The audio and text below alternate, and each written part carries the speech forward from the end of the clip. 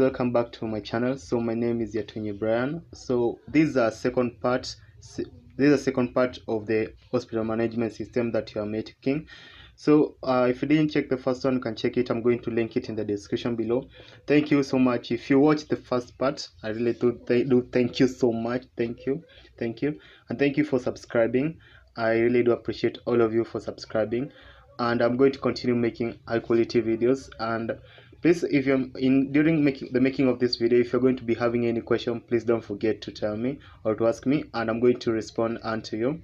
And so let's begin making the second part of the video. So this second part, you're going to only be focusing on the NodeJs part, and I'm going to show you how you are going to connect your front-end application with the back-end application. And still, if you're going to get any errors, please don't forget to ask me or okay. So we are through with our backend and with our dashboard and front end. Sorry. So let's come to the backend. So in this backend, I'm going first of all to do some changes in the package.json, and then in this package.json, we're going to add like some 2 lines of code. So the first one that we're going to add is going to allow us to be able to export some of the things here in our project. So we're going to say type, and inside it we're going to say module. And also still in the part of the scripts, the one that is going to allow us to run our scripts. So we're going to say here script start, and it's going to be, let's say, nodemon, and then start. So the function of nodemon, as I had told you, function of nodemon is just to be able to track changes in our server so that it can do it automatically. So let's create our Index.js because already we don't have that file. So let's create the Index.js.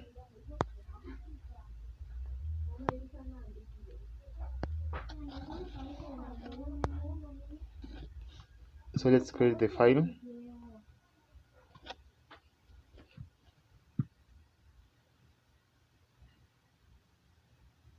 Okay, so it's created. Now in this Index.js, you're going to first of all import some of the things that you're going to require or need for this project. So the first thing that you're going to import first of all is Express. You're going to import Express, and Express is coming from Express.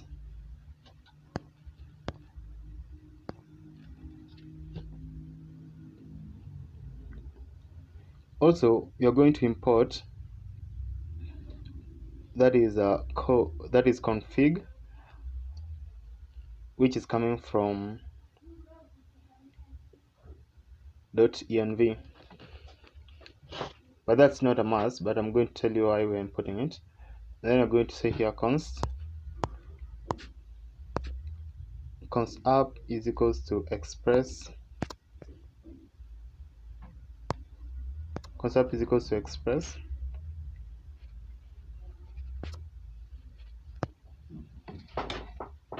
and then const, you're going to say path,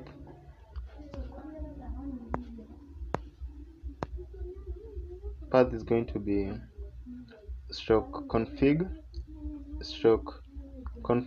dot env. So that is pointing to the environment file, but we haven't created it, but we're going to create it later, because remember, like, that env is going to have a lot of things that you're going to need. Oh yeah, so here is our env that we had created, so which had the URL and everything. So we just need to also include that port, because that port is the one that is going to be pointing to the backend side of the application. So after including that port, so let's continue. So below here we're going to say app.listen, so meaning that it's listening, it's going like to be listening to that port. So what we're trying to do right now is we are trying to be able to start the server. So it's going to be console.log, and then inside that you're going to say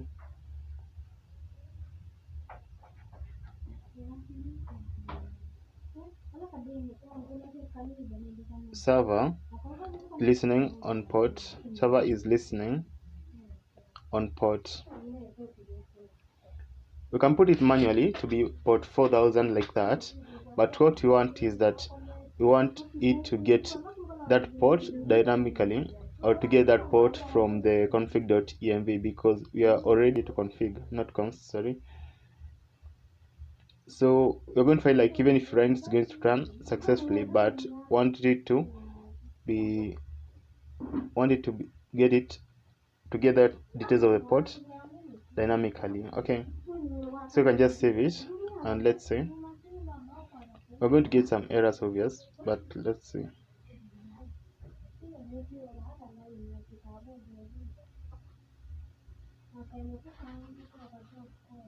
Server is listening on port 4000, meaning that everything is working right now. Okay, but what you want is, we're going to change that 4000 and to put it so that you can get that port directly from the config.env. So we're going to we're going to put the backticks there, and we're going to change it from the previous one that were there. So we're going to put the backticks, and what we're going to do here again is, let's see.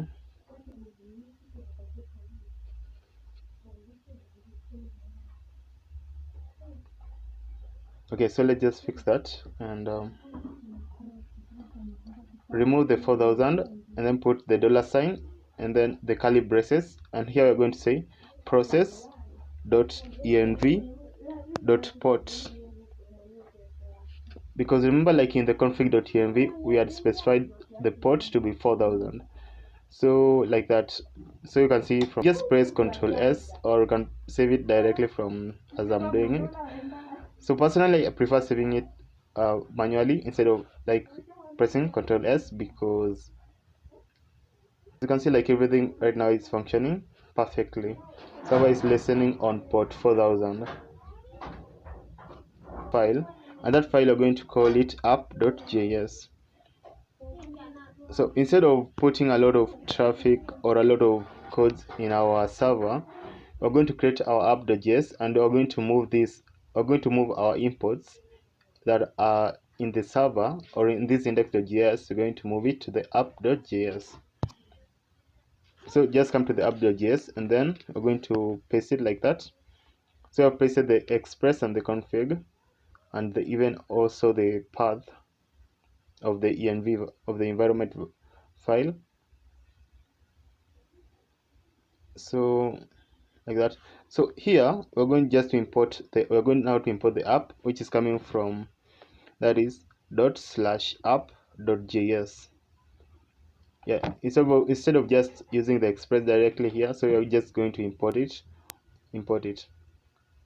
So let's move to the app.js, and here what you're going to do is just save it so as to be sure if everything is okay.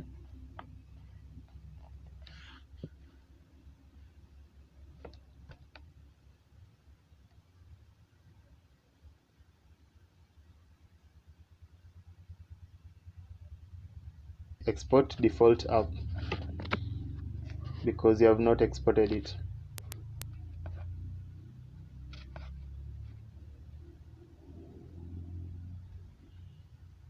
So everything is working okay. So let's return to the index.js. Okay, to the app, and here in the app you're going to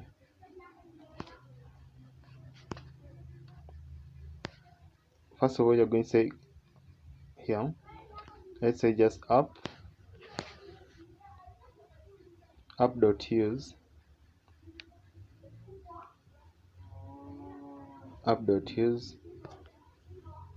and then I'm going to say here cause,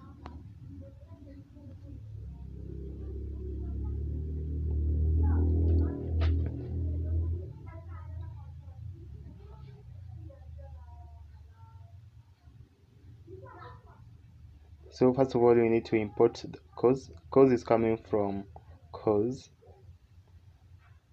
So here, so let's continue.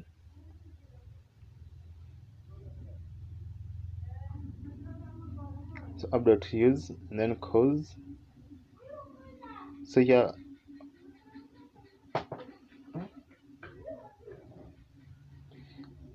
So let's come first of all to the config.env.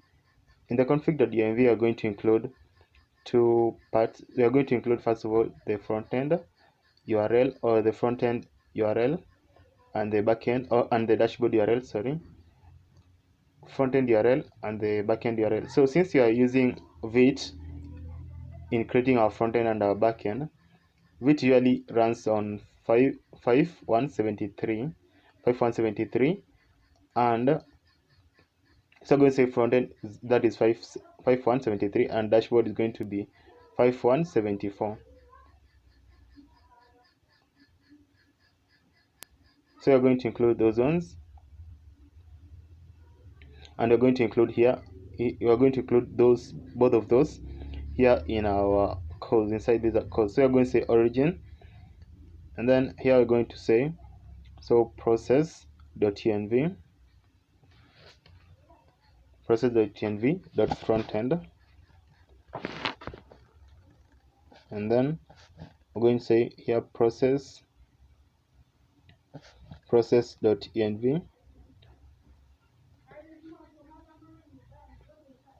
process.env.dashboard URL.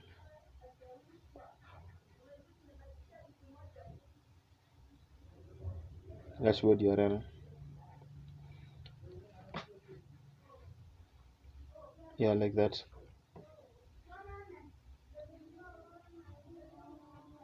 And remember, like the dashboard URL and the frontend, they are coming from that path that you have specified there. So you're going to say the methods. The method that you're going to be using is that you're going to be using the get method.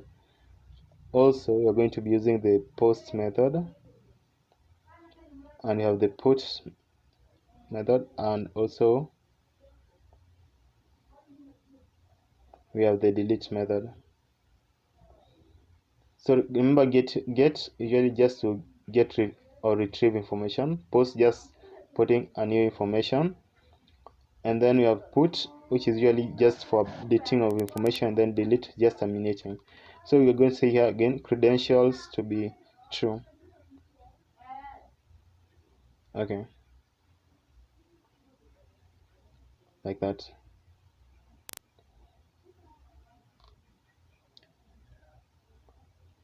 So let's move below here. So we're going to say app.use. So we're going to specify like the cookie parser here. So we're going to say app.use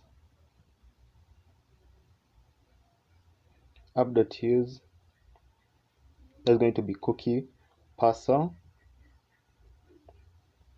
Also we're going to say here app.use express.json, like that. And here we're going to say app.use, that's going to be express.url encoded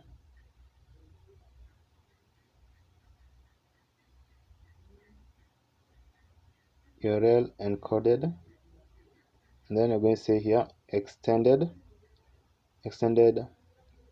to be true. Yeah, like that.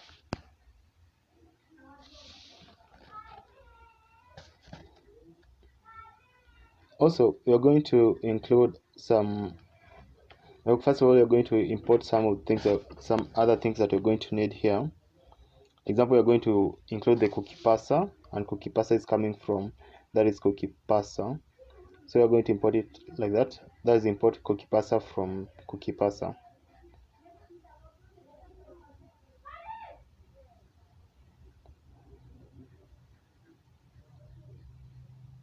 And here again, just move below.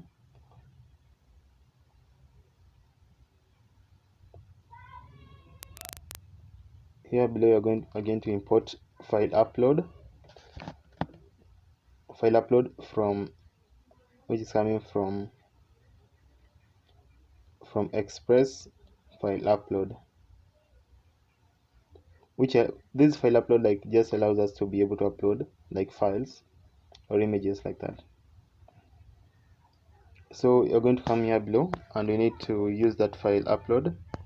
So you're going to say app.use, then you're going to say use that app.use file upload.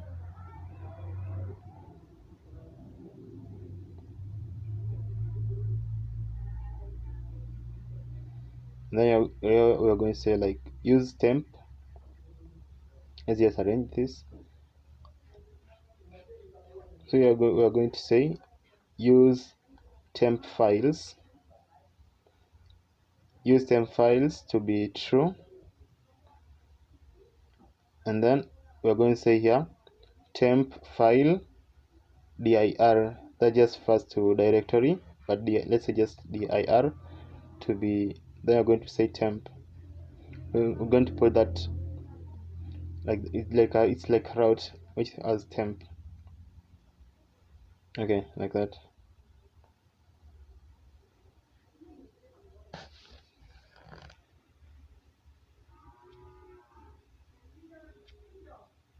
So we'll need to again to create another folder. So this folder is going to be containing our database. So we're going to say database.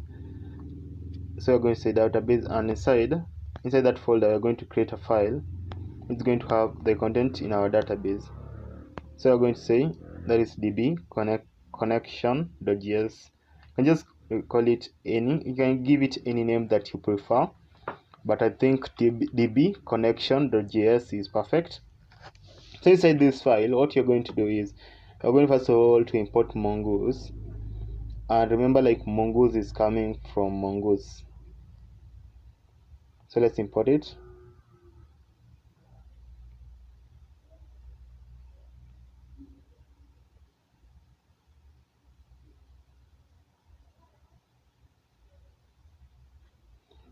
So we are going to say we are going to create a function. So it's going to be export const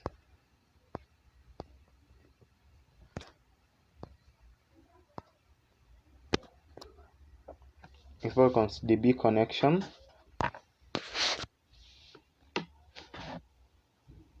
So here this one is going to contain the specific logic of our database. So we're going to say inside that is going to be mongoose.connect, and then process.env.mongodb underscore URL. So remember, while I was doing this one, I found out that we had not installed mongoose. So you can just install mongoose so as not to get any errors. Yeah. So I've copied the MongoDB URL. That is the MongoDB URL name from the config.env. And then here inside we're going to say db the database name or db name. So this db name is as per what you had called or referred to the cluster from the MongoDB that you created while in the beginning of the part 1 of this hospital management system. Because like if you haven't watched part 1, then you just need to watch part 1 from the first to the end, because I showed you how you are going to create a database and how you're going to get that MongoDB URL. So there is that name that you refer to that hospital management system, that is the DB URL. So we're going to see here .then, meaning that if the connection to the database is successful, then it's going to output this message. So we're going to say console.log connection to DB is successful. You can just say any word that you want. Even you can just say like connection is successful, or you can just say successful. Anyone. So let's just say connection to DB or database is successful or was successful. Meaning that in case if we are going to try to connect to our MongoDB URL or to our MongoDB, then if it says connection to DB is successful, then that's a good sign. But if it doesn't say that, then it needs to say this. So we're going to say the catch. So we're going to catch any errors. If it doesn't connect successful, then it's going to console.log this text. So we're going to say, let's say console.log this text. So we're going to say error while connecting occurred. or you can just say connection is unsuccessful. Error while connecting occurred. So this catch, it just catches any errors that may happen or that may occur during connecting to the database. Meaning that if it doesn't connect, then it needs to throw that error. We import that is db connection.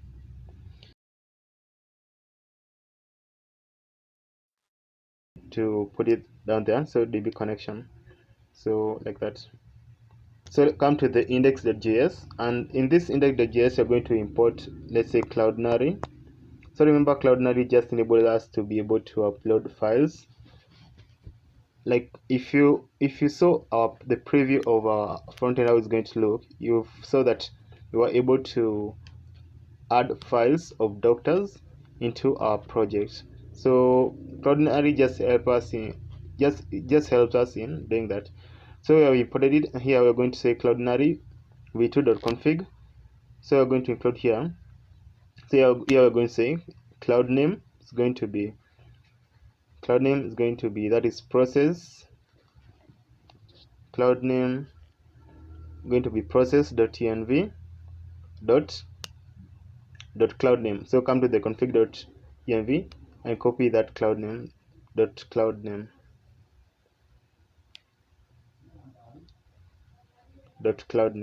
okay. So you're going to do the same for the API key and even for the API secret. So you can just copy it and then paste it, that one, then twice, like that. So change that to API key.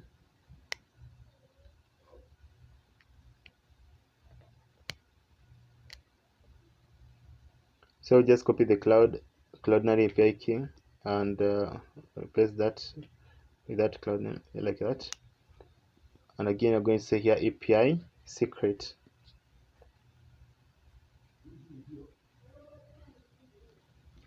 Again, do the same thing, and then just paste it there.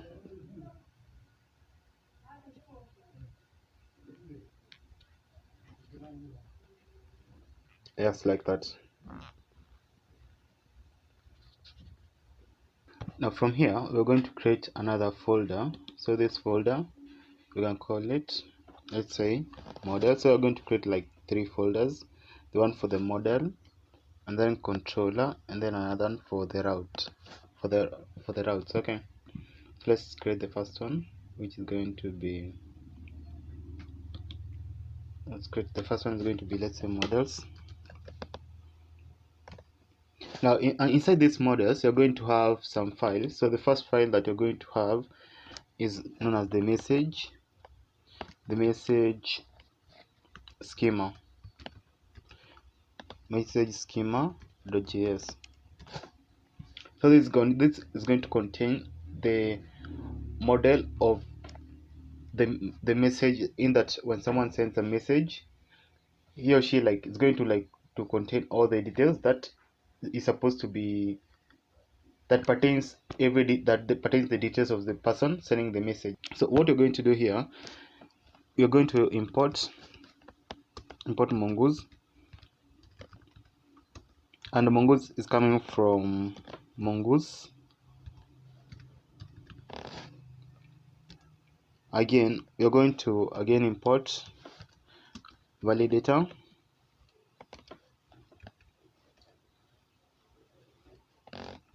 and validator is coming from, not this one, validator, and validator is coming from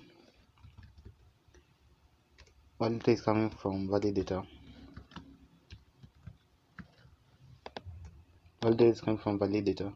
So we're going to import those two.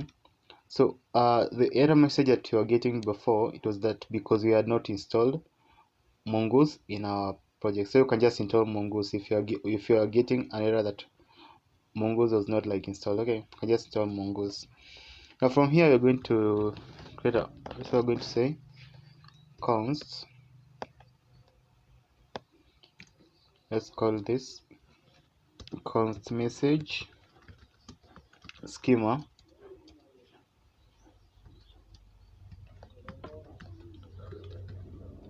const message schema. Let's go say it's going to be equal to new mongoose dot schema dot schema. Now inside here, what you're going to do is you're going to have like those necessary data, like example the first name, the last name, email, etc. So what you're going to do here, first one, we're going to say first name. So we're going to say first name. So the type, so type is going to be string because it's a name, and then the required is going to be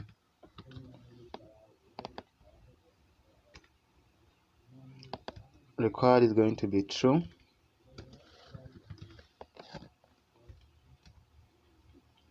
to be true, and then we're going to say we're going to give it a minimum length. Let's say its minimum length is going to be, you can say something like, let's say 3.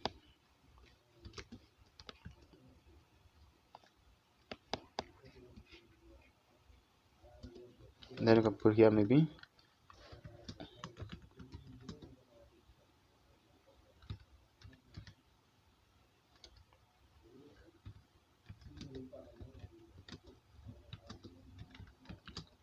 less than 3 characters. Okay, now from this point what you're going to do is you can just copy this, then you can just paste it a couple of times. You just paste it until then. Now the second one is going to contain the last name, so I'm going to say here last name. Type still going to be string, required is going to be true, minimum length you can just leave it to 3 still. Now the next one is going to contain that the email part, so we're going to come to this first second, this one, so move this, so it's going to be email. Then now this email is still string because email is usually a string. Then required is going to be true. Validator, so what we can say is that first to validate that, so from this point, because remember an email can be of any length, okay, like you can say it's like 3 characters or anything. So what you're going to do is you're going to remove this one. Going to remove this,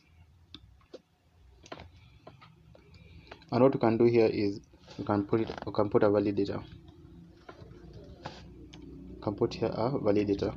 Now this validator, what it's going to do is so we're going to say here validator dot is email.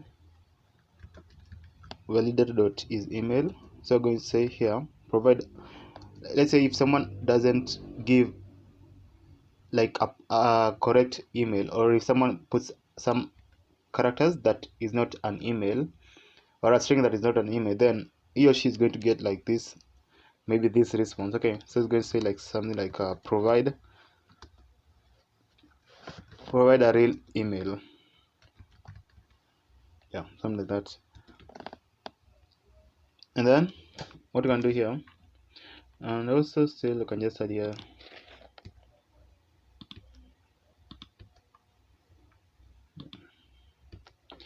so the second one here, so here you can just put the phone from the email, you can just put here to be phone, and just say here this is phone, and then type is going to be string, then required you're going to say is going to be true, minimum length of phone call, so over phone here you can say like the minimum length, let's say let's say, okay, right now I'm in Kenya. In Kenya the minimum length of a number or a phone number is usually 10, so you can just put here 10, but you can just put it as per your country. Okay, so here what you can do is that you can say like I just remove this one and say like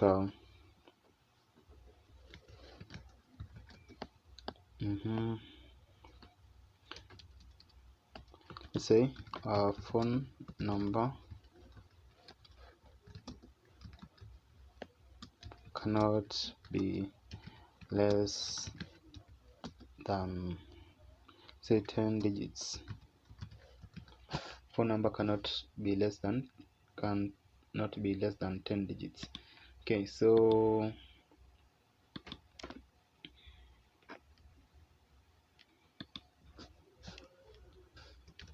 that I just copy this. So this is the minimum length, so we need also to add the maximum length. I just paste it, then now change here from min, you can say it's going to be max. It's going to be max there. Also, still you can add some other things here. So pause, stop.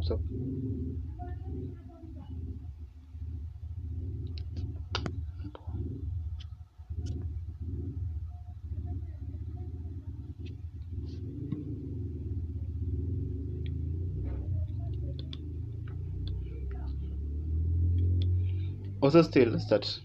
Also still what you can do here is you can just come again, let's just copy this email, copy, and then come and just paste it again. So here from email you can change it to be, let's say, message. I'll say this is message. This message, the type is going to be string, required is going to be true. Then let's say, let's give it a minimum. Let's say I just copy this minimum length, then you can replace it with this validator. So let's say like the minimum length that's of a message that someone can send. Let's say the minimum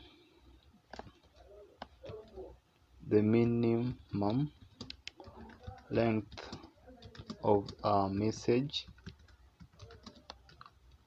is 10 characters. The minimum length of a message is 10 characters. Yeah, so that is the schema of a message, how it's supposed to be, meaning that for someone to send a message to us, and this one is as per the okay, let me show you. Stop.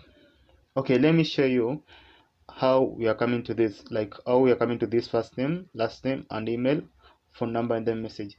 This is as the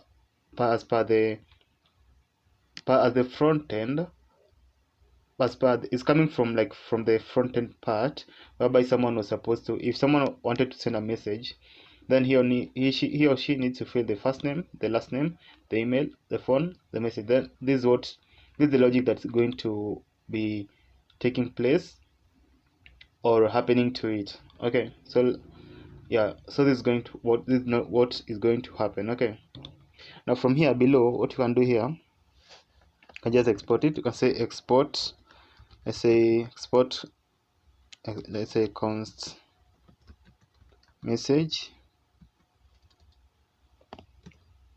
say export const message, and then you can say message to be equal to mongoose. You can say mongoose model. And then here what you can say is message,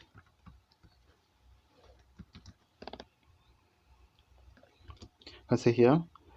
Now let's create another folder. Here, let's create another folder. This folder we're going to call it controller. So this controller is going to contain like all the details or all the controllers that you're going to need for this project. Okay, so in this controller we're going to have, let's say, message controller. Even from the name, controller.js, even from the name, like what is doing is that this message controller is like like controlling or giving the necessary guidance of the how this message schema is the message schema is supposed to, how the message is supposed to, the rules that it's supposed to follow. Okay, I don't know, like let's say here, this is going to, let's say you're going to first of all import we're going to import, first of all, we're going to need the message schema that we've made. So we're going to say, going to import, that is message.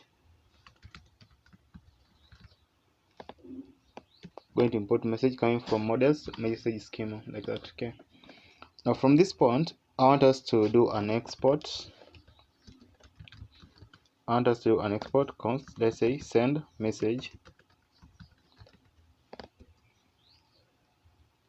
and what's going to happen is when someone is about to send message, then this is what needs to apply. Okay, so what you're going to say is, let's say from this point, let's say from this point, what we're going to say is, so we're going to say here const, as per the details, that first of all we had the first name, last name, email, phone, and then the message. So what you're going to do here is we're going to say const first name, and then last name,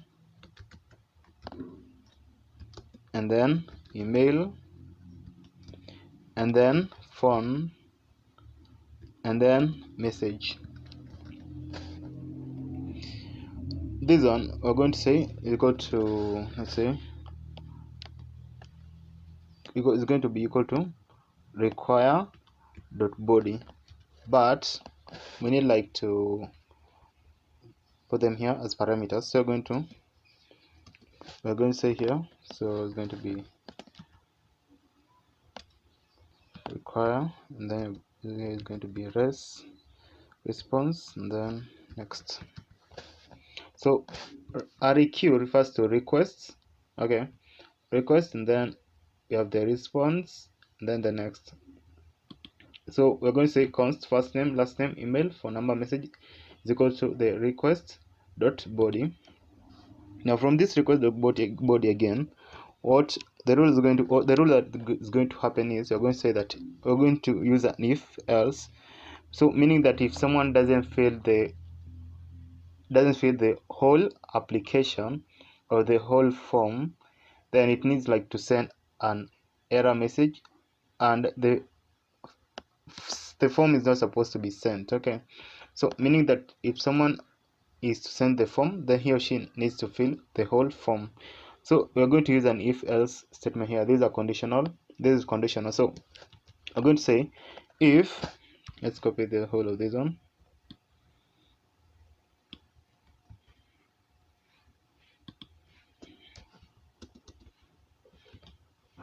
So we're going to say here if it's not equal to first name, then you can just remove this one. And then not equal to last name. So it's going to check for the rest rule.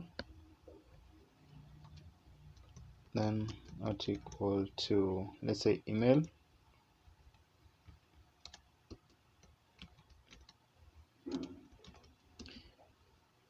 And then not equal to message.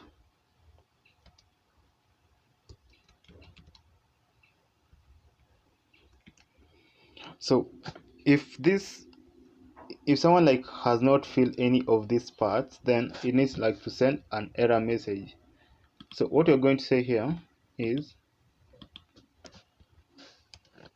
now from this point it needs like to return an error message. If someone has not filled any of these parts, so it's going to return an error message. Let's say return next, then here is going to be new. So we can say here, let's say error handler.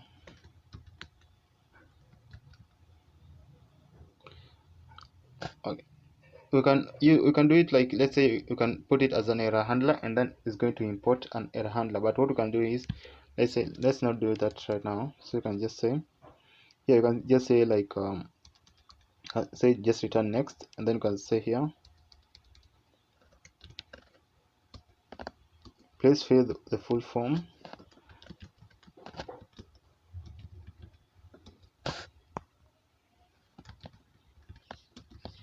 Yeah, please fill full form. Then I think you can just throw that error at them. yeah, and then from there it's okay.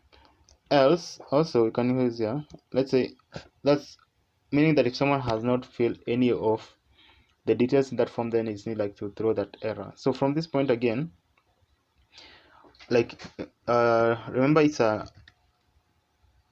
remember like this is an async function. So it's an async function. So since it's an async function, so you can just put here async. It's an async function. So you can see here. So it's going to be, let's see,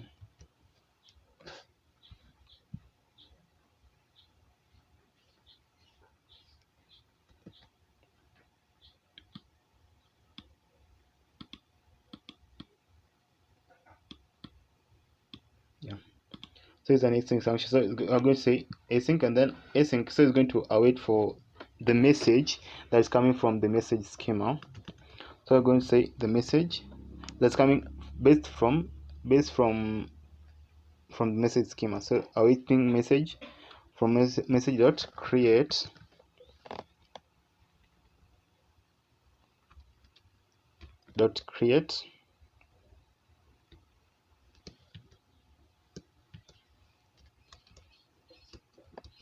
so the create, you can say here first name,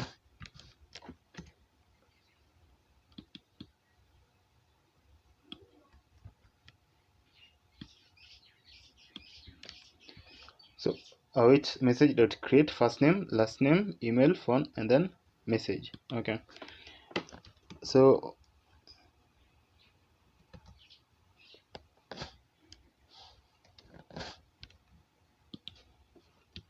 like that. So here you can just put a res dot status. You just put here a res dot status. Let's say it needs like to give us maybe 200 status the JSON. So JSON, and it's going to say success is true. Sorry.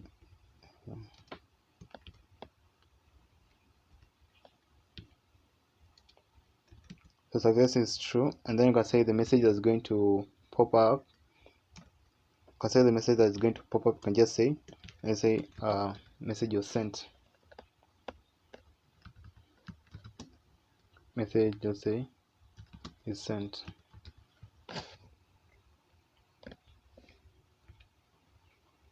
Okay, so based on that, so this is what is going to happen, meaning that if someone doesn't fill the whole form as per this, what we have done here, as per this if else statement, then it's going to give him or she this error like please fill the full form. And if someone fills the whole form, then it's going to wait for the message, and then it's going to perform this one, and then it's going to show the person this message, which is the message is sent. Okay, yeah, so that's what's gonna happen. From there, now I want us to do the last thing. Okay, almost the last thing right now, and you can just try it out. So from this point, I want us to create again a router. Okay, but first of all, before that, I want us to, you can also put from this point, you can also give it a 400 status.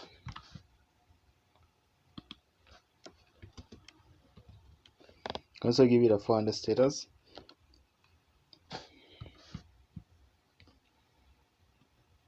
Yeah, so I want us again here to come to the router dot, oh yeah, it's a folder, yes, router. Then from this point, this router, you're going to give it, let's say it's going to be message router.js. Message router.js.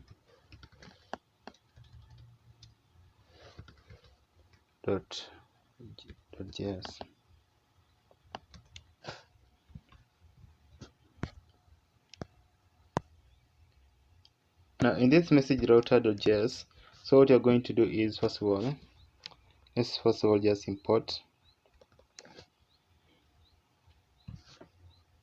stop.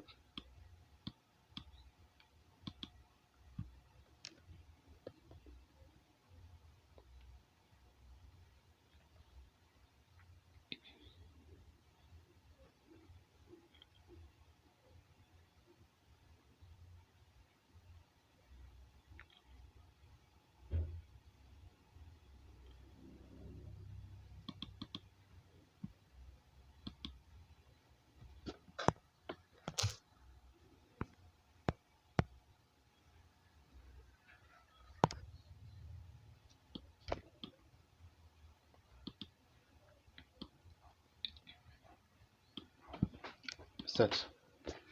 Okay, so in this message router, what we're going to do is, first of all, we're going to import express, and also we're going to also let's say we are going to start.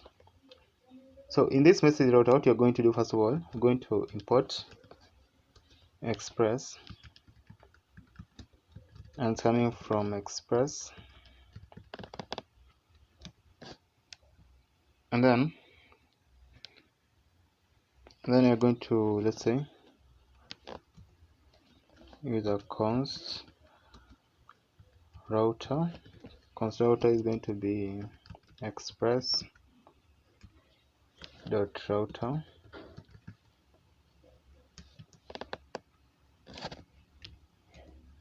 const router is going to be express dot router, and then we're going to give it a router dot post.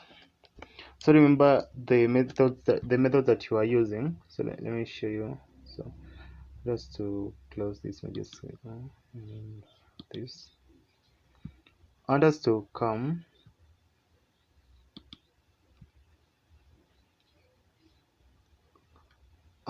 to this dot config dot env. Now in this this app.js.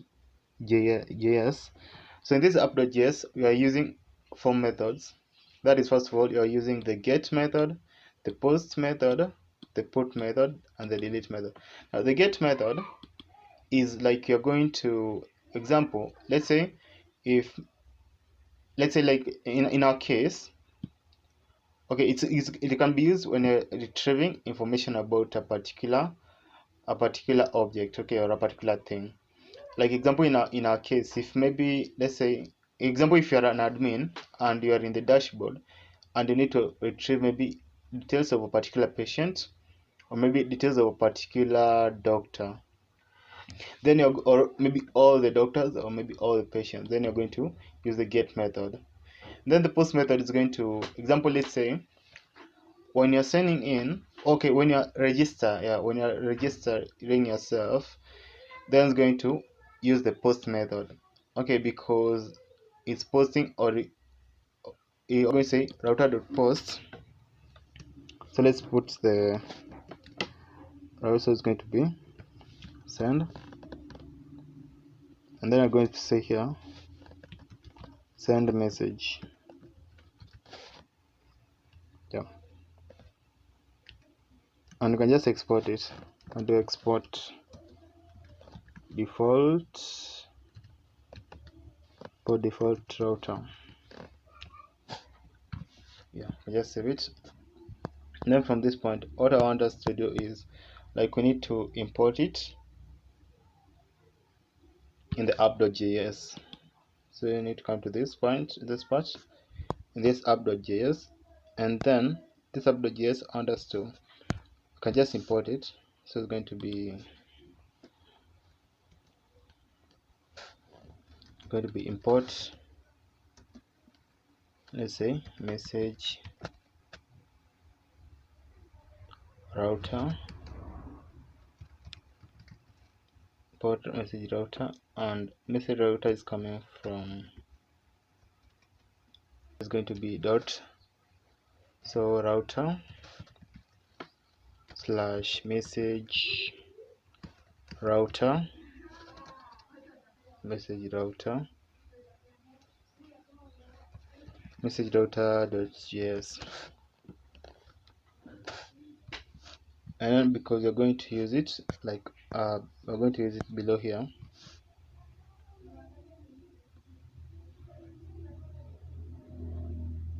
there's one below, let's say just here.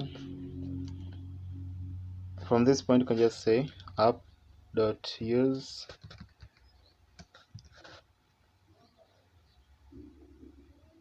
just give it let's say just API, so let's say v1 stroke message,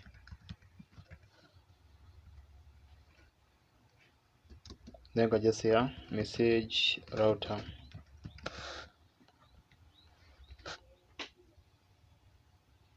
Okay, So from that point, you can just save it, and yeah. Let's come again to our DB connection.js. Let's change this DB name because as per me, the hospital name was hospital management system, not React hospital management system. So you can see it from this our database. So it was supposed to be hospital management system as per me, but as per you, it's going to be as per whatever you had put there. So yeah, let's change that so that it may not cause any errors. Again, let's turn to our message router.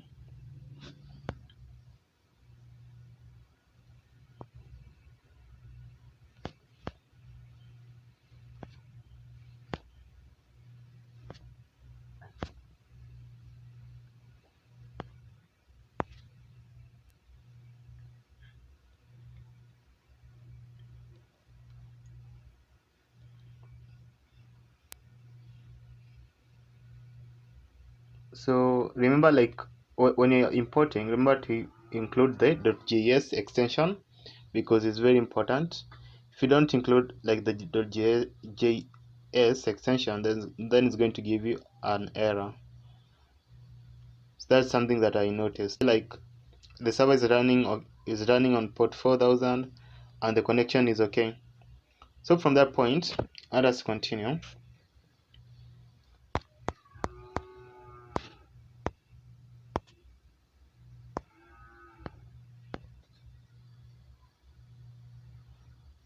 So in this app.js, remember, like you can also use Postman as an extension, or even you can use Rapid API client. Also, still you can use like this standard client.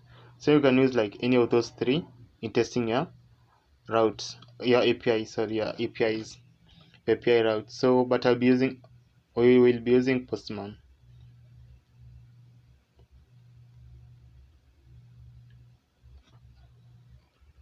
So in this message controller, I've pasted this text here, that is console.log request body, that is request.body, req.body, meaning want it to console log that one so that we may know like if there is an error, so that we can know how we can fix it.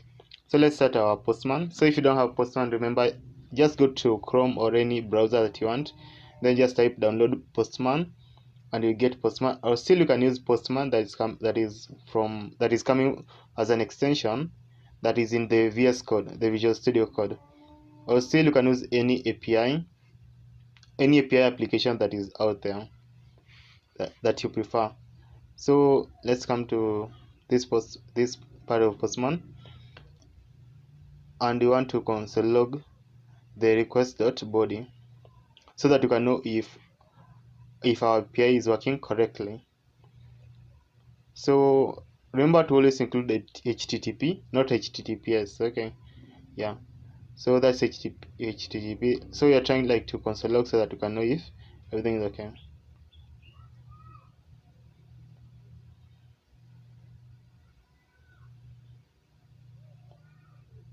Yeah. So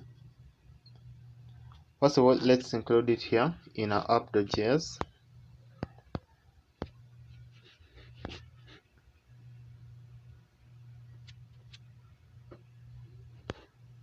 So in this app.js, as you can see, like we had already included it. So and you're using that send. So and it's a post method.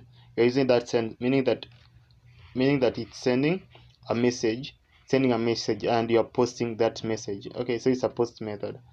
Yeah. So remember, like I told you, there are three. There's a get, post, put, and delete that you're going to use here. There are so many, but you're going to use three. Also, still, as you can see, like you have changed like some contents of Index.js, how the app is listening. You can see how like we've changed it, how you have modified that code, meaning you have included that is app.listen process.env port, so that new code that you have included there. So yeah, so you have changed it. So you can remove the old one, that is that one, yeah, you can just remove that old code and include this new code. So in this new code, like it's almost the same, but there is some difference whereby you have like there's just some little difference. Okay, so just do that.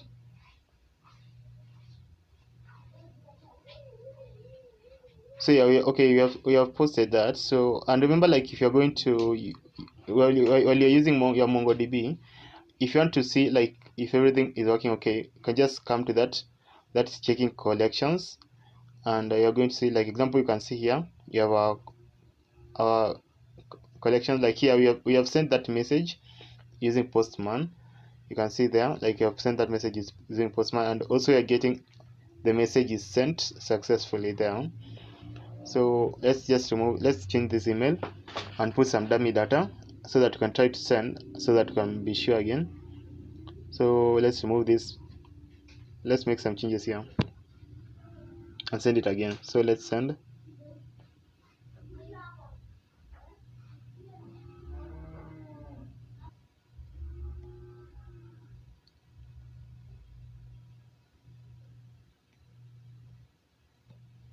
So again, you can come here, just put some dummy data again, and let's just put any data, just put some data. Success message is sent. So let's come to again to our DB and move to the part of let's say the database.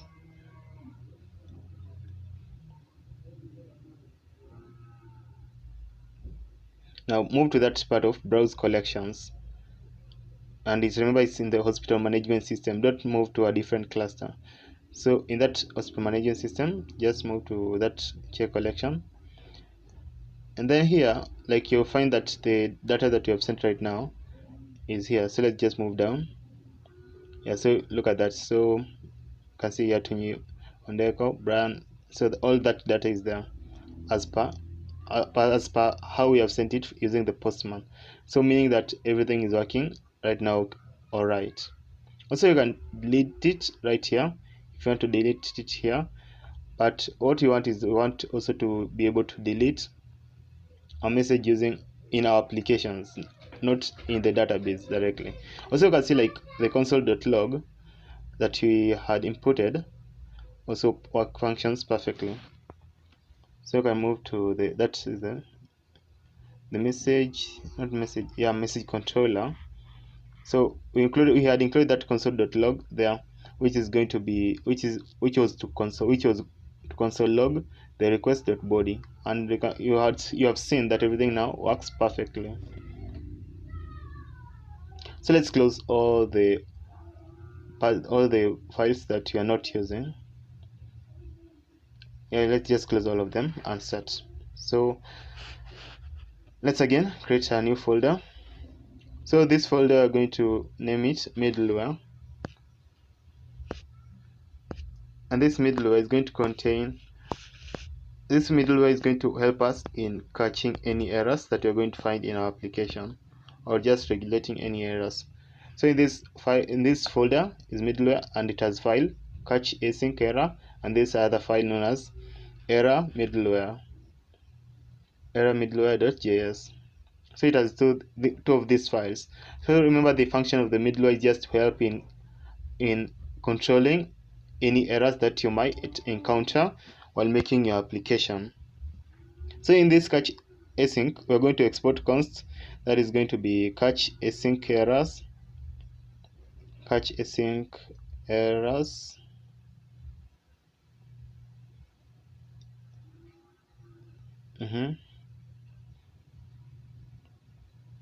Then we're passing the function as the parameter, and we are returning that is req, that is the request, and then res the response, and then next. So, and remember, it's it's going to receive a promise, so it's a promise, so it's going to be a promise.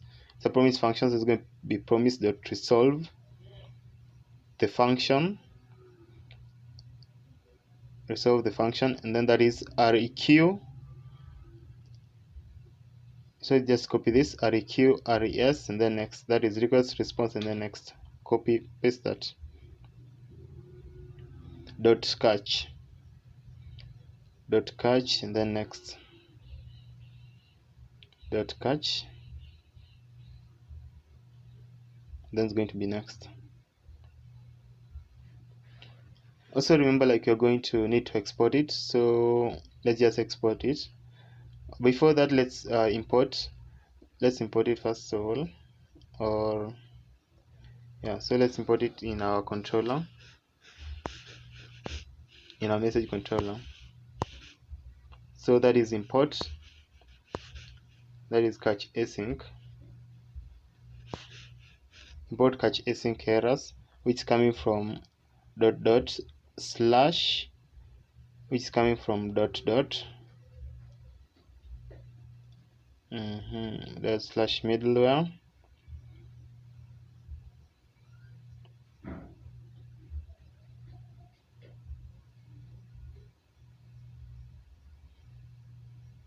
dot catch async errors.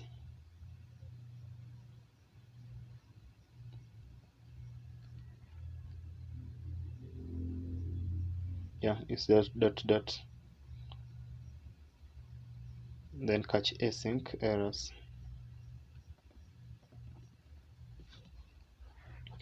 Remember to always include the .js. That extension is very important. If you don't include it, then you're going to get some errors. So again, let's return to our catch async error. We need like to export it because we are importing it. So what we're going to do here, so remember, like, this function of the send message, you're going to wrap it, the whole of it, in the catch async, in that catch async errors. So we are wrapping the whole of it like that. You can just save it. I can save it, and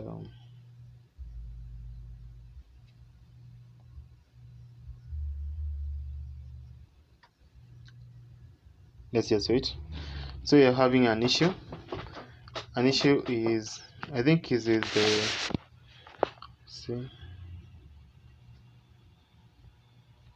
is with the imports of yours.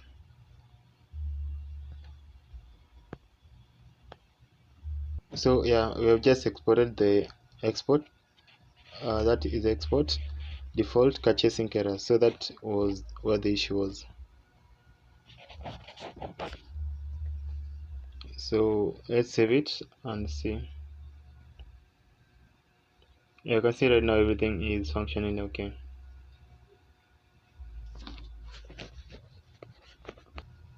So let's move to the error middleware.js and also include here some logic that you're going to be using here. So in this error middleware, so first of all, in this error middleware, what you're going to do, first of all, you're going to say class error middleware extends error, and then you're going to use here a constructor. So you're going to say constructor. I'm going to use an constructor. So constructor, that's going to be message and then status code.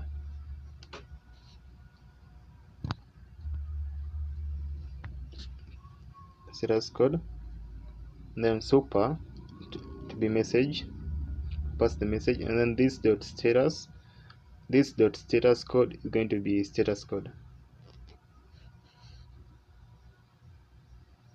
Like the function, the part of what this does is that it's going to output a message based on the status code that someone's going to receive if maybe an error occurs. Okay, so you're going to see how it's going to all work out here. So let's do export const error middleware. Sorry, yeah. So export const error middleware. So you're going to pass as the parameters, that is err, that's error, then request, response, and then next.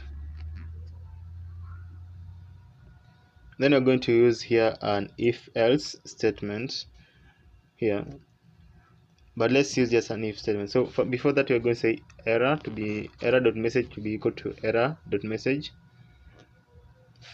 and then that is server error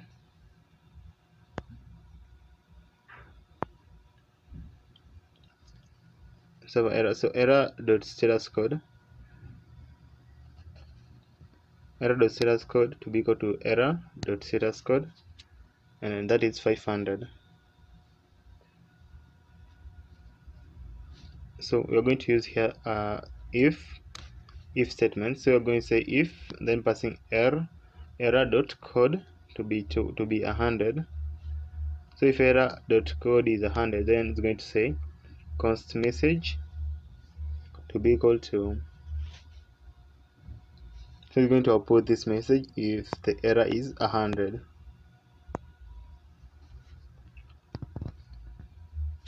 That is duplicate. Then, so remember, like you're using here the template string, so duplicate object.keys, that is error.key value. Key value has been entered or is entered, meaning that if someone receives an error and it relates to error, that is error code 100 and 1100, then that is the message that someone is going to receive. Then I'm going to say here error or err is equals to new error handler, that is message 400.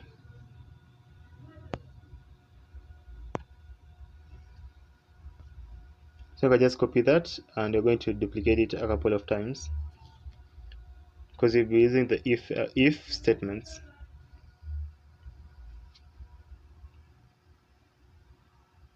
So you can just do some modification here, changing the code.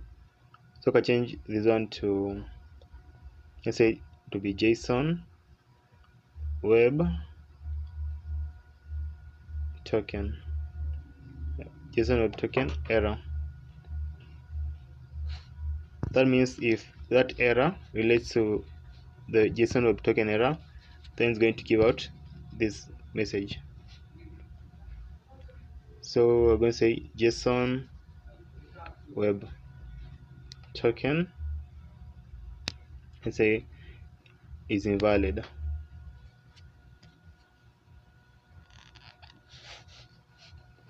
JSON web token is invalid. Please try again.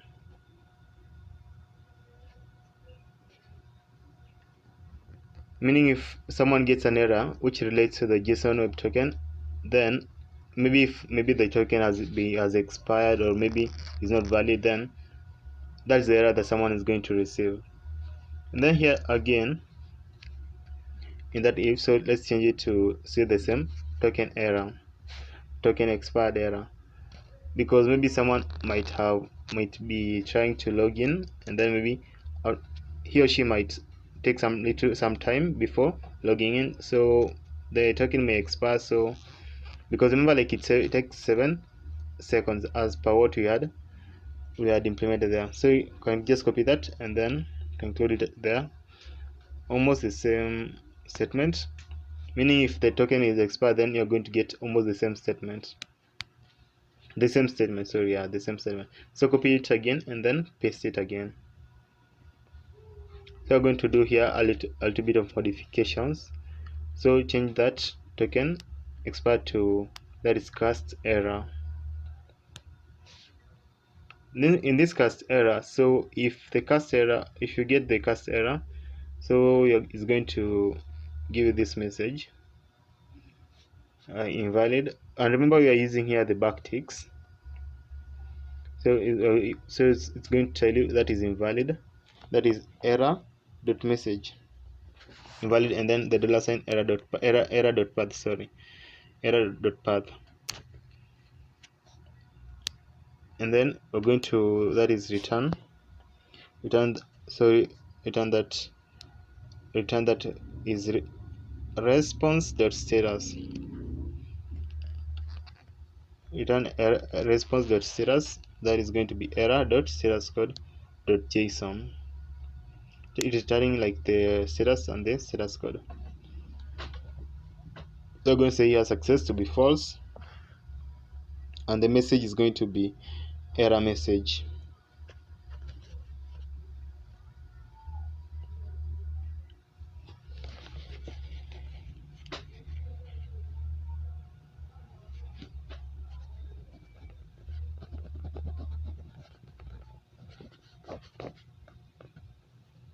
Yeah, like that.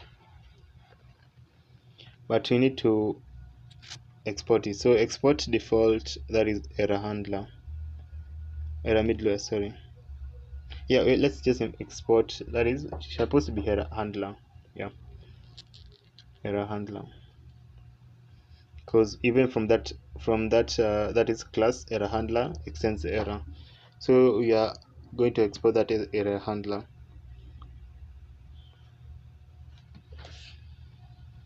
So let's move to the message controller, and then is this message controller going to do some modifications or some changes.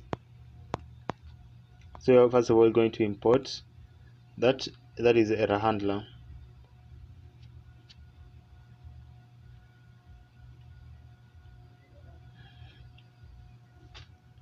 So we are going to import that is error middleware,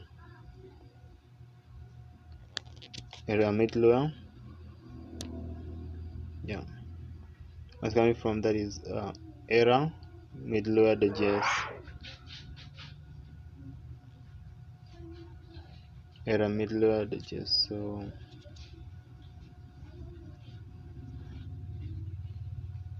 like that.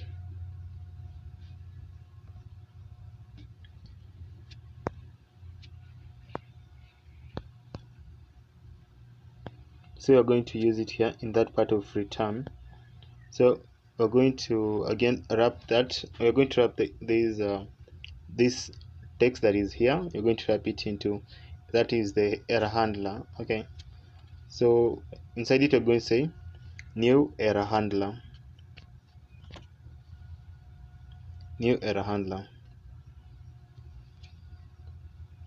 So the importance of using middleware just helps you to prevent any, like, it doesn't have that usefulness in terms of helping you with the function of the application, but it just helps you in controlling any errors that may happen or might cause your application to break down. So you have saved and everything looks okay, but still we can do some changes in this application. Let's move the class below here.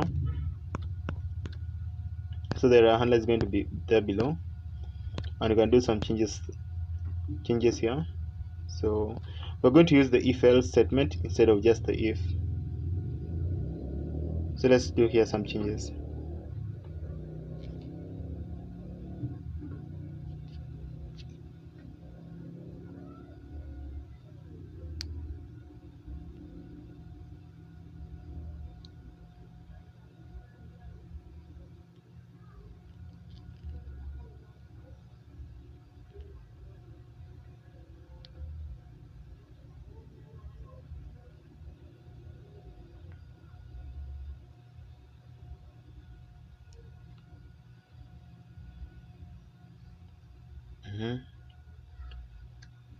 So we're going to say that is error to be equal to, so we need to wrap the whole of this to with new error handler. Error to be equal to new error handler. Then wrap the whole of that with brackets.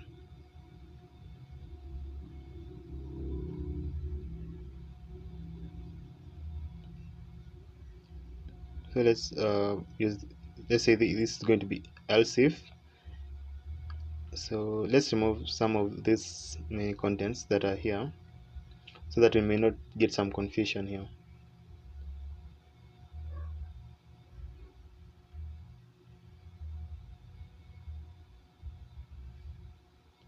So it's going to be else if, and then we're going to say here Json web token error, else if.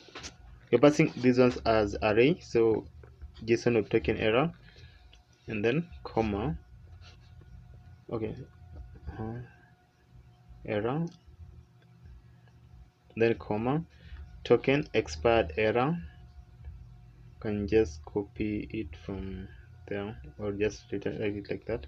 Token expired error, comma, cast error.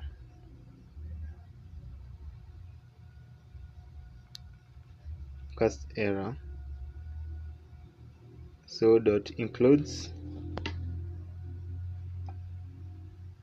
must includes error.name,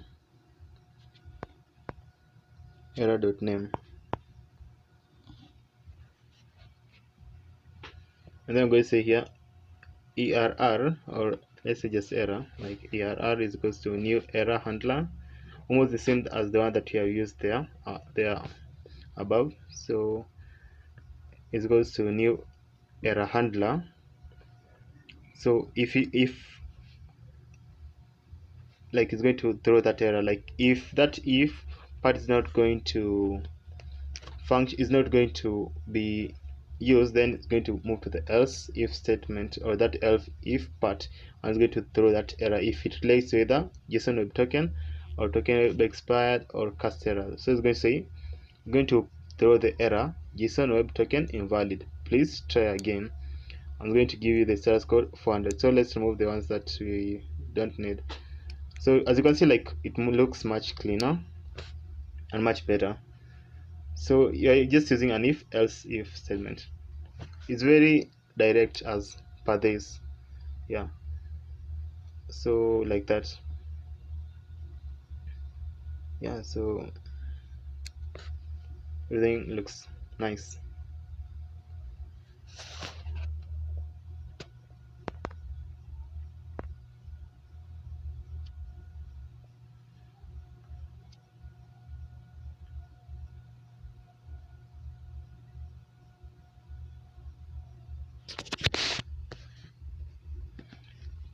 Okay,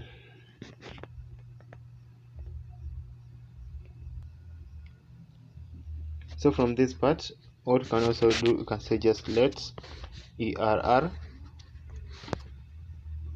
yeah, that is error message, let error message be equal to error dot errors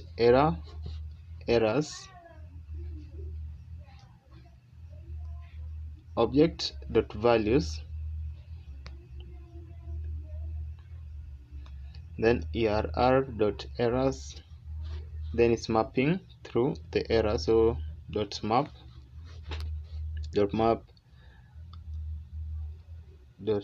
and then there's the error, and then error dot message dot join message dot join, passing an empty there, and then to be error message. So what you're saying here, if we're saying that error message is going to be, if it's if error dot errors, if error dot errors is equals to object dot value and then error dot errors, so we want it to, that is going to map through the errors and give us the error dot message, and then it's going to join it, else is going to use the error dot, is going to just say the error dot message. Yeah, so that's what we are doing there. Like it's just a map function.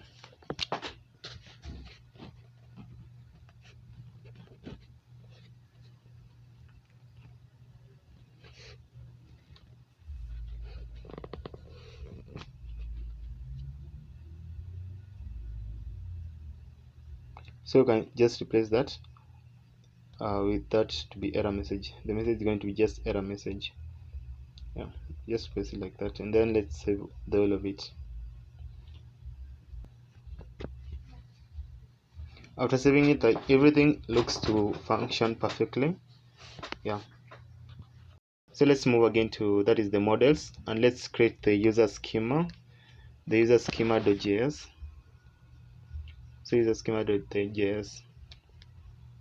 So the function of the user section, we're going to create a user schema, user controller, and a user route. So the function of the user part is, first of all, let's close everything. So the function of the user part is, you're going to have 3 users using this hospital management system.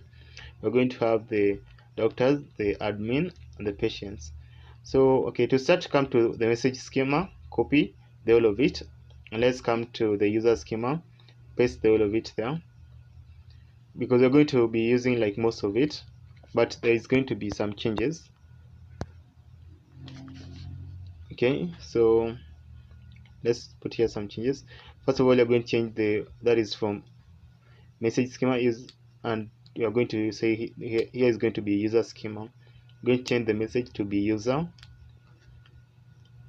and then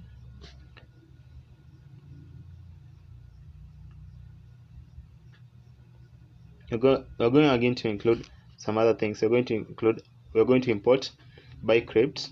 Bycrypt is coming from, that is bycrypt. Bycrypt is just used for encrypting, is used just for encrypting like your data like in this application. Okay, yeah, so that a hacker may not get that, like it's may able to get your data easily, so it just encrypts it. So also you're going to import the JWT, that is the JSON web token. So the function of the JSON web token is going to give people or the users a specific time for them to log in or sign up, and if they don't, then it's going to expire the token and it's not going to allow them to sign in again, but after some time. So the function of, or the importance of doing this is just to prevent a brute force attack or a dictionary attack from hackers. So come to that required in the first name, and you're going to say first name is required. So okay, first name is required. So I'm putting this so that if in case someone wants to maybe skip inputting the first name, then he or she is going to be prompted to put the first name, or yeah, to put the first name. Also, let's do the same for the last name, but we're going to change first to last. And then the one for the email, still the same. And then we're going to just change there to be email. So it's going to be email is required. Then the phone can just remain the same, but you can just import that to be phone number is required. Yeah, and then everything can just remain the same. Phone number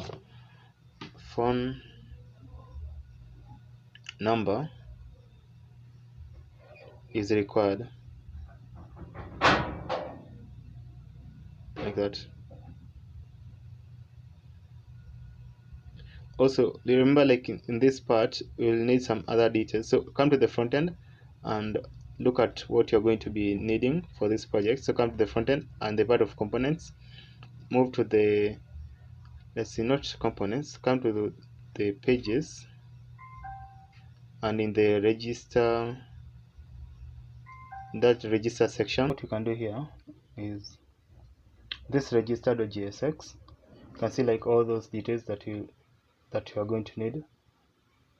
So yeah, we are going to use all those details. So from here you can just take a look at it. If you did, that is if you did the part one of this tutorial, if you did the part one, or maybe if you have the codes, because remember, like I'll be posting the codes in the description below, so you can just take a look at them, because all these are the parameters that we'll be using, from the first name to the message, all of those.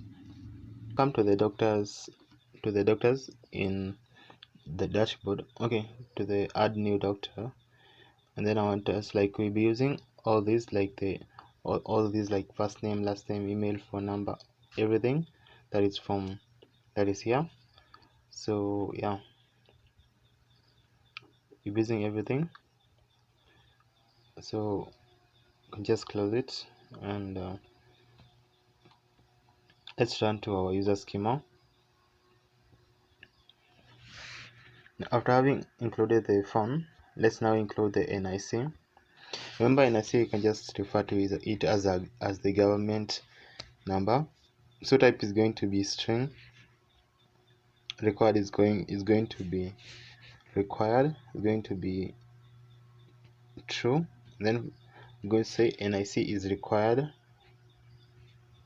or you can just say like government name is required, or government number is required.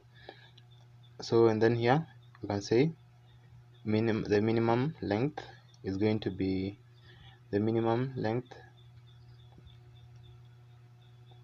13.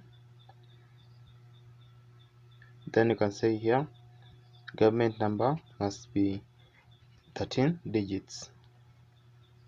Minimum meaning that what this does that it won't accept digits or digits that are less than 13 that are 13 in number. And then we're also going to include the maximum length. So include the, just copy it and then paste it, and then change the min to max. So it's going to be max. Maximum still is going to be 13 still. So and then let's include the next one, which is DOB, which is just the date of birth. Just copy that and then paste it. Then we can change the that from last name to DOB. DOB is just date of birth. Then type is going to be date, and then required is going to be true. Then you can just say like date of birth is required. Just remove that, date of birth is required.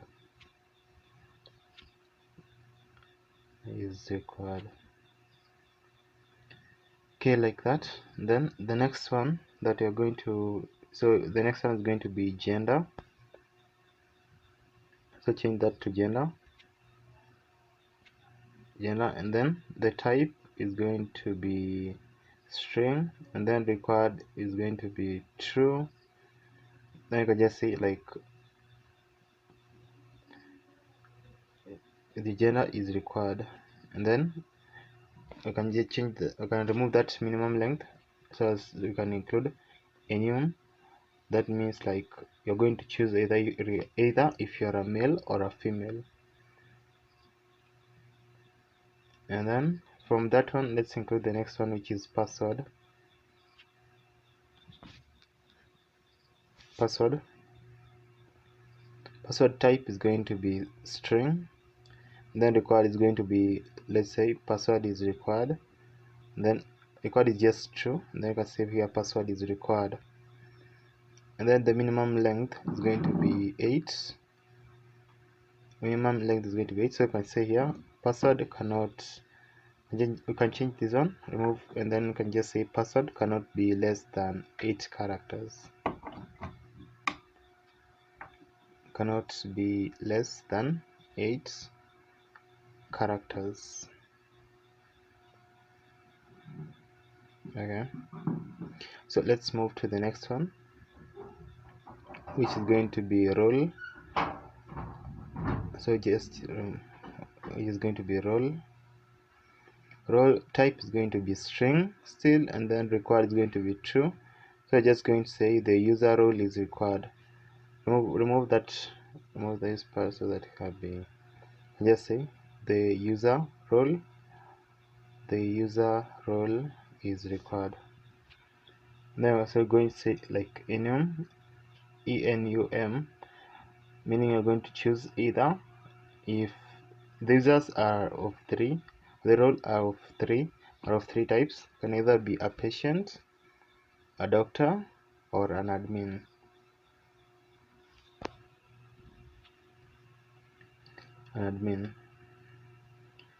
Okay, then you can move to the next one, which is going to be doctor department.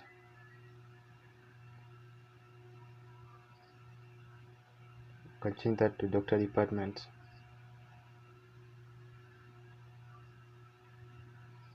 Okay, so I'm going to remove everything and just leave the type to be string.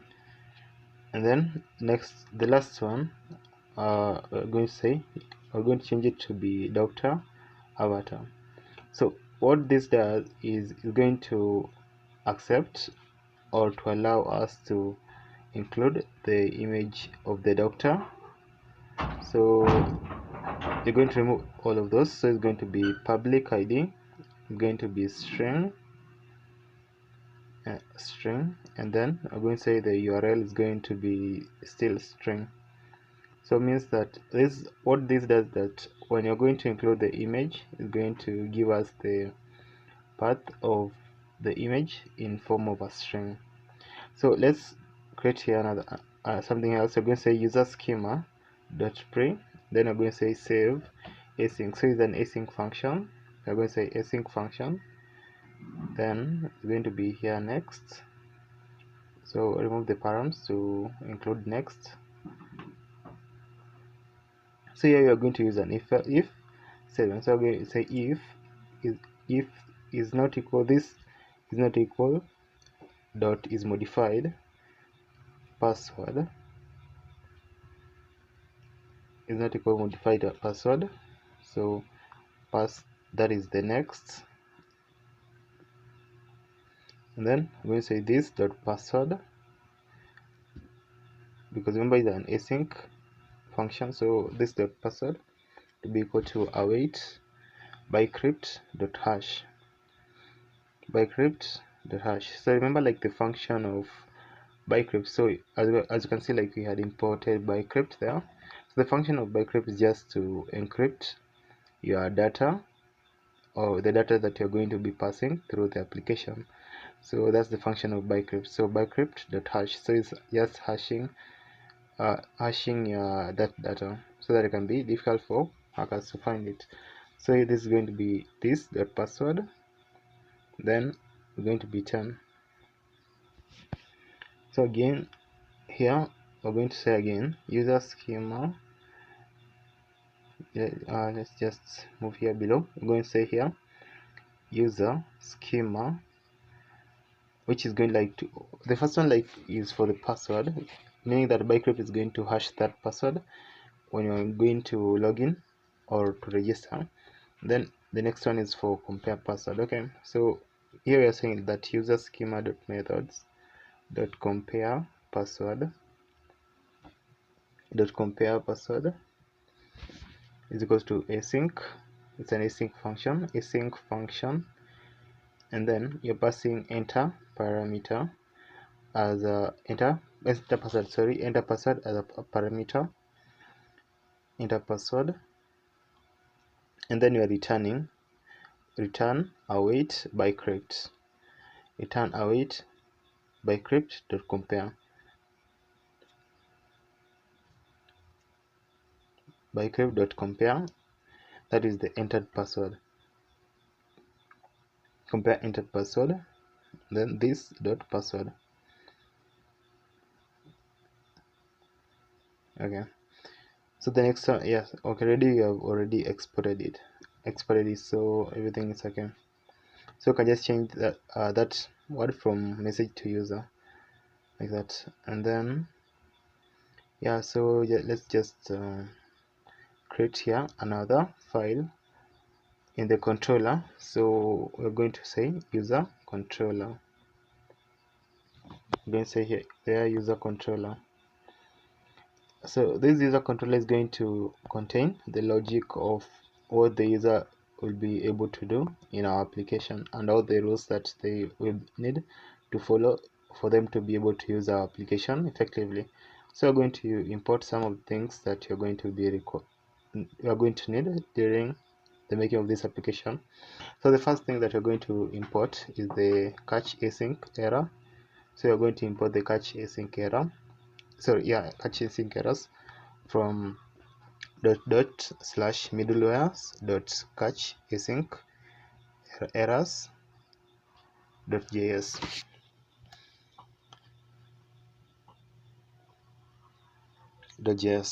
Okay, but remember, like, it's not a must for you to use the catch async error. If you have time, then you can just do the try cache in all your applications, but that is going to be very hard. Again, let's also import the error handler. So the error handler is coming from dot slash middlewares stroke error middlewares .js. Always remember to include the JS extension, like it's very important. If you don't do it, then there is a high chance you're going to get an error. Okay, and then let's import another thing. Okay, so first of all, let's create the application. Okay, So let's move to user schema.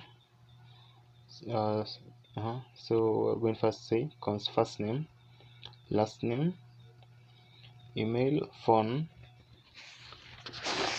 password, gender, DOB, NIC, role. So you might be thinking like, where I've gotten all of this. So these are the ones that you had specified in our user schema, because as per our front-end application, these are the ones that were needed or were required when you are creating a new role, either if you're an admin or you are creating an admin, or maybe you are creating a doctor.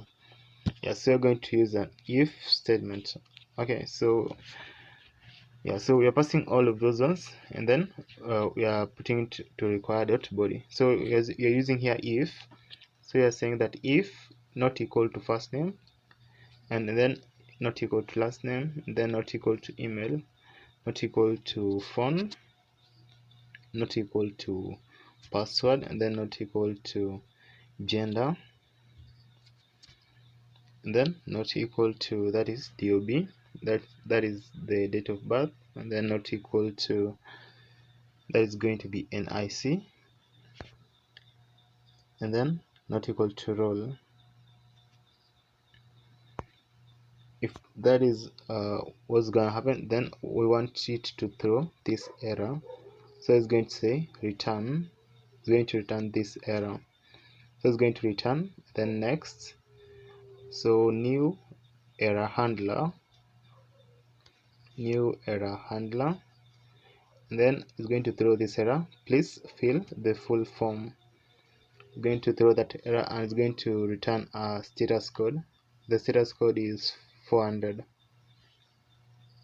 Okay, so meaning that if any of those conflict, then is not going to allow the user to continue. So here are going again to say let user to be equal to await user dot find one. So what you're doing here is we want to be able to not allow a user or someone to, or people to use more than one email, more than the one email in doing for two different people. Okay, so here we are going to check if an email looks the same as the other one that is being provided, then you are not going to accept the person to register into the application or into the system. So here we are using again the if statement. So if user, so if we're using if statement, meaning that if the email is more than has already been registered, then it's going to throw the error, that is the user exists, and it's going to show you the status code, which is 400. User existed, you can just say when user registered, no problem. Remember, like, this is very important. Like, this is one of the security things that you need to do when you're making an application, so as to make sure that like users don't conflict, either in terms of maybe their email or maybe their ID. So it's very important for you to check on that. And then from this point, yeah, so can you see how it is?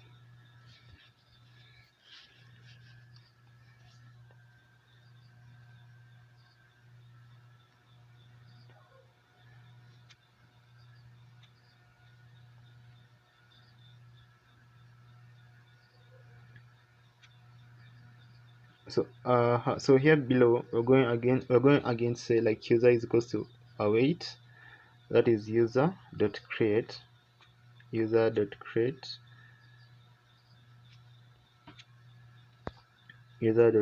is going to be first name, last name, last name. Yeah, so you've just copied all of that: first name, last name, email, phone, password, gender, date of birth, NIC, and then role. Then I'm going to say res, that is response.status 200.json. So if everything goes well, then it's going to say success to be equal to true, and the message that's going to show is going to be message is going to be user is registered or user is registered, meaning that if a person is able to qualify and is not able to is able to qualify by including all the correct details, then going to give him or it's going to show him that sentence user is registered successfully. Yeah, so that's how it is. But in case if you find any errors, then it's going to show you all the errors that you have included there. Okay, so let's close that again. Can even save it. Already I've made the controllers and I've made the models. Now let's move again to the router. So you're going to create your router. So it's going to be user router.js. So we're creating the routes, the specific routes.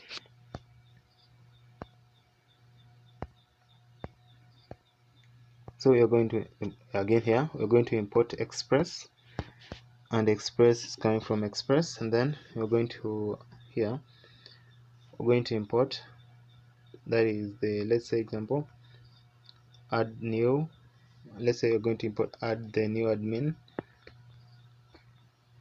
Let's return first of all to the user controller. Okay,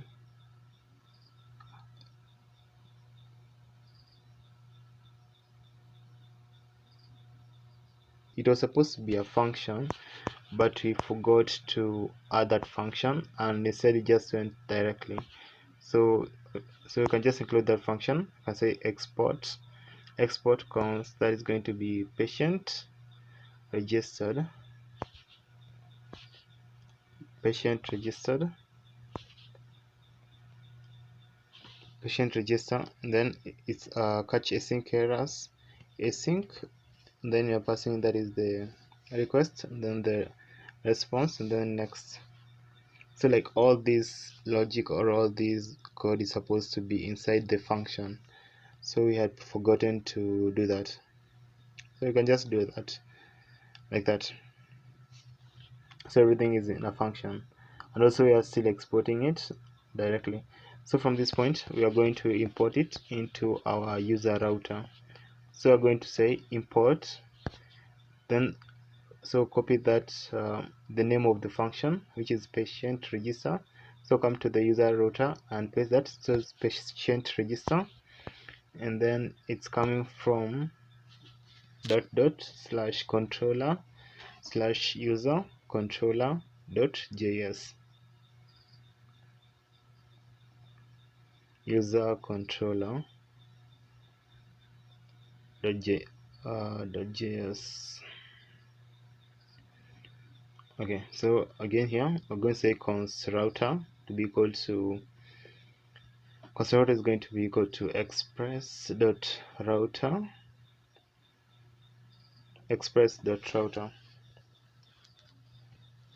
Okay, so we're going to pass here our routes. So let's start with the first one. The first one is a post, so is router.post, and then patient stroke register. So these are route that makes or causes the patient to register. So we're going to create a function. So okay, we're going to export it, sorry. So it's going to be export default router.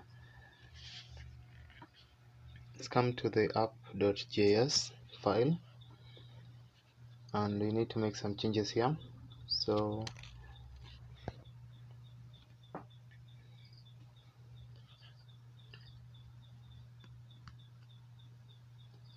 let's import some things inside our app.js. So we're going to import the user router. So change this one to user router, and then yeah, do that like that, user router, and we need to include it like down below that's the route for the user. So you can just copy that and then you can paste it, change that text from message to user, and then we're going to say here going to be just user router like that.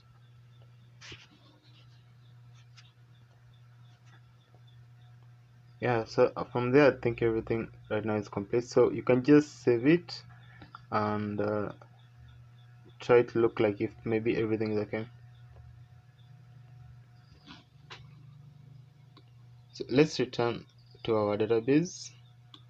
So inside this database you can like also delete something from the database directly if you want, but okay, so let's just look at the content inside it. So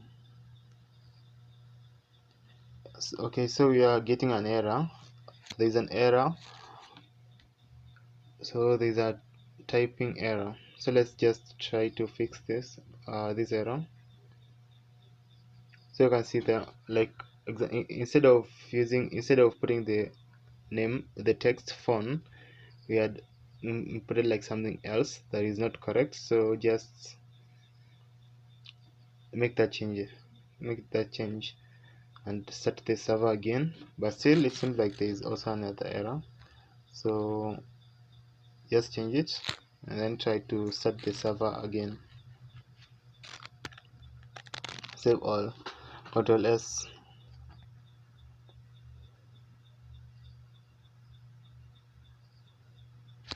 So let's let it start. Right now like everything should work perfectly because you have corrected all the bugs, all the typos that were there. Yeah, so you can see like everything is okay. So it's running on 4000 and then the database is connected, so everything is right now okay.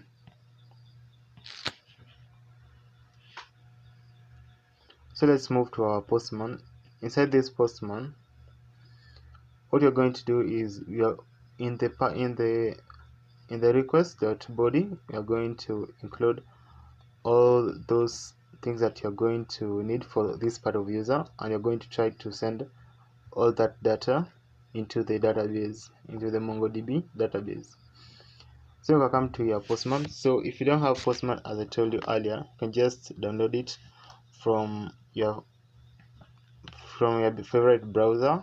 So you can just let's remove all these ones. So and then let's include all the things that you're going to need. So you have the first name, you have the last name, you have the email, phone, you have the password, gender, you have the date of birth, you have a NIC, and then the role. So remember, like, because this is supposed to be in JSON format, then all of them, they need to be like to be imported into, is it like quotes? I don't know. Yeah, the double quotes. So like put all of them into double quotes except integers. So all of them. So just make these changes in the emails, and then you can just give it a testing email.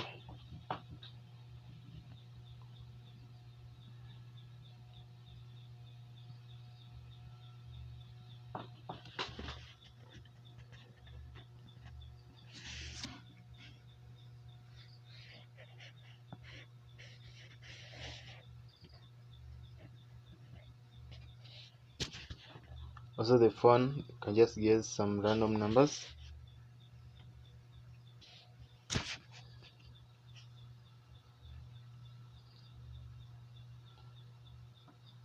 Import the password, and then you have the gender. So let's say just male there. Then the date of birth. Date of birth, you can include it in any way that you want, but obviously it's going to be in digits. Okay, in numbers. Yeah, so digits. And then you have the NIC. NIC, you can just include any number, but any amount of numbers, but remember, like, it should not be more than 13, because that was the specification that you had included. And then you have the role. You can just say as the patient, or maybe let's say just doctor. And then let's try to send that request and see if everything is going to work perfectly. So from this point, I just copy this the user, the path that is of the user, and replace it with that part which has the message. So we're going to replace it, and then from that point, I just to come to this user router, copy the whole of this path, which is patient/register. So remove the part of the send and paste that one. And remember, like, it's a post method because you're trying to post or put data that wasn't before there, like, so it's a post method. Okay, yeah, still are getting the same error.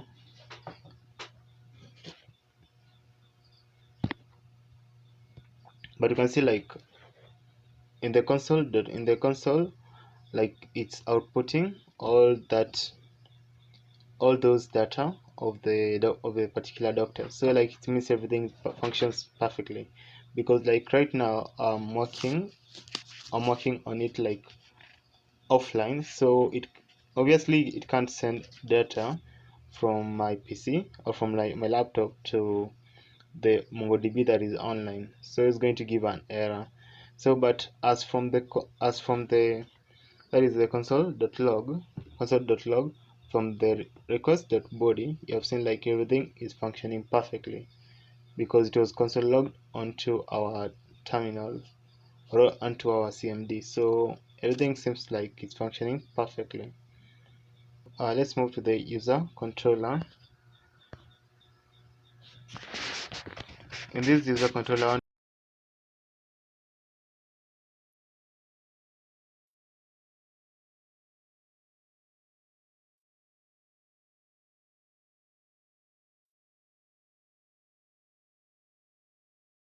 this is a controller, and us implement some things here. So we're going to put here a function that is going to log in patients or log in users. Let's say specifically patients, because remember, patients are the one that are going to be trying to send message to the admin. So it's going to prompt them first of all to log in or to sign up. So I'm going to create this function, which is export const login, to be equal to catch async errors, and then it's an async function. So async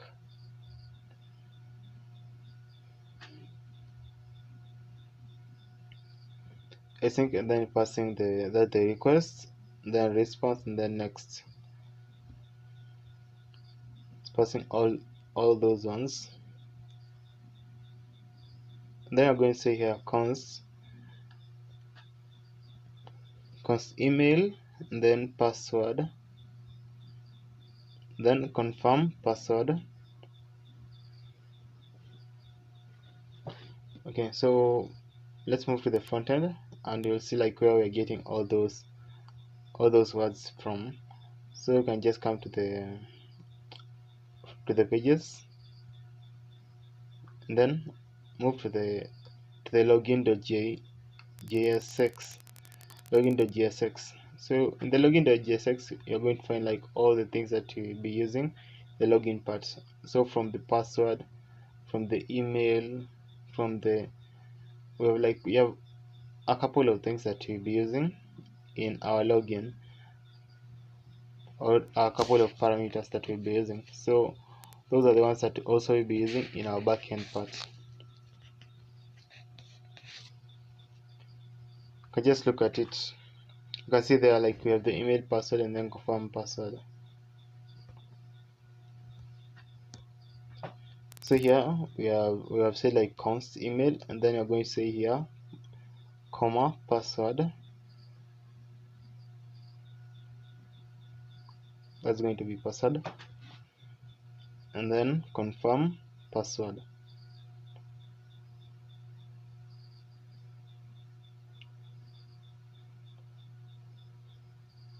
confirm password. So that's going to be equal to request.body, and then role. Okay, we're including role because remember, if you're trying to log in, we're assuming like, okay, we're assuming like we have three roles, or three kind of people that can log in into the application. So you have the patient, you have the admin, and you have the doctor.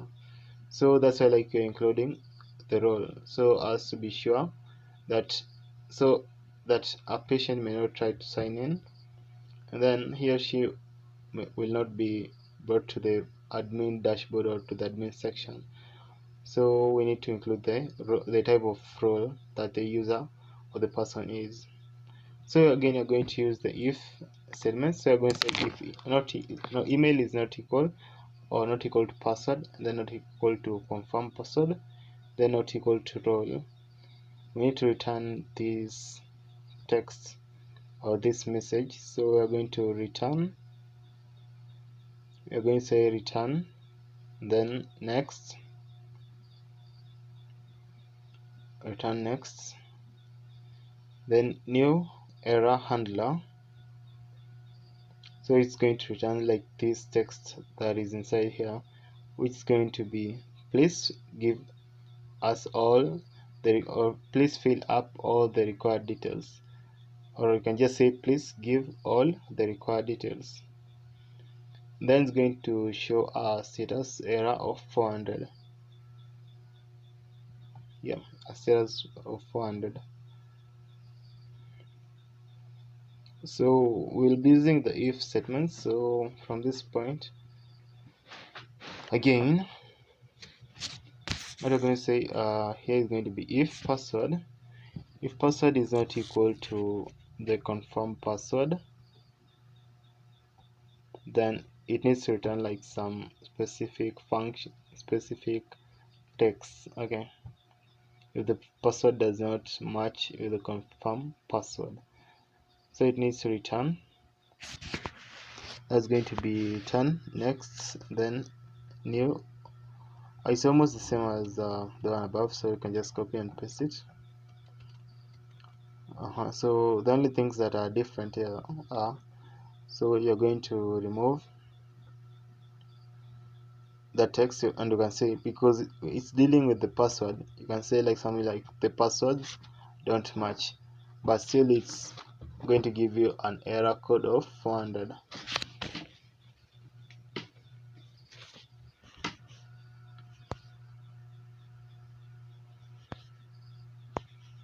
Error code of 400. So you can just do the same also for the user,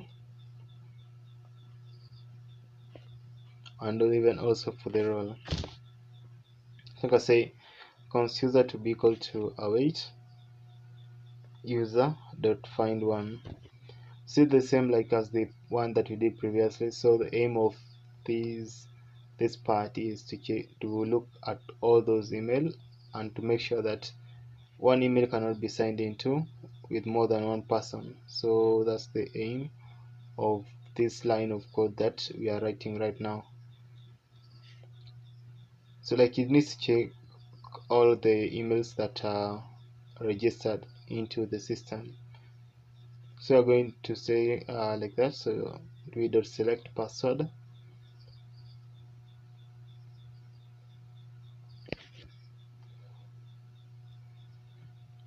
select password, and then if not equal to user, then it needs to return this return. That's going to be return next, and then new error handler,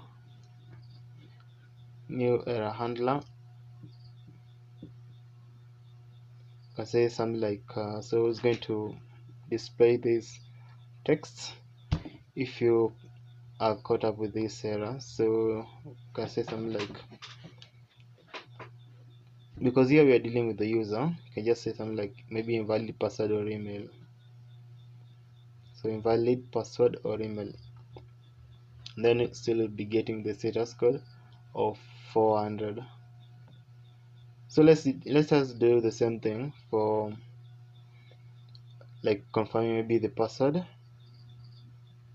You can say like that is password matched. So is equals to await user dot compare password. Then you're passing the password.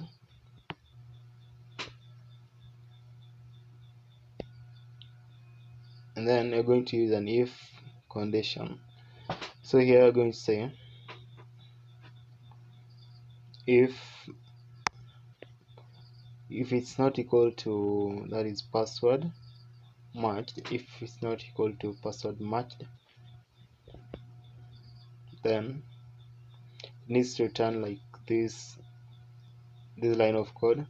So I'm going to say return, that is going to be next, then new error handler, or you can just copy that one, then let's just paste it, then make the changes where it's supposed to be. So it's going to be like this. Let's say return next, new error handler, but you can change the text inside it, but I think like that's still okay. Invalid password or email, and then returning the status 400.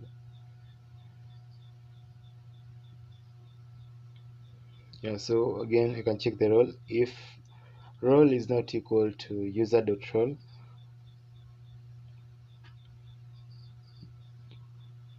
then we need to return, let's say return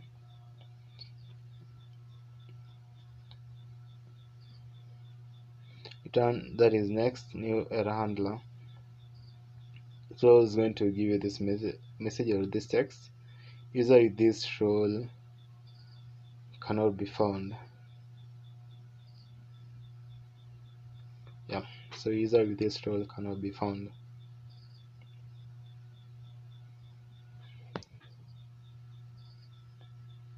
And then you can pass the response that status, so you can just copy that from that one above there, then you can just paste it somewhere here below. Yeah,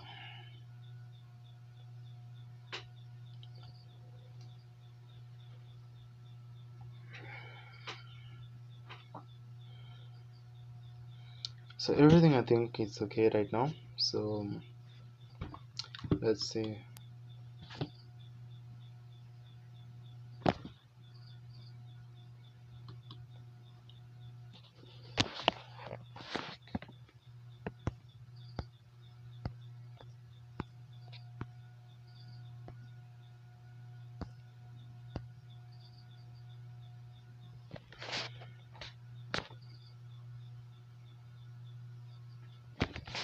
So you can just save it.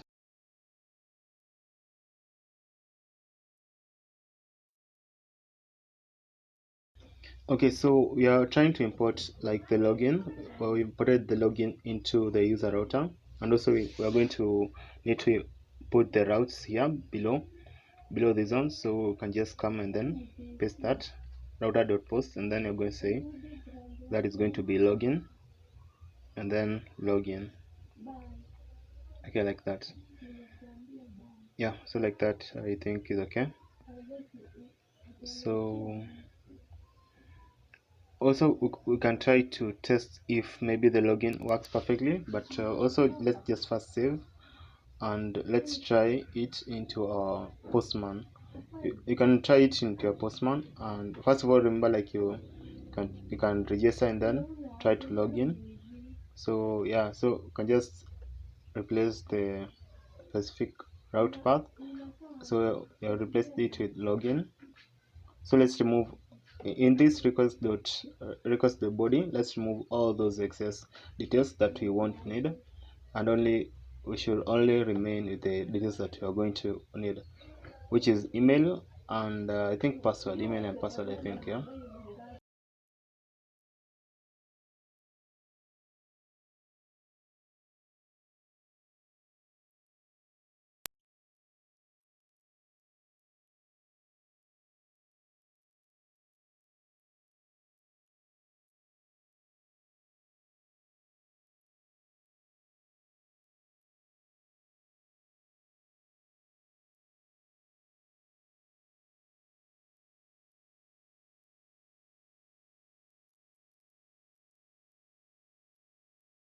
Continue.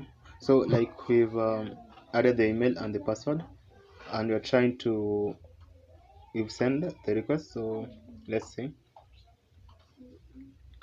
Okay, so but remember, I'm running these things online, like offline, so we're going to get an error, obviously, because remember, in login you need at least to be online so that you can be able to send it, like add up to the database, our MongoDB database. So there's high chance, not high chance, like you're going to get an error because you can't communicate offline. Okay, yeah, so you can see the error that you're getting, which is saying like password is not defined. So that is the error that we are currently getting. No problem, but still, if you're online, then I believe this is going to work. If you're online, yeah, if you're doing the project online, but right now I'm offline. So let's go to that's the add new admin section, adding the new admin section. So for you to be able to add the new admin section, then you need like to provide the answer for all these parameters that are here. So those are the ones that you're going to include in our backend part, and that's for specifically like for the admins.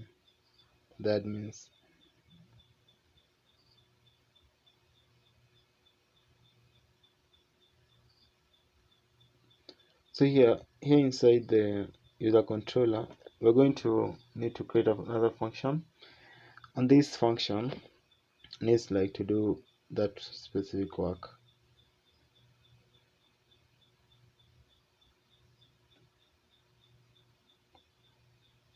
So I can just come here below,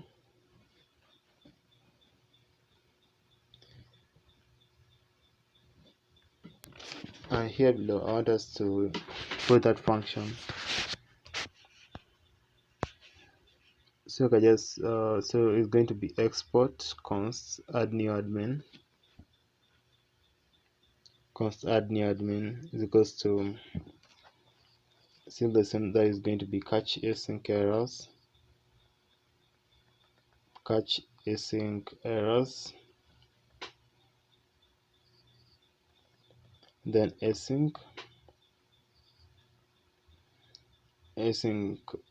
that is going to be again inside this, that is the response, the res, then the next,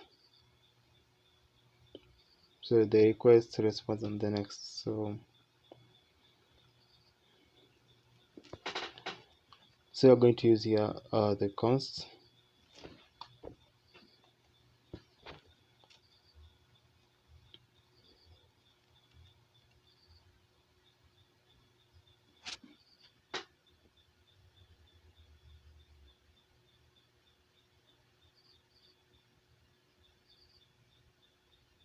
so let's say adding new admin section.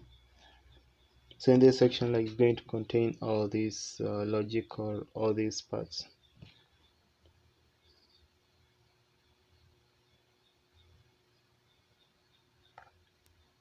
Okay, you can just copy that and then paste it here, because like it's still using or requiring almost all the same things. So let us try to start our dashboard so that I'll be able to show you directly the things that you are doing. So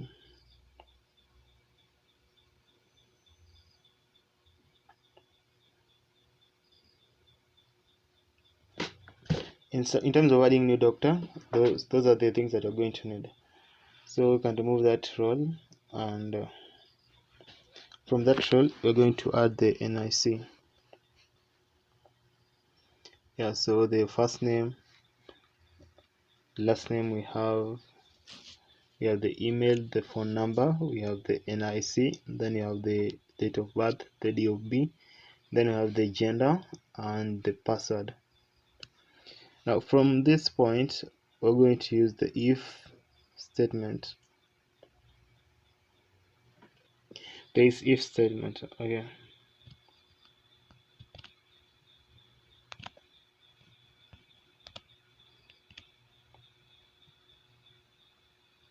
So you can just come here and copy this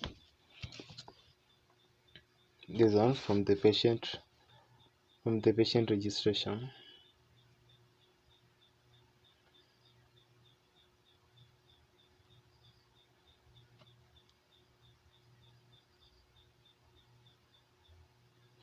Copy that if statement or that code, then you can just drop it into the add admin section. From that point, we're going to use now the if statement.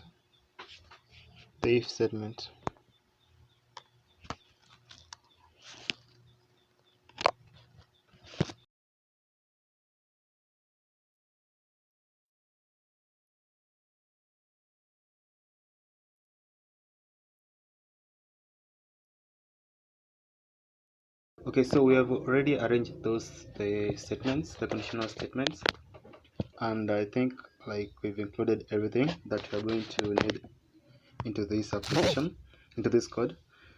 So yeah, so I think we've included everything, and I think the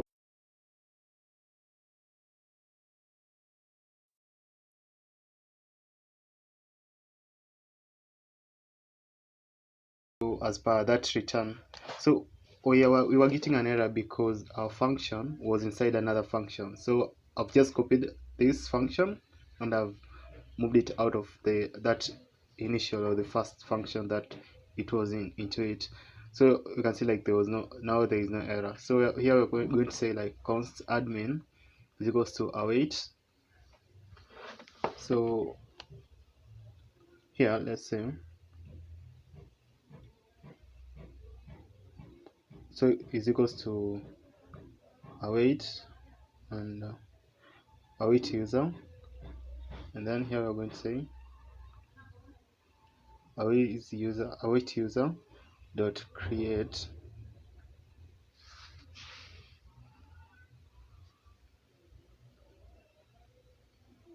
await user dot create.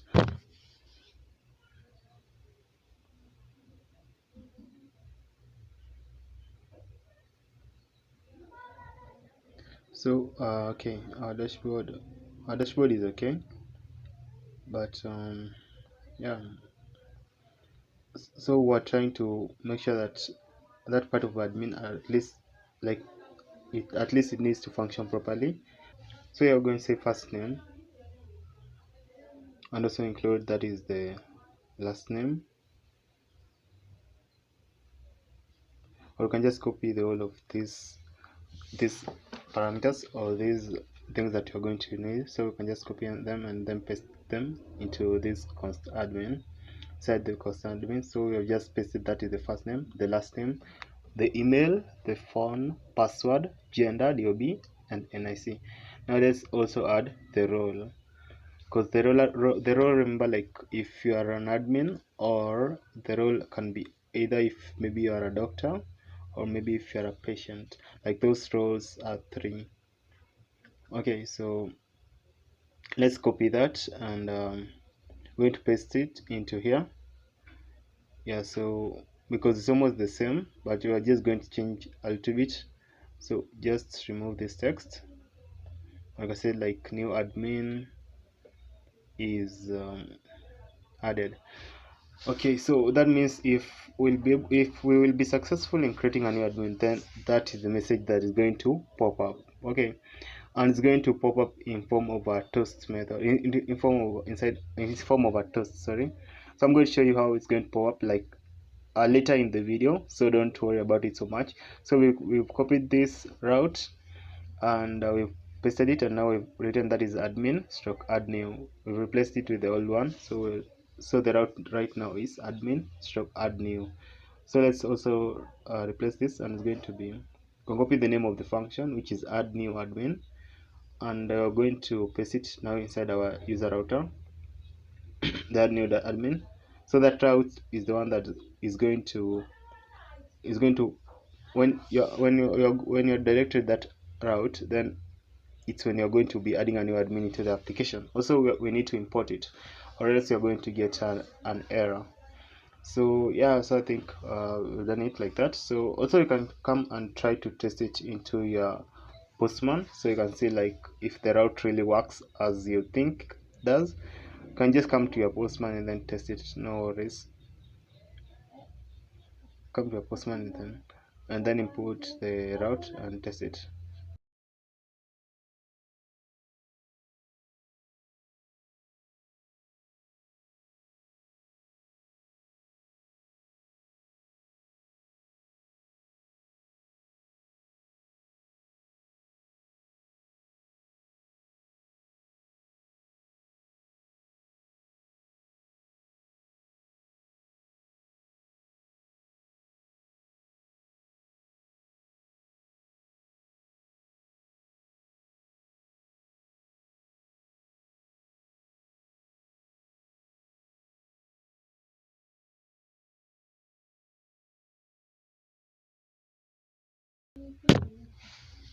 Add new, and then but we'll need to include all those details into the body of the request.body.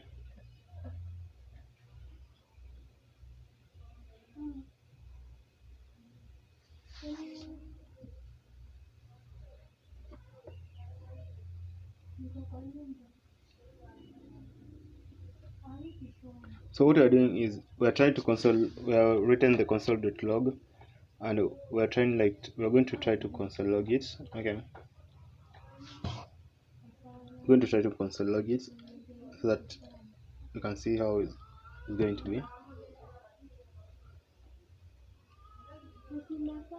So we're going to console log it. So we pasted this console.log, and what we're going to console log is all these details. Okay, so let's come to our Postman. Then in this Postman, you're going to try to test if everything works perfectly. So here,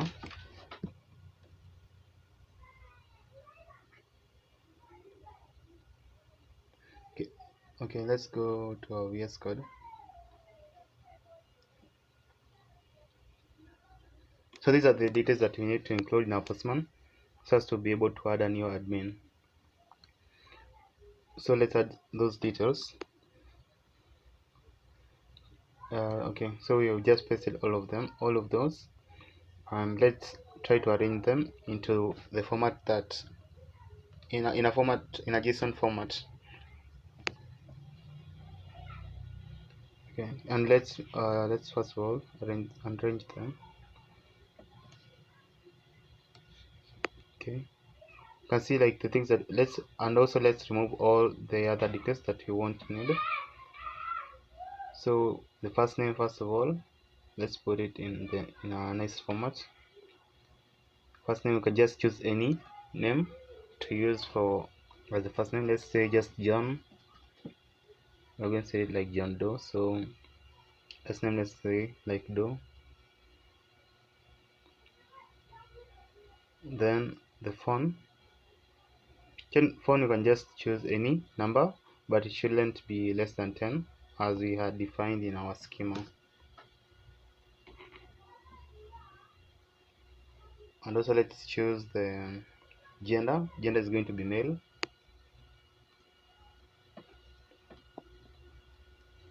Gender is going to be male.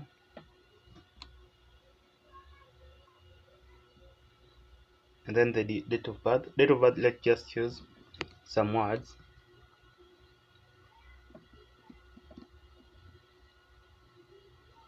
Let's say 12, and then 2, and then 2009.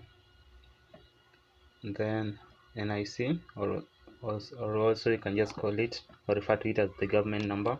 But choose any number, but shouldn't be less than or more than 13. And you have the email and the password. So let's just send it.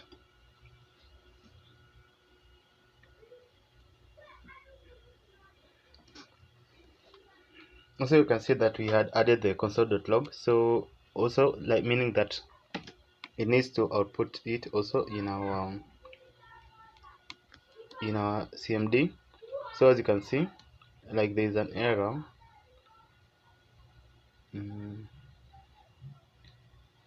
Sorry, the phone number is not supposed to be in double quotes.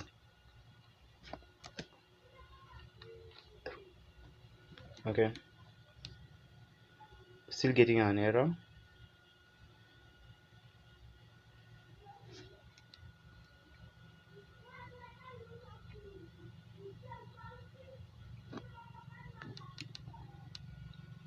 Okay,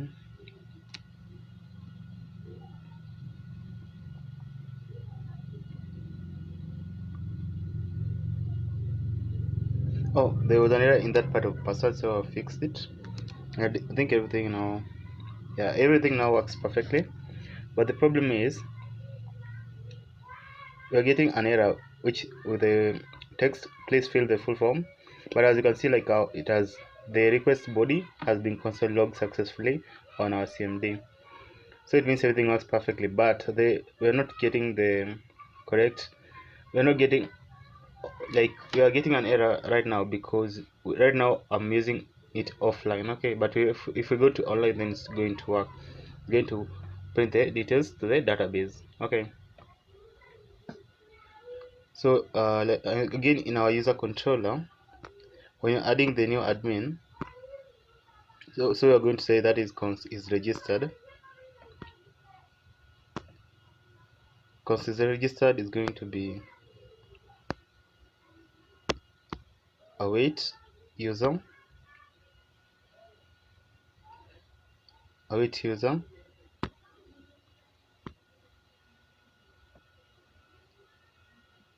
find one email. So what you're trying to do with this code is that you're trying to check if maybe there's someone registered with the same email. So meaning that if more than one person cannot register or use the same email to try and register. So that's the main thing with this code.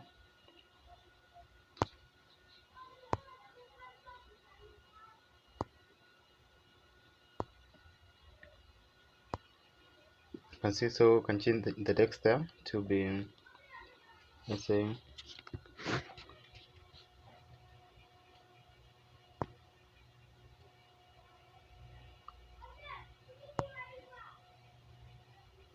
like maybe admin with the email or exists, or maybe is registered.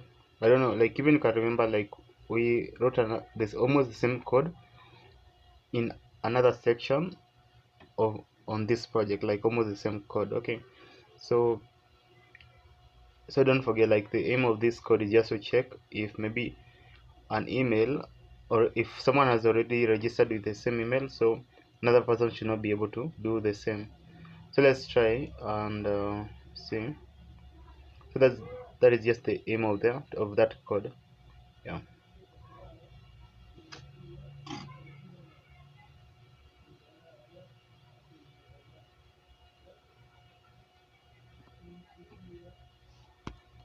So below this, below the new adding of the new admin,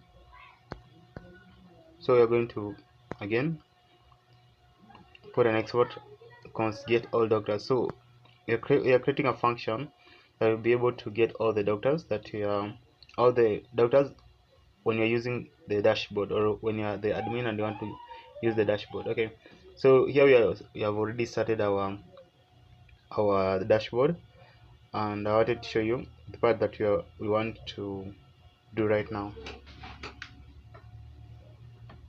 So constant new get all doctors. So let's see,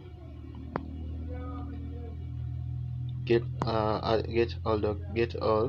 doctors, and say the same has the catch async error, and then async, and then you pass the request, the response, and the next. Almost the same thing that we have been doing all throughout this project. Then we're going to say like something like const doctors. Say const doctors, is equals to await that will be user.find. So we're going to try to find the role, and the role here, role is doctor. If someone has the role of a doctor in this application, so the aim of this function is if someone has the role of a doctor, then if you're an admin, then you'll be able to get all of that details of that person if has the role of a doctor. So response.status 200.json. So success is going to be true, and then the message that's supposed to be there is the message is supposed to be just doctors, yeah. So let's move to the user, not user router.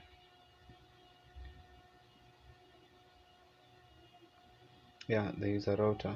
So again, in getting all doctors, remember, like after we've said, like after like we've included that function, we need also to add that route. Okay, we need to add it like in our router. So first of all, import it and then just add the router. Remember, like it's a get method because you're trying to get. Okay, so change you can change that from post to get,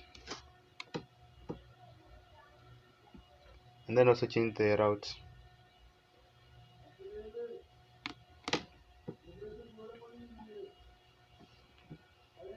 So change it from login, let's say doctors, then we're going to pass there get all doctors,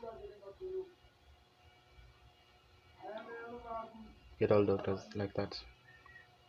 Then in the user controller, yeah, so I think everything now works okay, and you can also try to test it if everything works perfectly. But let's say we can test it, but let's since we have been doing this like it's almost the same thing, let's move to the next one. So the next one that we're going to do is getting the user details, so the person using the details. So we've copied the same function, but here we are just going to change it to get the user details, and still using it just almost the same, but you're going to just change this line of code, and we're going to say const user to be equal to request.user, and everything remains the same. So this one is like getting the is like trying to get the profile of the person using it. Like if you're an admin, then to get your profile, or maybe if you're a patient, and then to get your profile, or if you're if you're an admin, a patient, or a doctor, yeah, So that's the main part. That's the main aim of that part. So yeah, also you need to import it, that they get user details, and also include the route. See the same, like it's a get method, but there we're going to say, like, let's say I'm going to change that there from doctors. Let's look at the route we're going to use. Okay, so change that from doctors, and we're going to say admin dot me or stroke me, yeah, admin stroke me. Then get all doctors, we're going to replace it with get user details. Like, I don't know if you have been following this tutorial from the start, you will find out that we've been doing almost the same thing again and again. So I've saved everything, and okay, you can just press Ctrl S, or even you can use it manually as I'm doing. See, no offense, also just press Ctrl S. So the reason why I'm pressing so much time is because I can't see if it's run. Like, I'm trying to run it again, but it's not, like, it seems like it's not working.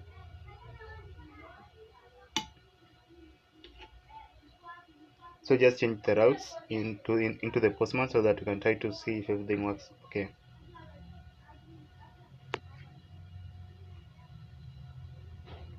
So let's change it from admin.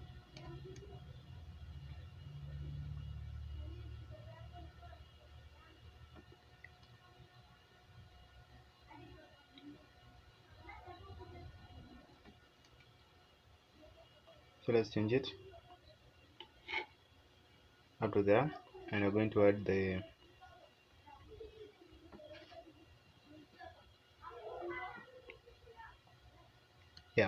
going to add that doctors, and also make sure like it's a single slash, not double slash.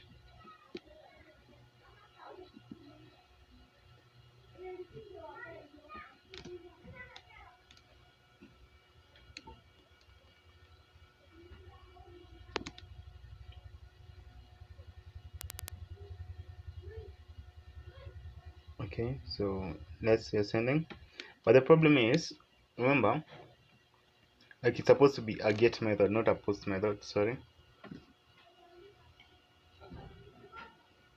So change it to get.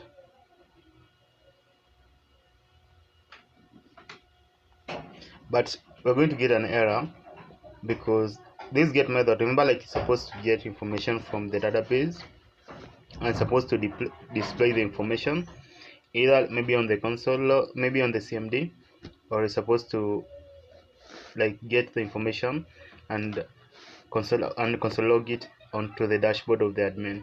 So automatically we are going to get an error because right now we are, as I'm speaking, like I'm making this tutorial offline, so we are going to get an error because you can't communicate with the database right now. Okay, so still because it's a get method, obvious. So also with the route that is admin stroke main, so we're going to get the same thing. You can see like it just says like everything success is equals to true, but yeah, we're going to get still the same thing. So the problem with the get method is that you can't really specify, or you can't really know if it works perfectly until maybe you are online. Okay, but with the post you can also be offline but know like if maybe a route is working perfectly or if it's not working. Yeah, so I think everything now it's okay. We have finished with the get all doctors and also get the user details.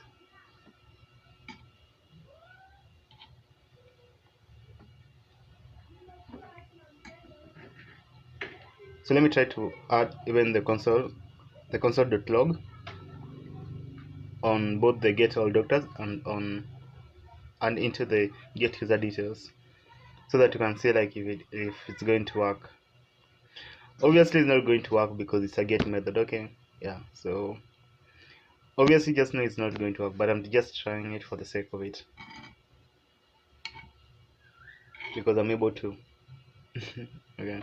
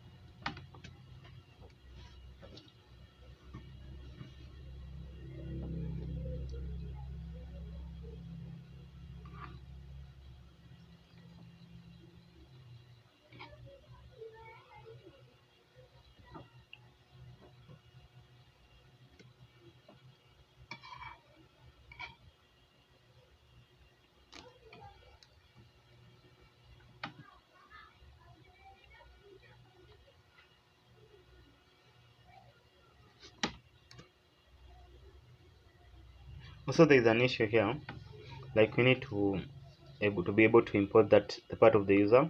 Don't know if you can see that where we have said const doctors is equals to await user.find, like we need to import that user. So just move to the modules, that is the user schema. In this user schema there's something that we need to import into our controller. So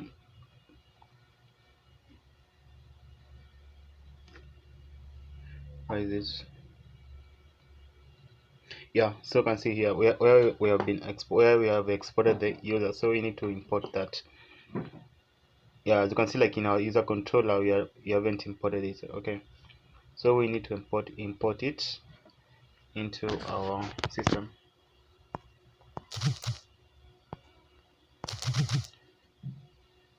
So yeah, you can see export const user is equals to mongoose.model user schema.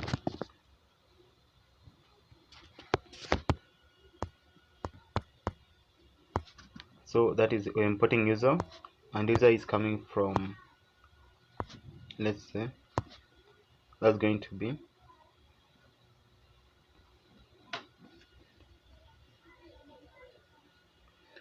// models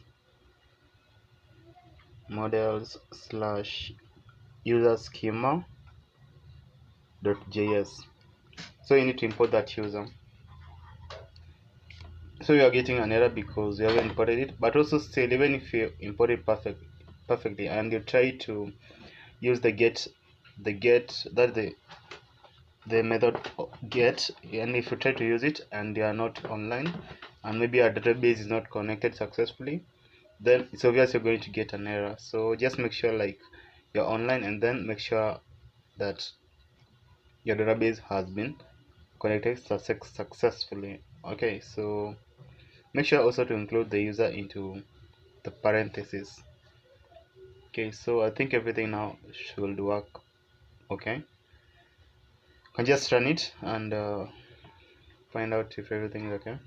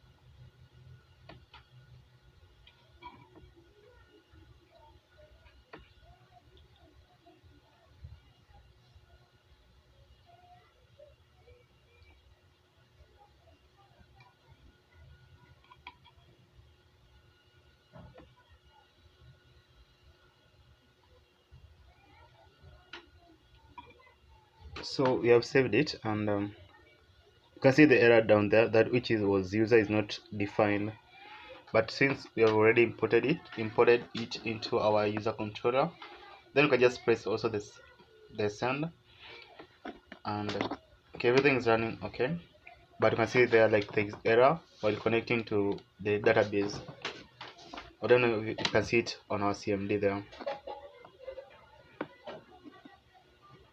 So that error is because we are not online currently.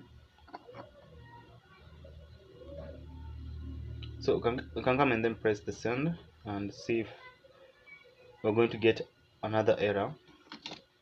But obviously we're going to get it. Okay, yeah, hope you are keeping that in mind because you're offline. Okay,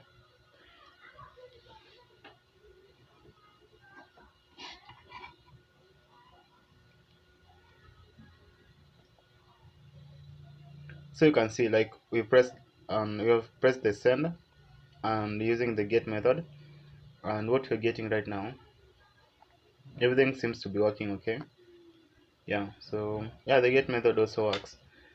But remember, like all these methods that you are using and that you can't figure out directly if they're working, you're going to use them. I'm going to show you how you're going to use them when I connect online. Okay, so no worries. But still, if you're going to be finding any challenges or you're going to get any challenges, please don't forget to put it like maybe in the comment section, and I'm going to try like my best to assist you where possible.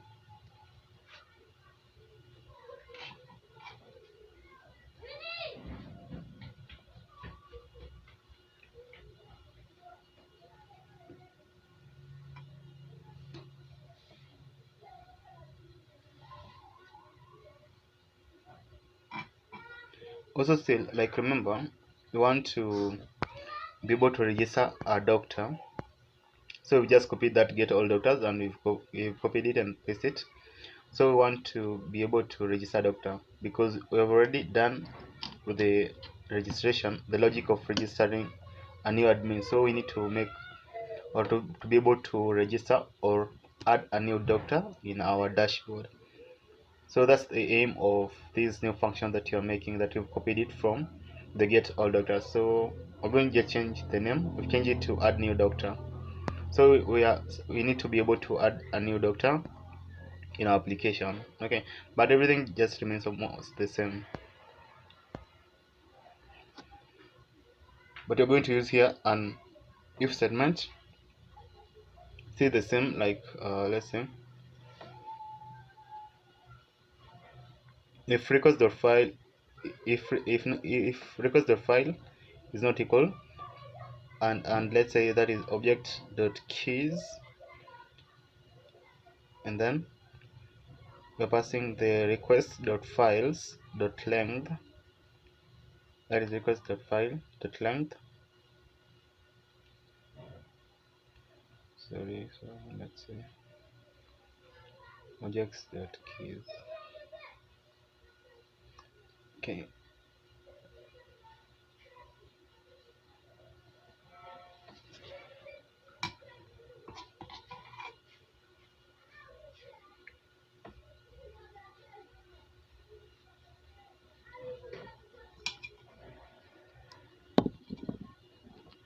so let's first of all move to the add new doctor, so that you can see like all the things that you're going to include, so that when you're adding a new doctor you can be able to know like all the things that all the logic that you're going to need to put or to include in our backend.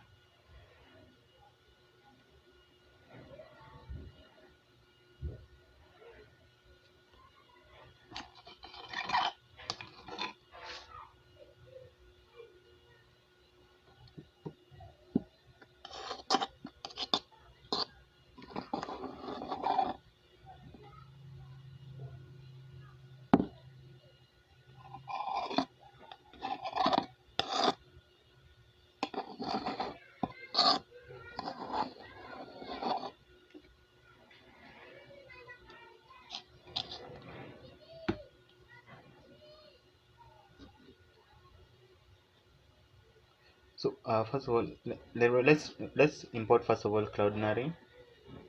We're importing Cloudinary because Cloudinary is going to help us to be able to add a new image or photo in the doctor section. Because remember, like for you to be able to add a new doctor, you need like to add their image in the dashboard or like creating them. So that's the aim of of importing Cloudinary into our project. So let's return here and continue with making the changes. We are still in the user controller.js and in the add new doctor section.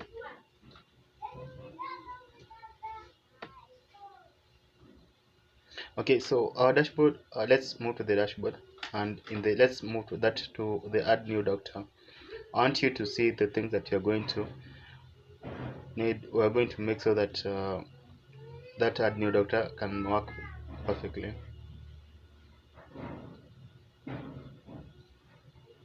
Okay, let's just move to it.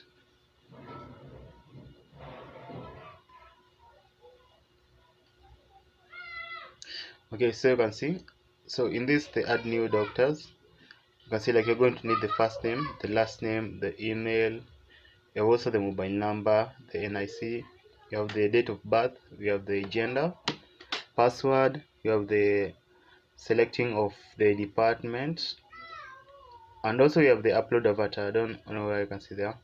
If you can see it, you have that, we have it there, and also you have the register new doctor button. So you have all those are the things that you're going to be able to make sure they're going to work, or we're going to need in order to be able to register a doctor into our application.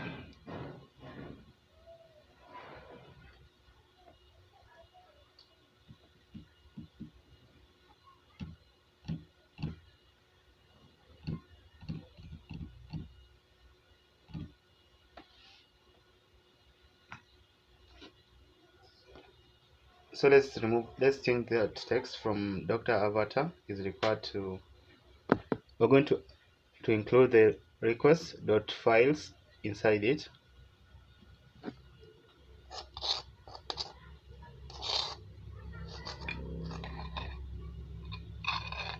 Okay, the request.files dot length is equals to 0, and then you're going to return like maybe an error if someone has not been able to add a file. If you're trying to register a doctor and you haven't added, like, let's say the file or maybe an image, that's an image of the particular doctor, then you're going to get this error. So we're going to return it.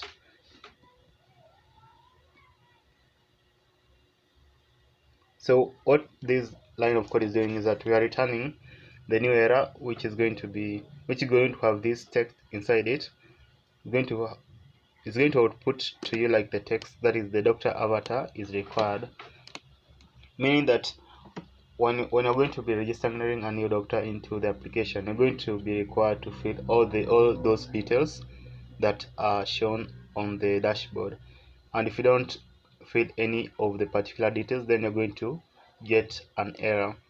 So the main aim of this line of code, this three line of code, is we are preventing the admin or someone from creating a doctor without putting the particular image of the doctor. Okay, so again, let's see here the const of the doctor avatar. So the doctor avatar just represents the particular doctor image or particular doctor photo. So that's the doctor avatar.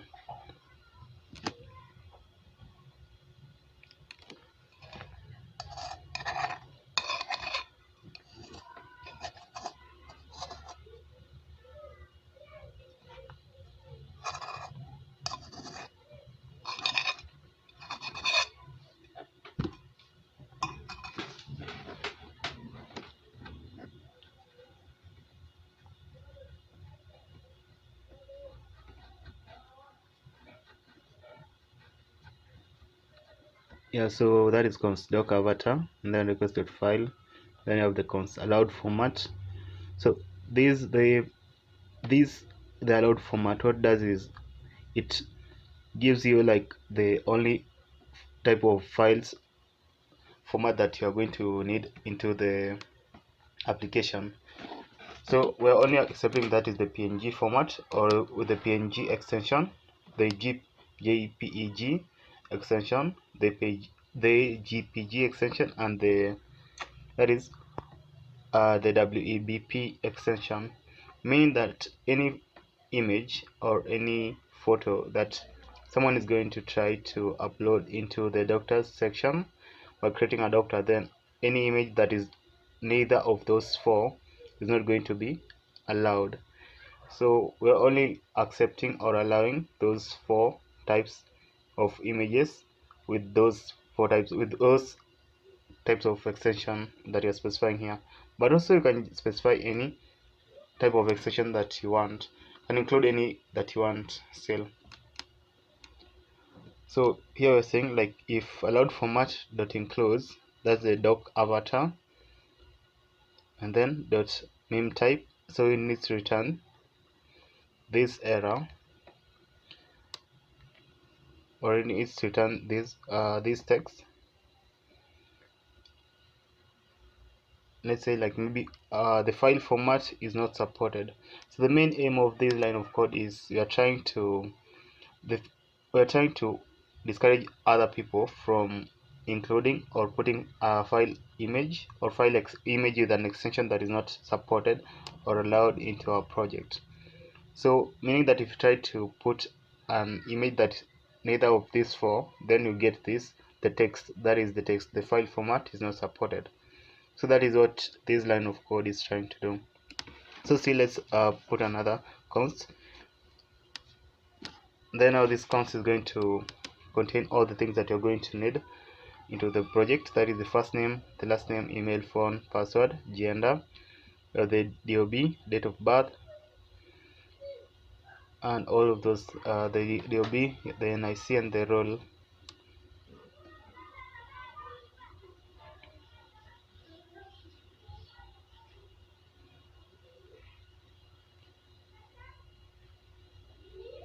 okay. Yeah, so and we are saying like it is equals to, that is the request.body.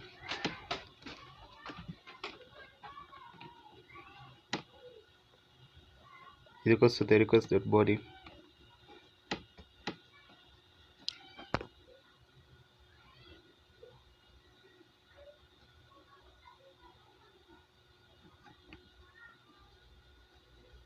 And then I'm going to say here below it, if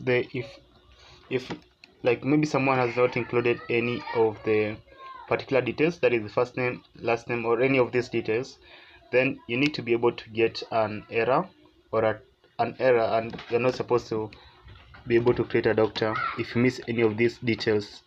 So we're going to say here, if there is no first name and maybe there is no last name, and maybe it's not, that is email, we have the phone, we have the NIC, we have the DOB, we have the gender.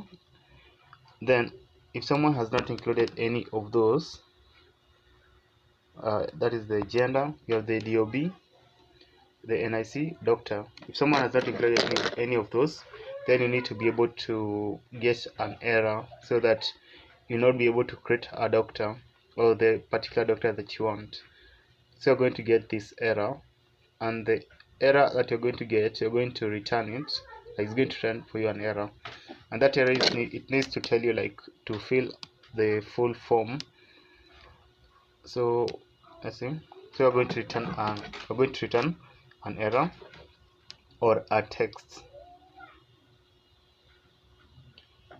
So just arrange it first, and then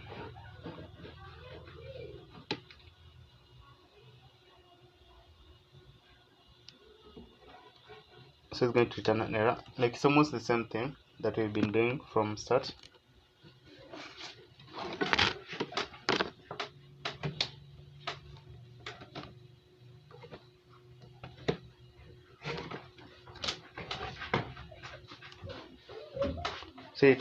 So it needs to return that is the error, and this error will be enclosed inside the error handler as usual. So just copy that return next, and let's just paste it into this section.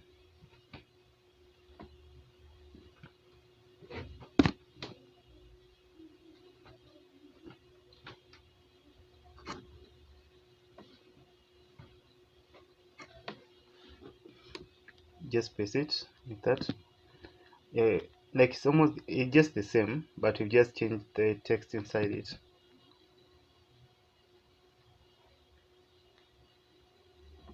Okay.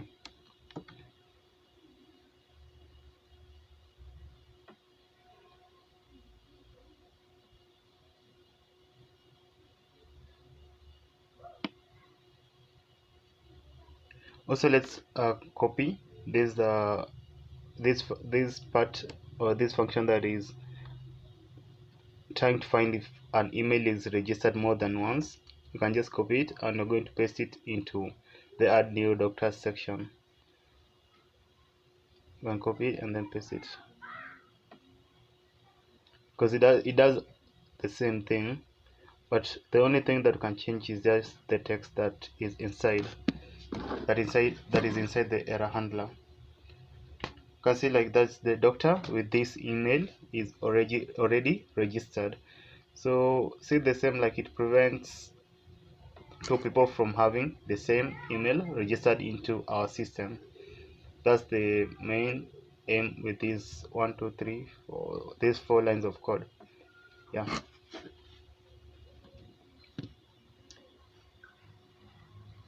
And again, let's try to include cloudinary. So we have said that is the const cloudinary response is equals to await. So it's going to be cloudinary dot uploader dot upload. So here what we are trying to do is we're trying to include cloudinary into our system so that we'll be able to upload the image perfectly, the image of the doctor perfectly without any problem. Upload, and you're passing that's the doc avatar. Inside it you're passing that the doc avatar dot temp file path. .temp, the file path.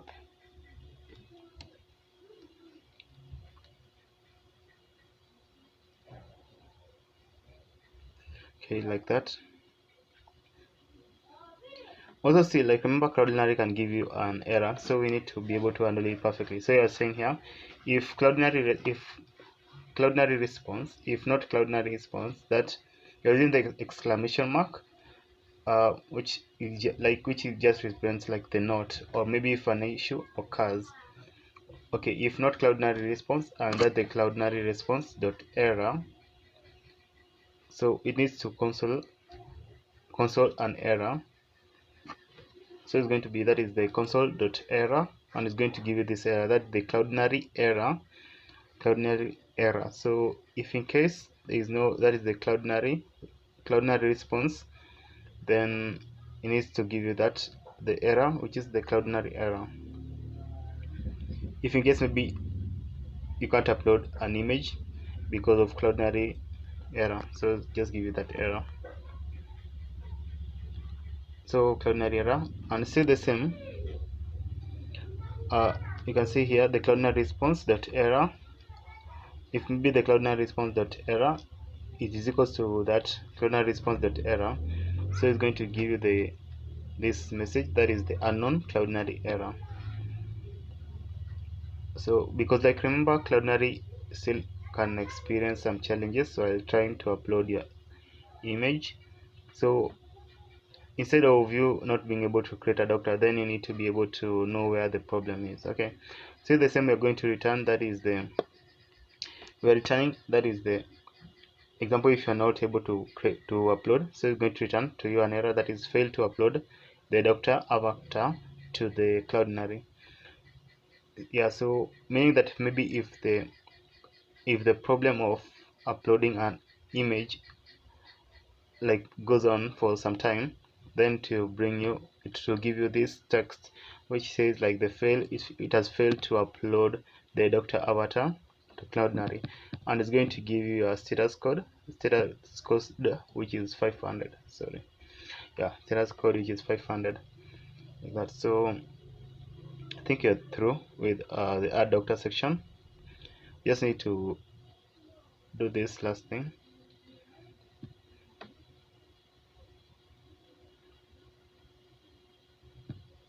You're going to put here a variable, that is we're going to say here,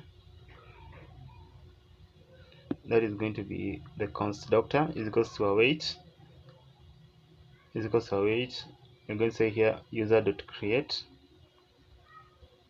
that is going to be user dot create, and the user should be having this the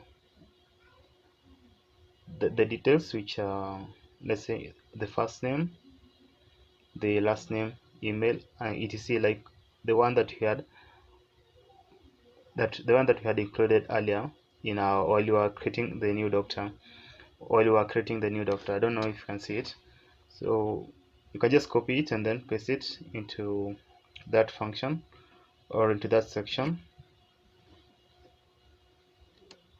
Yeah, you can just paste it like that. So you have the first name, the last name, the email, the phone, you have the password, the gender, the DOB, the NIC, the doctor department, you have the role, and also you need to include one thing, that is the doc avatar. So okay, we have the doctor, and then you have the doctor department and the doc avatar. Yeah, I can save things again. Just the doc avatar. And inside the doc avatar, we're going to be passing two things. We're going to be passing the public ID and the URL. So the public ID, is going to be as per Cloudinary, because as per Cloudinary public ID. So it's going to be, that is Cloudinary response dot public ID.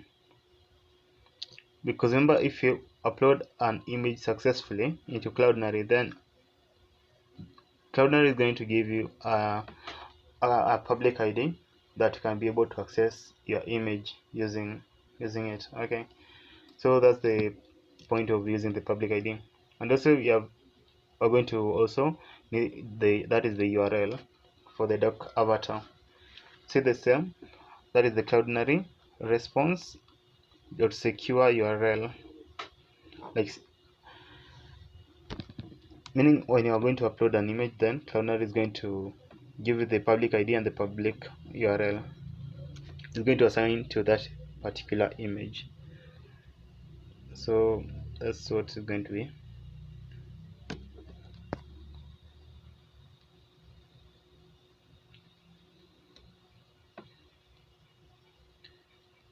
And let's say if you'll be able to register a new doctor, then you need to be able to get a particular image, that a particular message that that's going to inform you that a doctor has been registered into your system. Then what you can do here is we'll also continue adding comments into our functions so that we can be able to able to know like what the function does even when you are going to be looking at the codes maybe in future.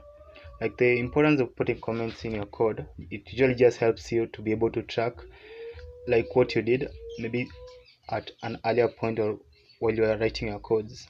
So it's nice to put your comments. And then let's look in our router, that is the user router.js, and let's also we're going to try to import everything that we had used in the user controller, that we had included in the user controller.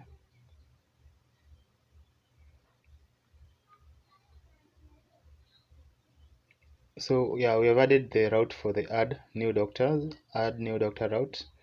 So we need to add that route, and also you're going to test it later. So it will be slash, that is it will be admin slash add new doctor, no doctor slash add new. That is going to be adding a new doctor into the system when you go to that route. So let's again go to the user controller. As you can see, like you have included all the necessary comments in all the functions.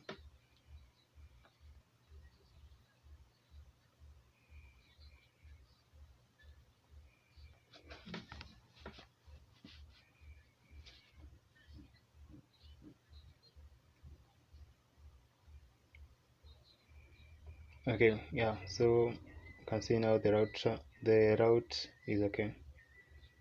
That is doctor, and then add new doctor, but also make sure to import it as you have done it there on top. Like make sure to import it, because if you try to put the route and you haven't imported, then you're going to get errors. Remember, like it's a post method, because post, that means like you're adding a new doctor, you're posting a new doctor, so it's just a post method.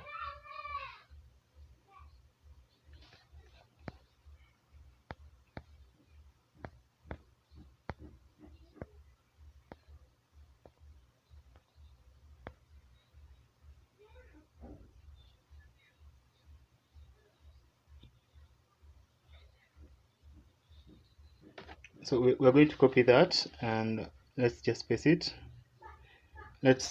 And this function that you're going to make here, like below it, is a function for which is going to help us in getting the profile or the user details of the person that is using the system at that point. And that person at that point using the system is the admin. Okay, so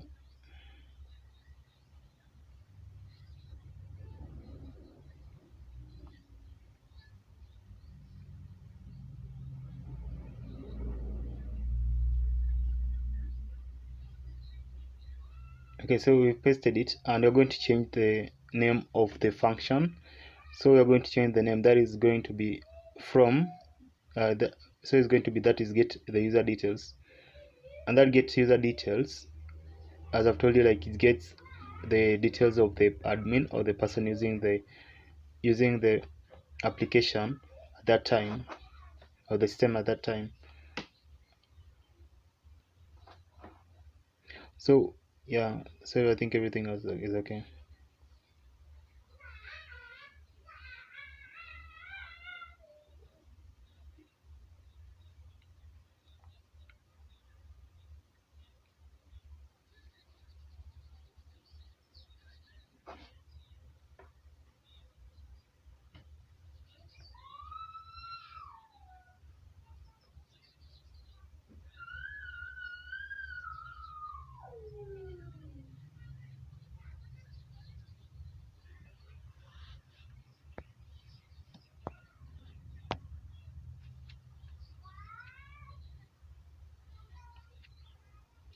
Also, let's make sure, like, after having added that function, make sure, like, let's put the router inside the, we need to import it, and also we need to make sure, like, you have added the necessary routes.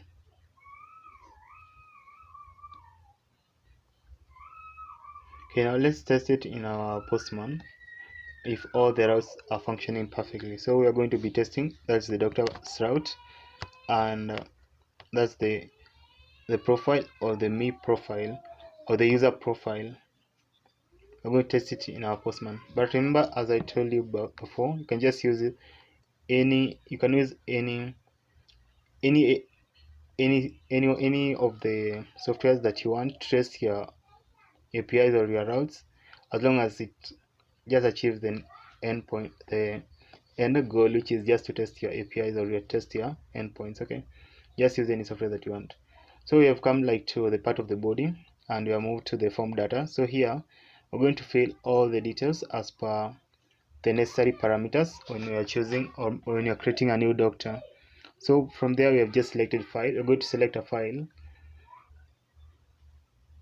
Go to select any file, but make sure the file to be in any of the supported formats that we have included into our codes. So you can just use any file that you want, or any image that you want.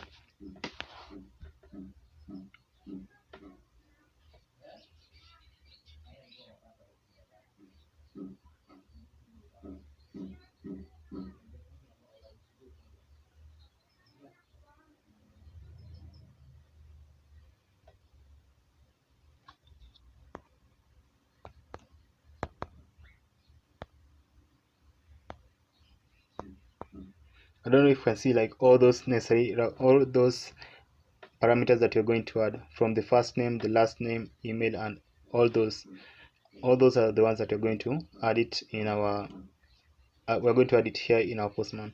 So the first name, and remember to choose it to be text.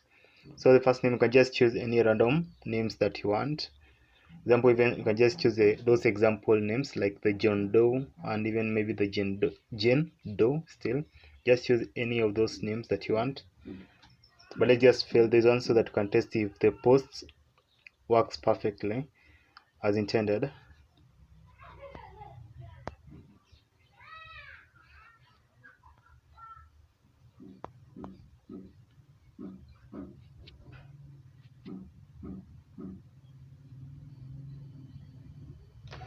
Okay, also the email,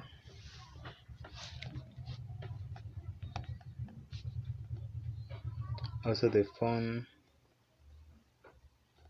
then you can say maybe the DOB, date of birth.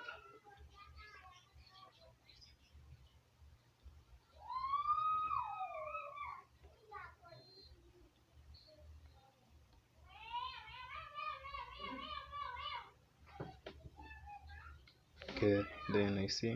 Okay, the DOB, date of birth, and you can, and then there's the gender.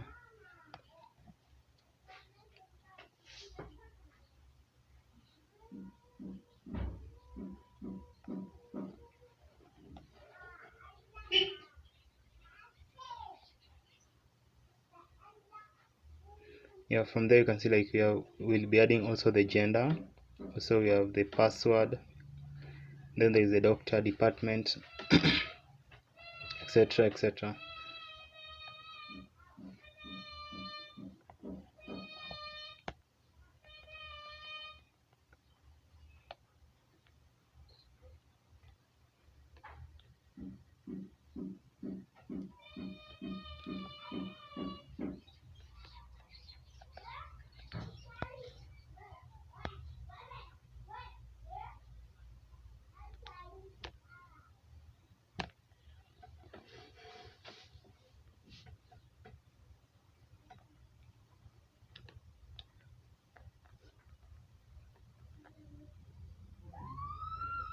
Okay, so let's finish adding all everything.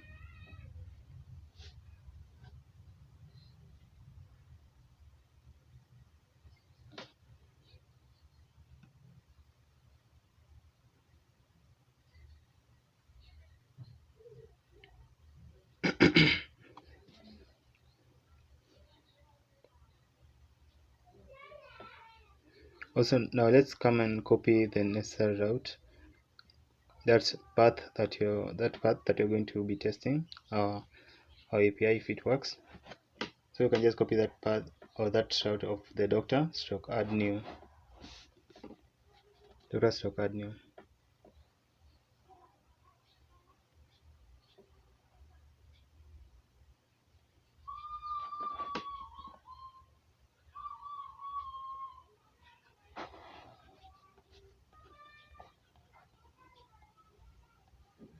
Then you're going to try to post it.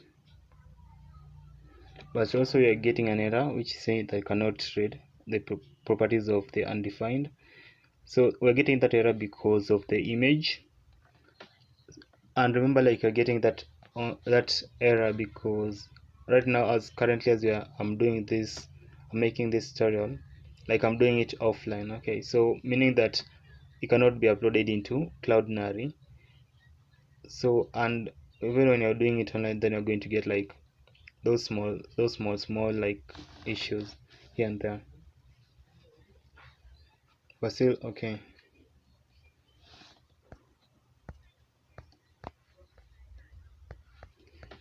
Now in this message controller, you're going to add almost this last thing. We're going to want to be able to get all the messages that a particular patient sends. So we're going to create a new function.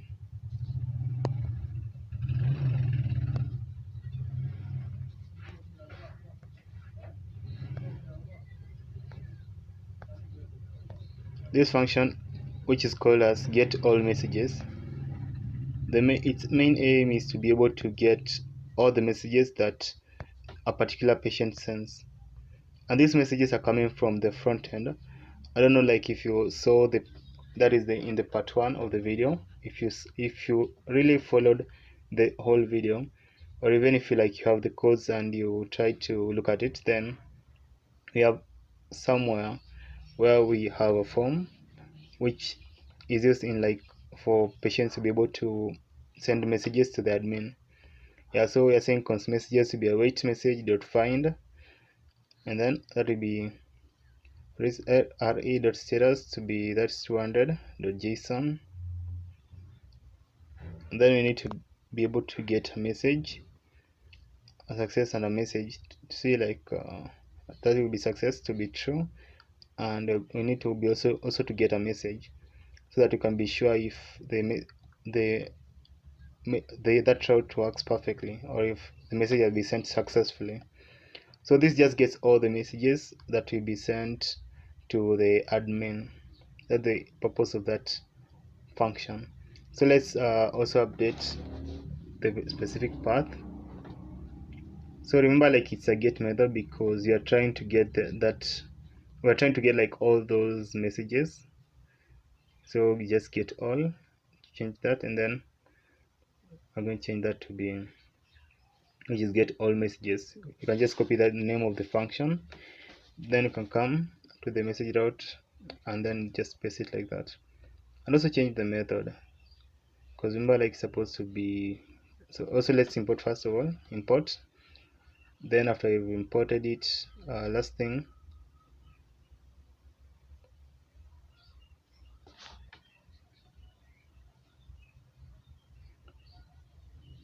let's copy the path.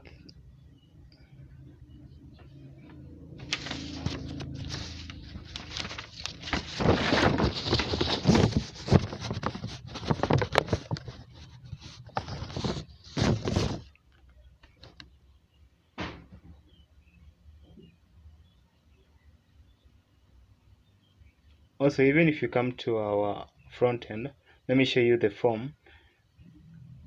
Let me show you the appointment form. This is the appointment form.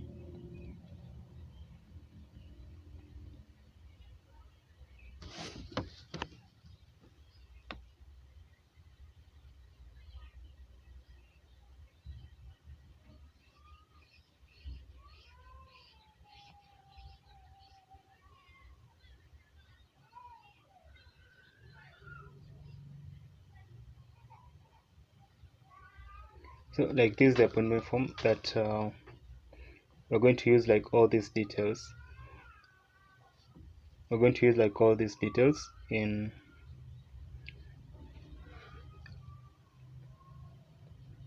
creating the next section. So first of all, what we're going to do first, let's come to, that is the models. We're going to create a new file. So it's going to be appointment schema.js. So we're going to create like the necessary logic for someone to book an appointment to the hospital. So that's the appointment schema.js. This appointment schema we're going to we're going to import the necessary things that we are going to require in it.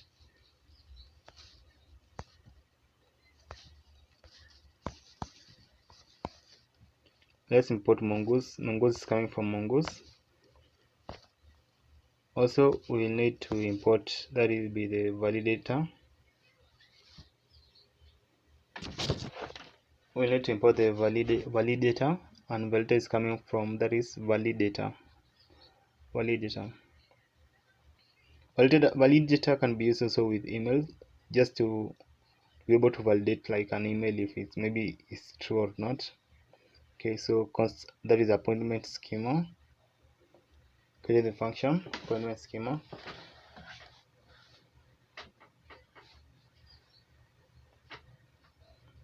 So to be equal to, that is be new mongoose dot schema. Then from this point you're going to be doing almost the same thing that we've been doing throughout this project, throughout making of this project. So let's just come to the message schema. We're going to copy everything that is found in it, because we're going to be using like most of it. So just press Control A and then Control C.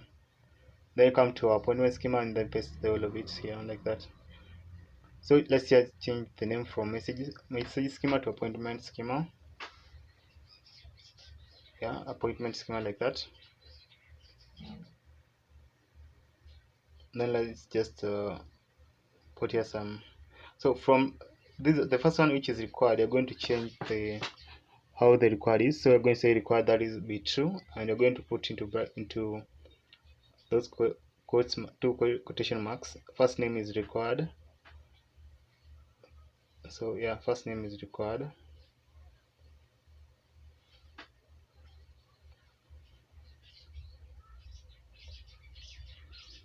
And then the next one, which is last name, so see the same. So here you're going to say the last name is required.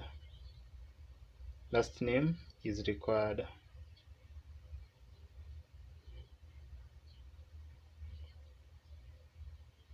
Okay, now let's move to the email. Here in the email, still like it remains to be a string. Then you're just going to still change that one. In the part of the required, you're going to say, so we're going to say that that will be email is required. We're just going to add that part. Email is required.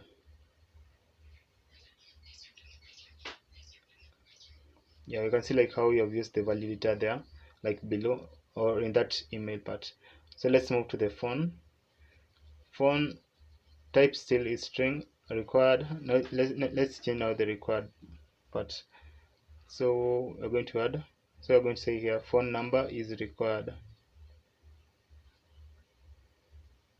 Phone number is required. But here we won't. We are through with that. So but we won't need the, that is the message part. So you can just remove the message part because we won't need it in this appointment section. You can just move to the user schema because it has some additional things that you're going to be to require in our appointment schema. So just move to user schema, copy that section, then just paste it in our appointment schema. Just like that, then paste it like that. Okay. So let's see. Let's start with that will be the NIC.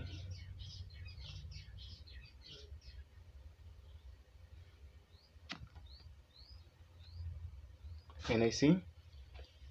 So NIC is required, that's okay. Everything is okay with the NIC.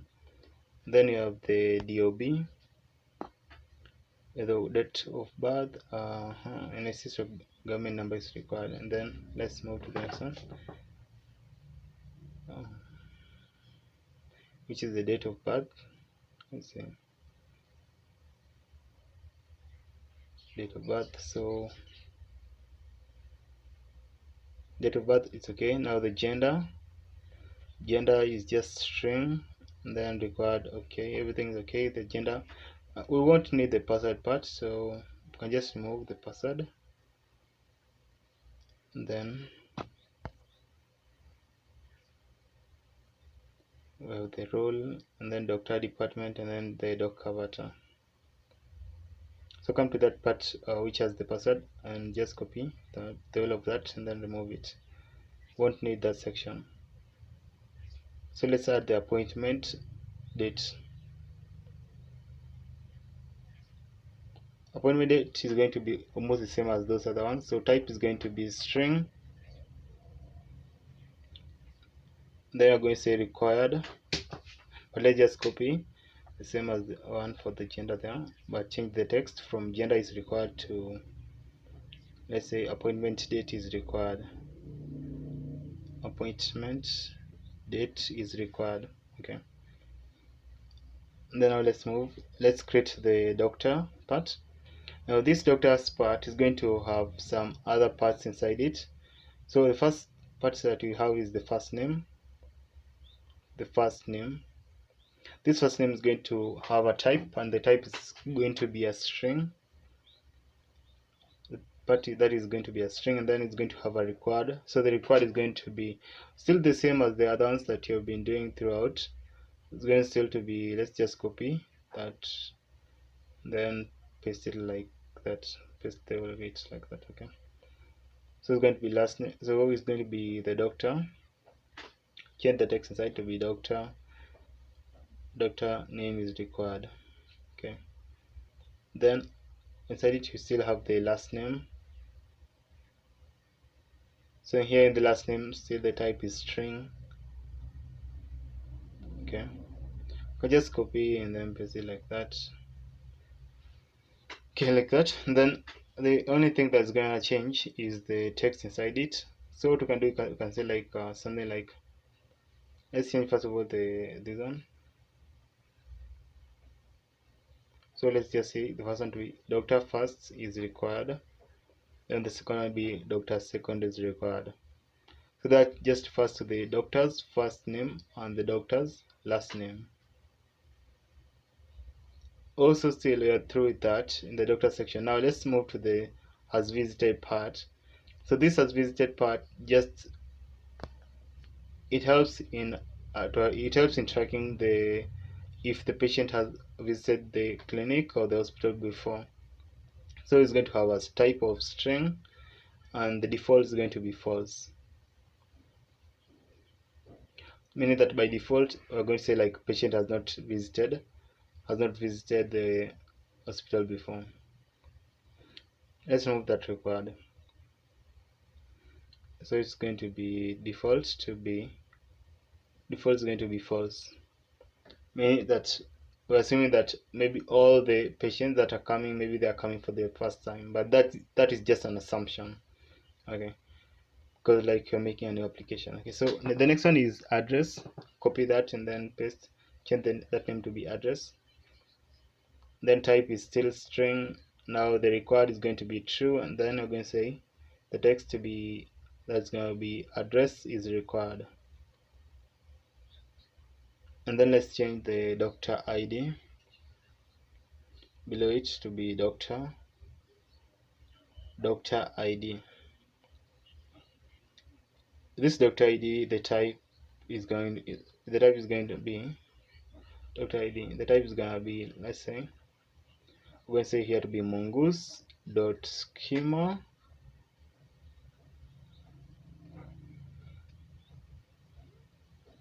dot object ID. Okay, then the required is going to be let's say true still, and then also gonna say doctor ID is required. Doctor ID is required. Then that's the next one is patient ID. Then let's paste it twice. Okay, so that's gonna be patient ID. So patient ID is gonna have almost the same details as the one for the doctor ID.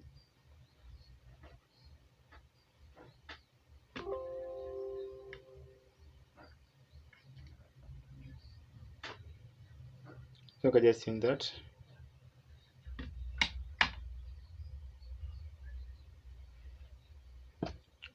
Like that for the patient ID.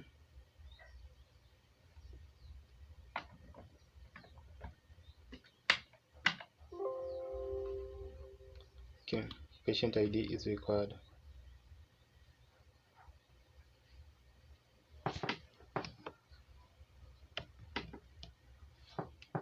Okay, that's next one, which is status. So the status is gonna be still a string. Type is gonna be still string, and then enum is gonna be, that's gonna be, let's say, the pending, and then accepted, and then rejected. So the function of this status part is that let's say when a patient books for an appointment, by default it's gonna choose either of these three states. So it's gonna be pending by default.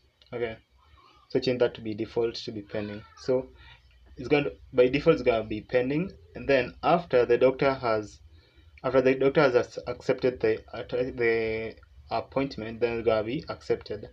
And if the doctor maybe thinks that he or she is not gonna be available, then it's going to be rejected.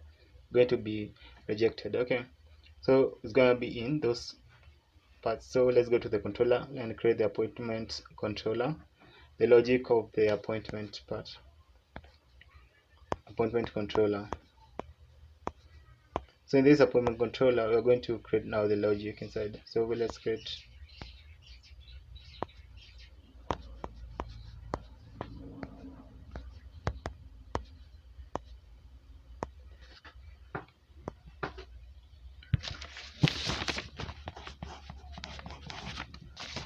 Here inside the appointment controller, now we're going to start importing all the things that you're going to require.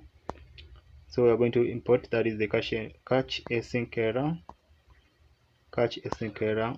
and the catch async error is coming from, that is catch async error is coming from, that is the // middleware, like middleware. But let's just come to the user controller and copy all the imports, because those imports are almost the same.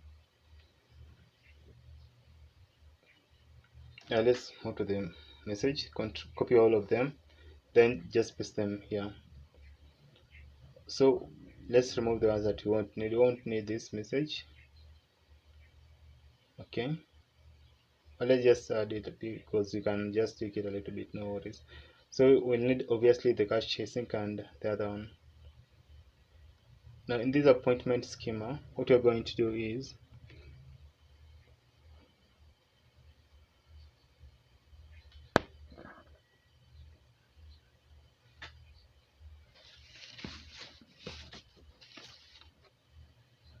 so change that the name from message to, that is going to be appointment. We had forgotten to do that, appointment. Also change that one to be the same, that is going to be, that is appointment. Paste it like that. Also copy the name of the function from appointment schema, copy and then paste it that below, where in that place where we are trying to export it. So that's the appointment schema. Okay, everything is okay. Now we need to import that appointment section or appointment part. Okay, so what we can do is, let's just try to add it below these ones. Yeah,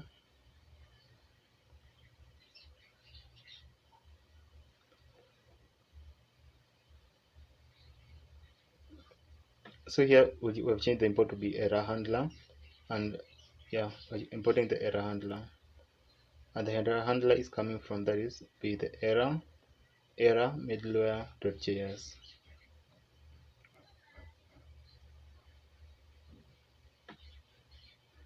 Also, we're going to need to import the user schema part. So let's copy that for the user and just paste it here inside,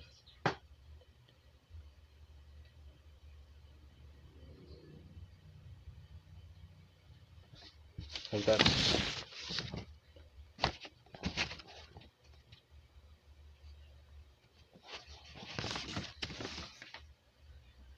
Okay.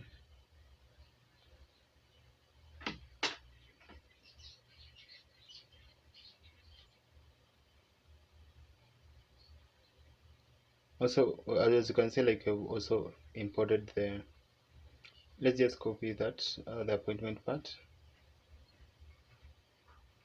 because we're trying to import the appointment. We're trying to import appointment into, that is the message router.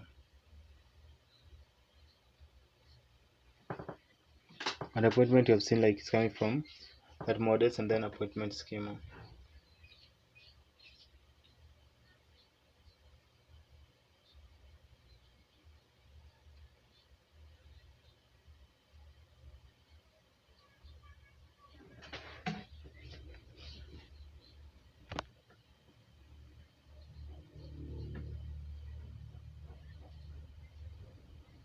Now here in our appointment controller, what we're going to do is,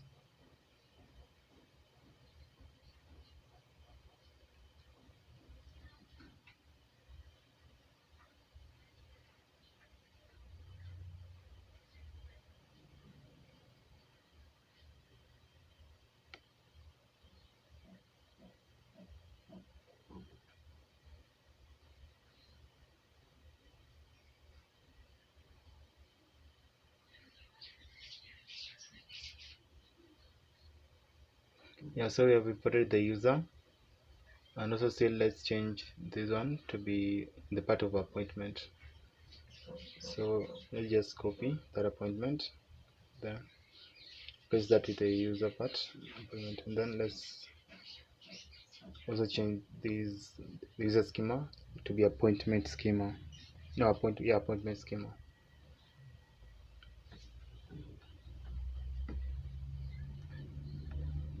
Appointment schema.js.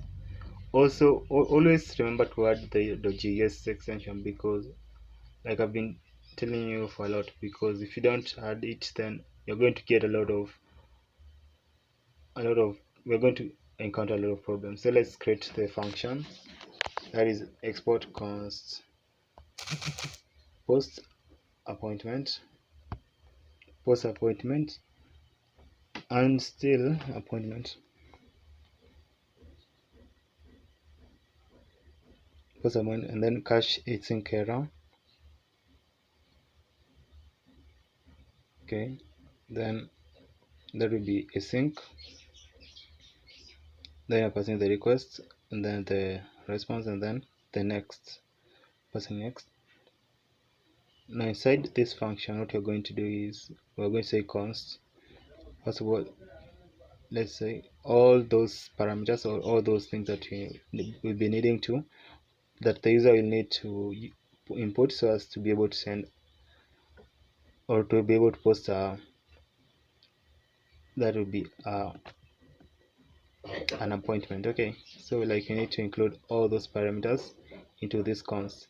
So let's just come to the user controller, and we're going to copy all these ones like that. So just copy all of them, and let's move to appointment and paste all of those.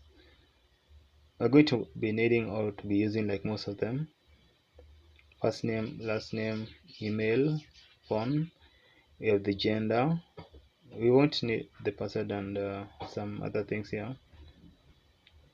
Also we need the appointment date, and also we need to add the department,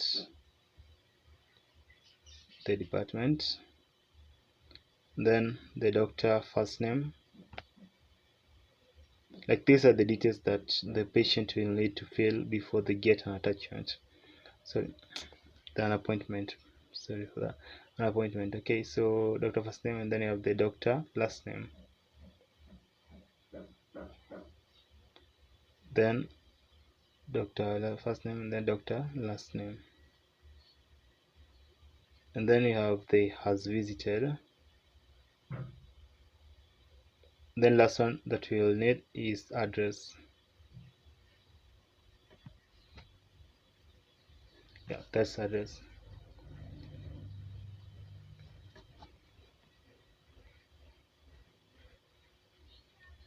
But we won't need password. Remove password like that. Also role, we won't need it. Okay, and you're saying like it's equal to request.body. Also here we need to include some conditional statement so as to be able to allow the user to include all those details that we have told him or her to include so as to be able to book for an appointment. So we have copied and pasted it inside the if else. So we are going to use the exclamation mark to say if not. If not, that means just that if maybe that has not been accomplished, that part. So we're going to say if not, and that is if not, if last name, if not first name, and then if not last name, if not email, then if not phone, then come there, that is if not gender, then you have if not DOB, that's the date of birth, then you have like if not NIC, then remove that, if not appointment date,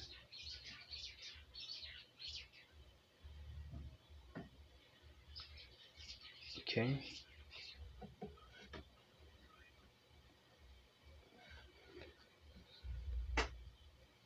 So here if not department,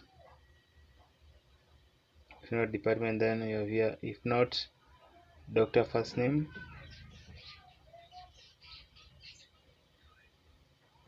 if not doctor first name,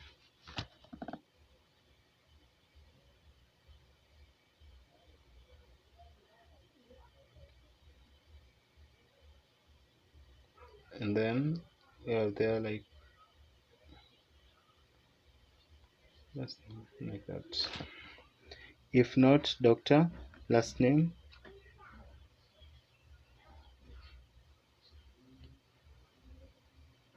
if not has visited, then you have if not address, like that. So that means if any of those things have not been met, then we won't allow the user to send data or to send information. So we need to return something if maybe any of those have not been accomplished.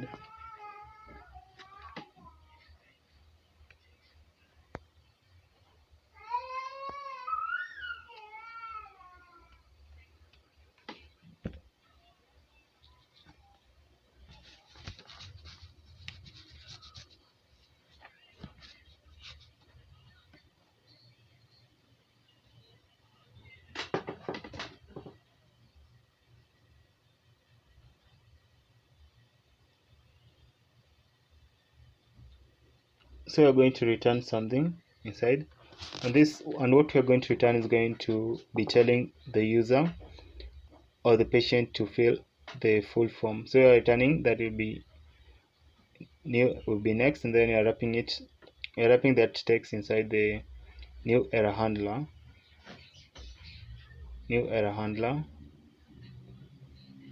Then now the text is going to be please fill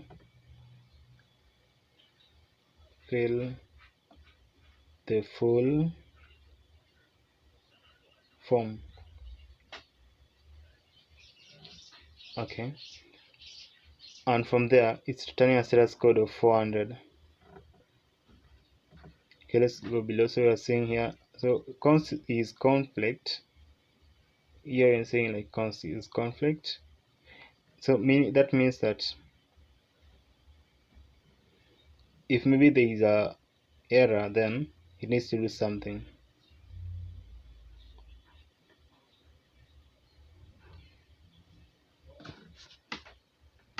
So let's first of all move to the router, and we're going to create that is an appointment router.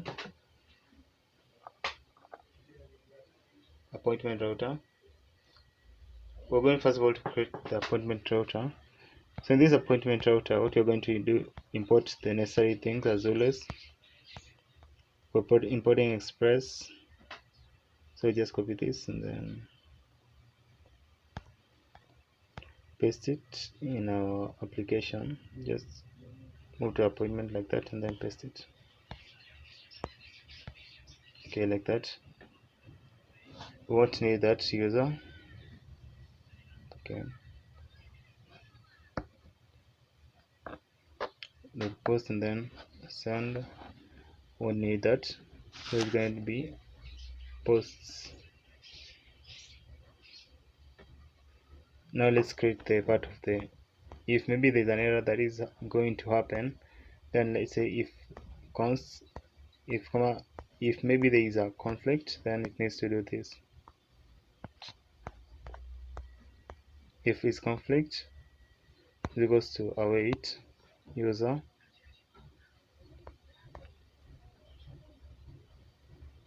dot find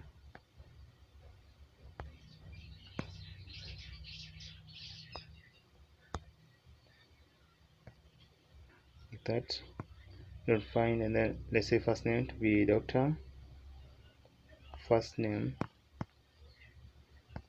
doctor first name, and then the last name, let's say doctor first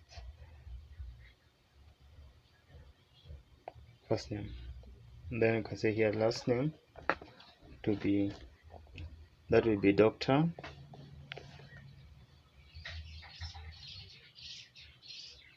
doctor last name, and the role is going to be doctor, and then you're going to say the department, so the doctor department to be department.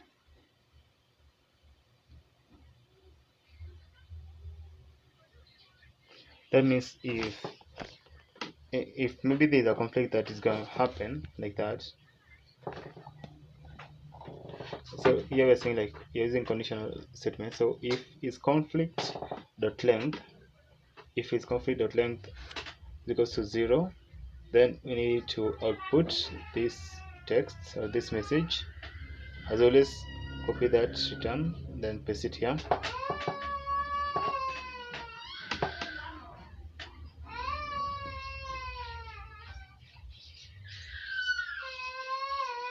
Okay, now change the text inside it. So we're going to say doctor, let's say change that text. So we're going to say doctor maybe is not found.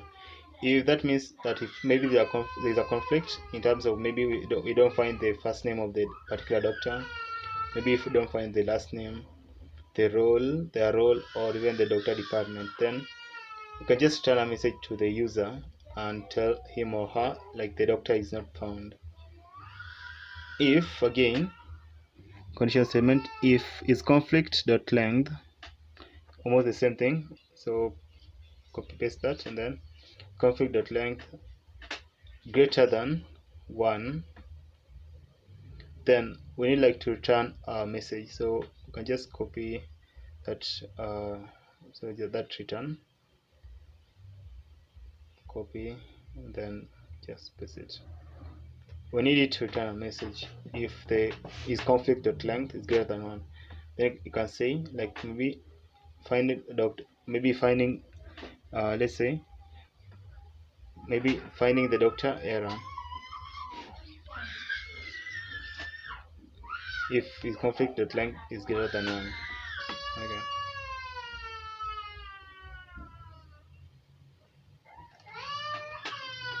So the text inside is going to be, let's say like doctor error, or maybe like finding doctor error.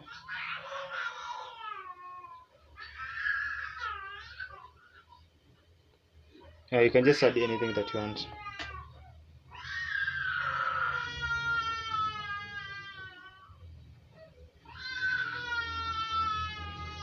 So here you can come and say const doctor ID. So we're going to say like const doctor ID,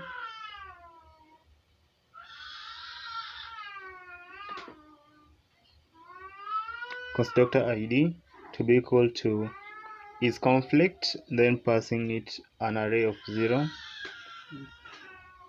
That means the first one, then dot ID, and then const patient ID, const patient ID to be equal to that, so that we're sending it to request dot user dot underscore ID. Then const appointment is going to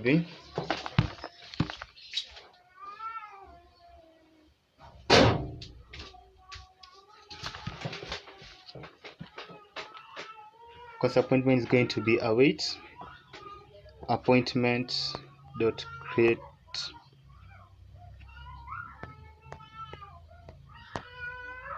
appointment dot create. Then you're passing all those parameters that you are using.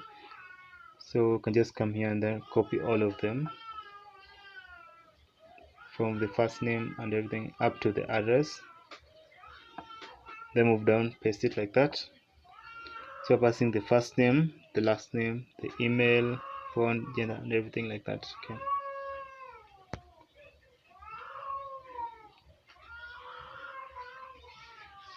But also you can add some things that you don't have. Okay.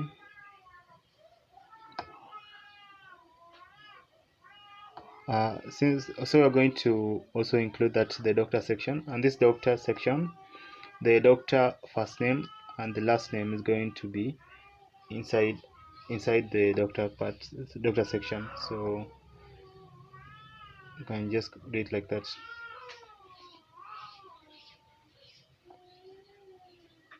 Also we need to add some other things like maybe the doctor ID and also the patient ID.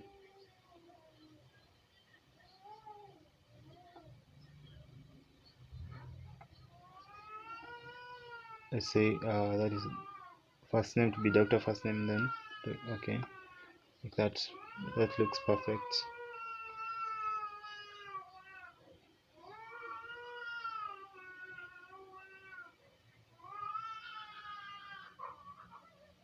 Okay, so let's just add the necessary IDs for both of them. So that's the doctor ID, and the next one you have said is going to be the patient ID. Nice.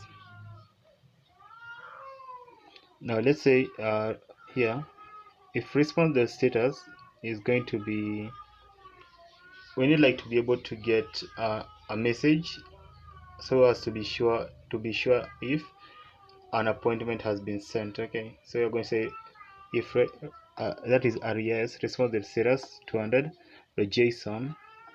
So it's going to be success. If success is going to be true, success to be true,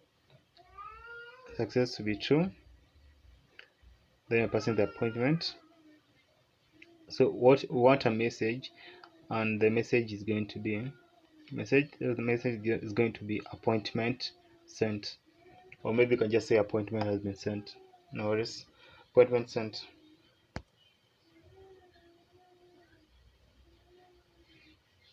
Okay,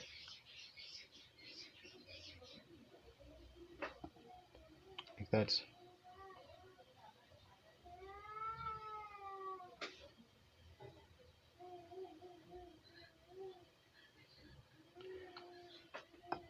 Also I want us to include this function which is called get all appointments. It is almost the same as getting all.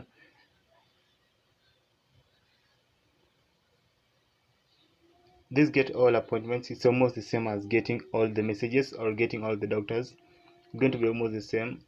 It's going to have almost the same structure. Okay, so you can just include this the comments on this function post appointment. So you can just say anything like that's the logic of posting appointment, something like that, appointment or booking an appointment. So you can just add any comments that you want so that you can be able to know what the particular function is doing when you do a reference on it, maybe in the near future. So we're creating here another function called get all appointments. So that's the comments for it, or you can just put any comments that you want. It gets all the available appointments. Okay, so we are creating the function called get all appointments. So it's still a cache async error function. So cache async error function. So we're passing there the async. Then we're going to say request, and then response, then passing next.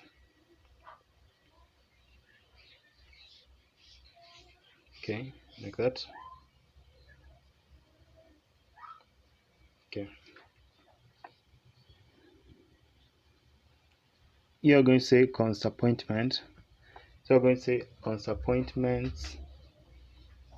Const appointment is going to be await appointment dot find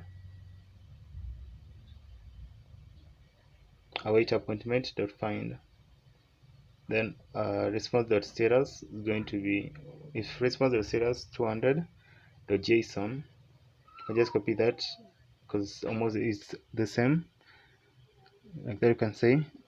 Okay, but you can change the part for the message part. You can just remove this message section there.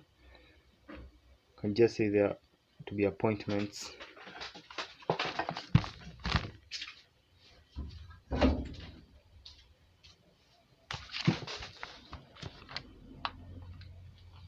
Okay, like that. So also you need to export it. So it's going to be export const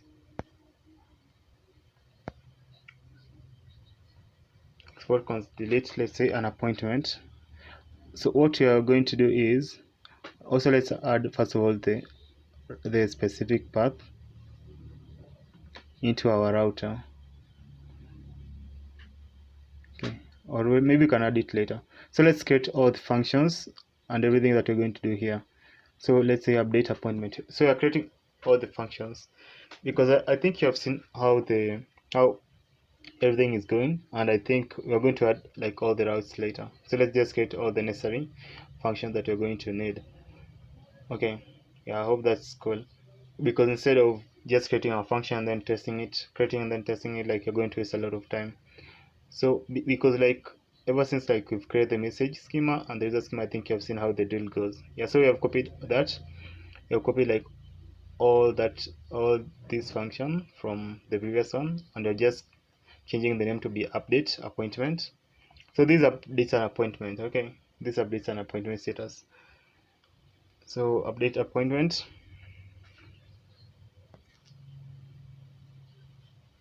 Still a cache async error. Okay, so you're going to say here const id. You're passing the id const. So let's just move that. Okay, so we're going to say here to be const id to be request dot params. So again, you're going to use here, we're going to say here let appointment to be equal to, or not to be equal to, like we're assigning appointment to be await appointment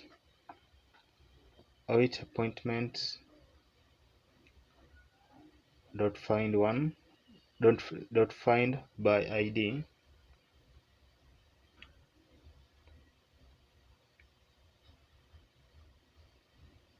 appointment dot find by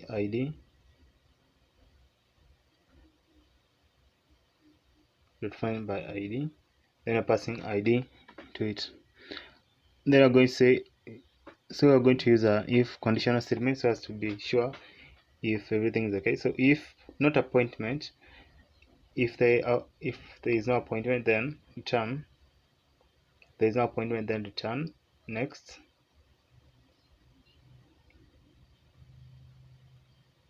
So there's an issue here. So let's see.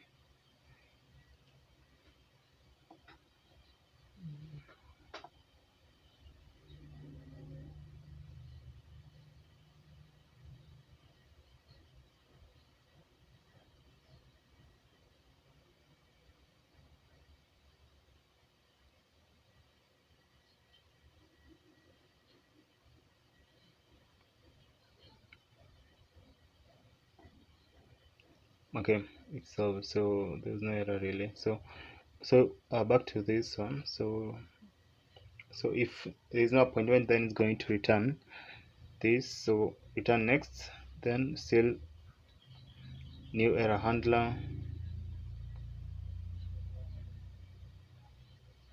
So it needs to return this message, which is, let's say, that it means if there is no appointment, then it needs to return this message: appointment is not found. If there is no appointment, then it needs to tell the person like appointment is not found. And it needs to also show a status code of, that will be 404, status code 404. Now below that, what we're going to say appointment is going to be equal to appointment to be await appointment. Let's see first here. Appointment to be await appointment.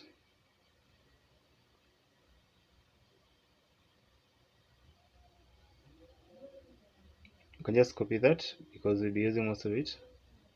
So yeah, await appointment find by one. So we're going to change to be find by ID and update.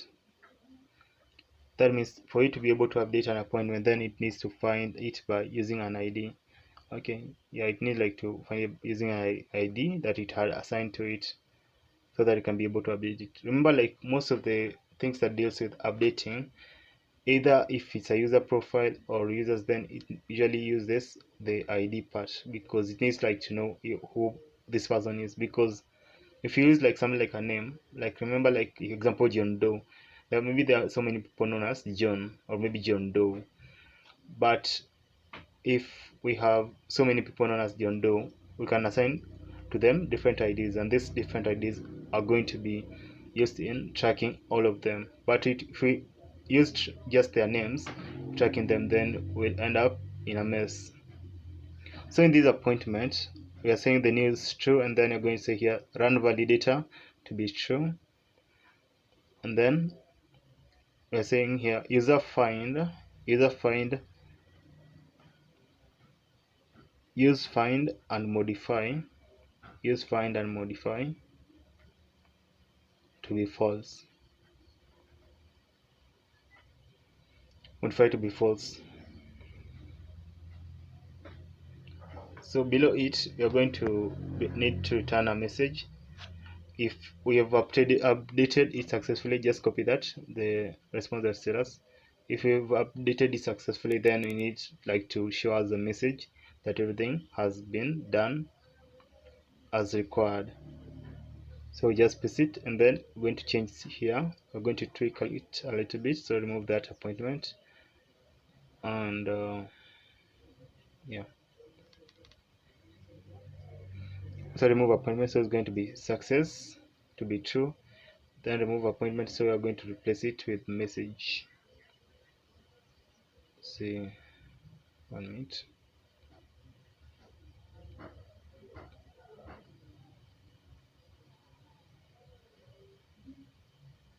Okay,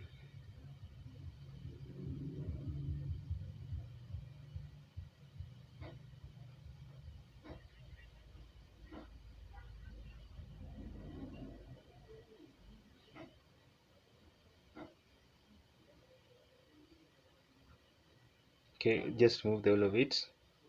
Then I'm going to say here message is going to be true. Message is going to be appointment status is updated, meaning that if you'll be successful in updating the message, the appointment, then it will give you this message if you be successful in doing so. Now I think after we have done that, everything is okay. I think I'll create the last function. Yeah, I think I did, but let's see. I'll create the last function, which is going to be for updating or for deleting an appointment. We want it to be able to for the admin to be able to delete an appointment after they have created it, like after it has been created. Okay, because I think the ability to delete an appointment also just removes a burden from the server. Okay, so I've created a function which is known as the delete appointment. Still, it's a cache async error function, and almost the same, like the same things that we'll be doing from start. So inside this function, let's change that first. Inside this function, what we're going to do is you're going first of all to do almost the same thing. You're going to say like we're going to say here const id to be request.param. So it needs to find the particular appointment that you need to delete, and that particular appointment that you are going to delete needs to have like a particular id that identifies it. Okay, yeah, in updating and deleting these appointments, then we're going to need them to have a particular id that you can be able to identify them. Also make sure that when you're creating function, it's outside another function. Okay, yeah, so make sure like when you're creating a function, it's outside another function, and it should not be inside another function, because I realized that right now I had created a function inside another one, so it was bringing a lot of errors. So I think everything now is okay. So const id, and then you can say here like const appointment. That's going to be const appointment is going to be const appointment is await. So await appointment dot find by id dot find by id, and then you're passing the id, then using the conditional statement if let's say here, can copy this if statement, just copy this one. Okay, it seems they're having some errors.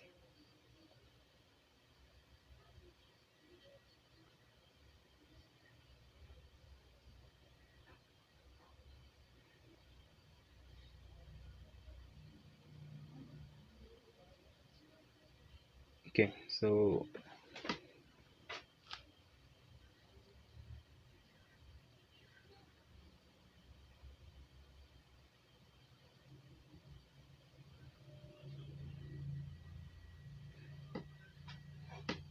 if there is no appointment, then it needs to return this message. Return is going to be almost the same thing that we'll be doing. So return next, then new error handler, new error handler,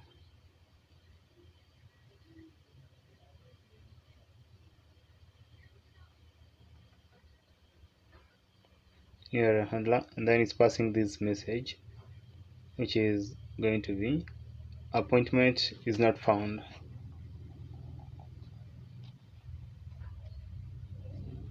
Appointment is not found, and it's going to return an error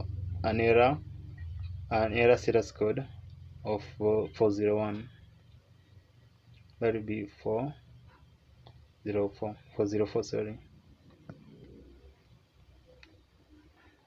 Then I'm going to say await appointment dot delete one, await appointment dot delete one,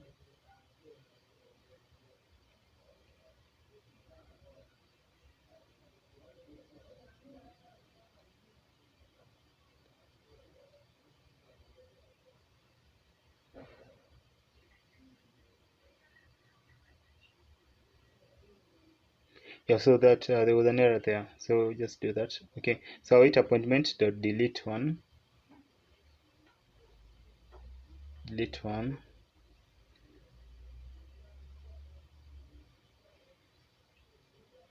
and then that will be the response dot status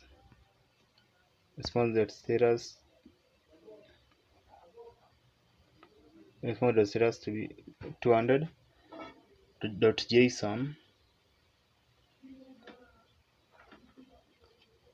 So we are going to receive this. So if success is equals success to be true, if you'll be able to delete the particular appointment, then success is true. So you are going to get this message, which is going to be appointment deleted. That means if you'll be able to delete the particular. So yeah, so we are through with everything that we need to include in our appointment controller. So let's move to the appointment router and add all the necessary routes inside the appointment router. So inside, so let's add the update appointment. So we need like to import all of them, all those functions.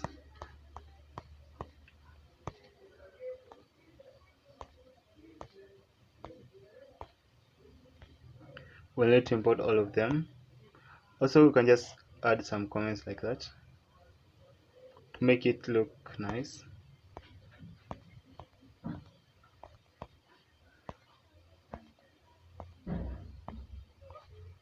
Okay.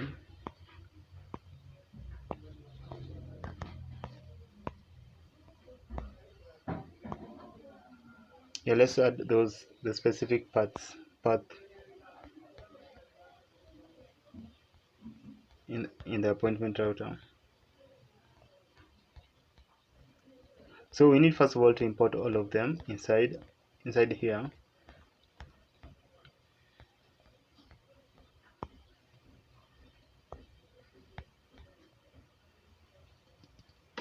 So let's import, and they are coming from, that is controller, then slash appointment controller.js. Also, what we are importing is, let's start first. The first one with the delete appointment, then you get all appointments, then you have the post appointment,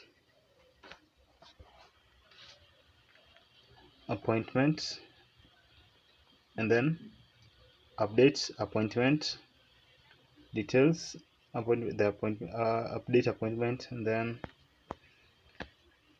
you have the last one, which is update appointment, and they're all coming from, that is the controller slash appointment controller.js.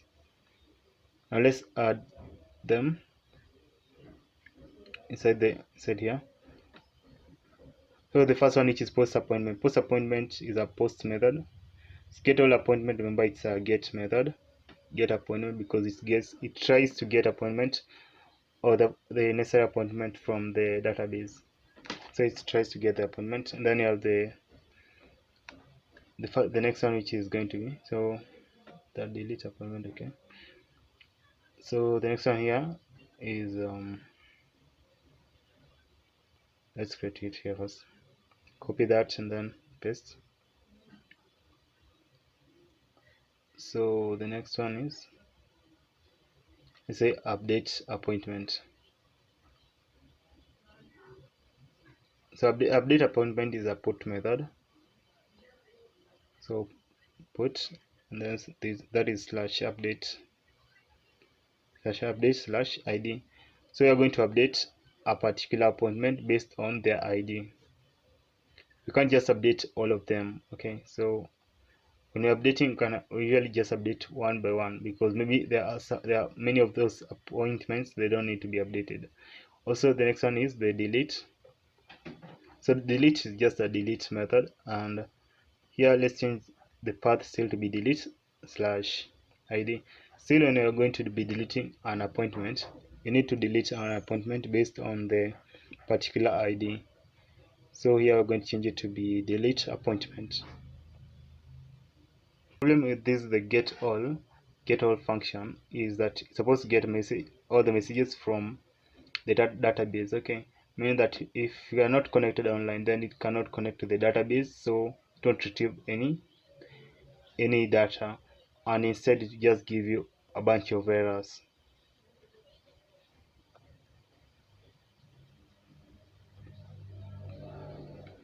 So let's try to do it, but you're going to get errors obviously.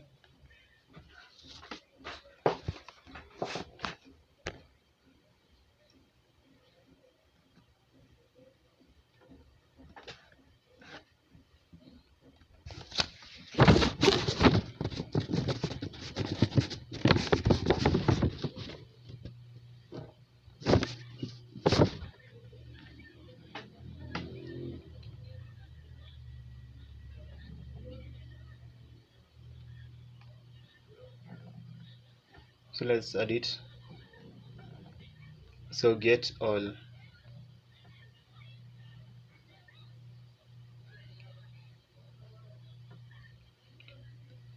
Please change that. So it's supposed to be a get, not a post. So change it to get. Okay.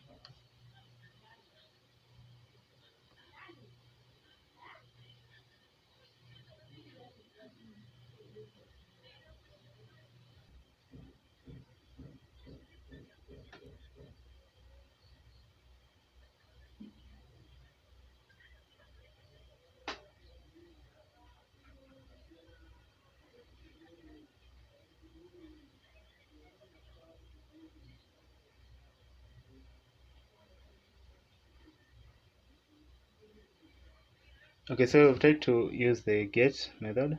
Let's try send it by saying like you cannot get. So let's see.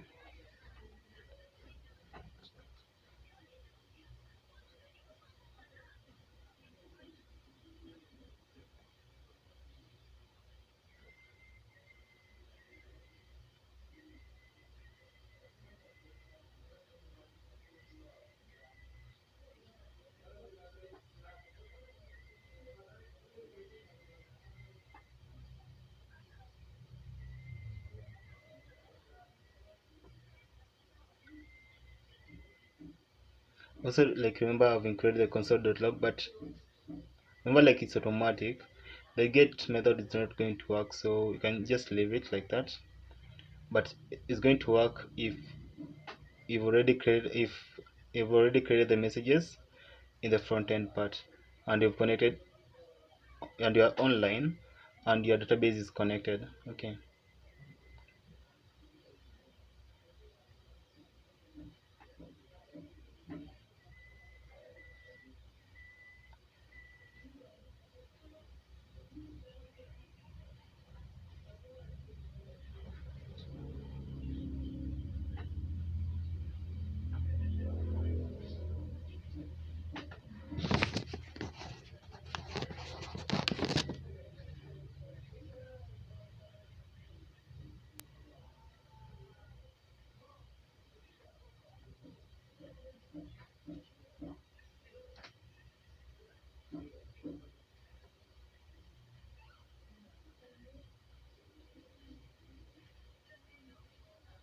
You can also add, you can come to the app.js and also add the appointment section. That is the app.use in the, that is the, and it's going to be appointment there. And also you can import it into the app.js so that you can be able to test if the appointment section or if the appointment paths or routes are working perfectly. So just paste it like that, and paste it.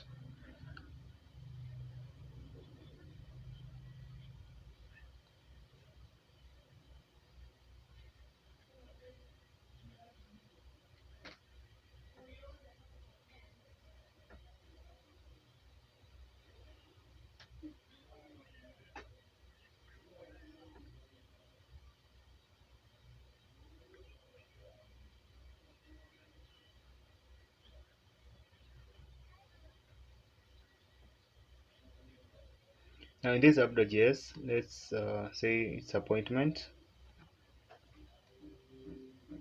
and then appointment router, then change the name to be there, appointment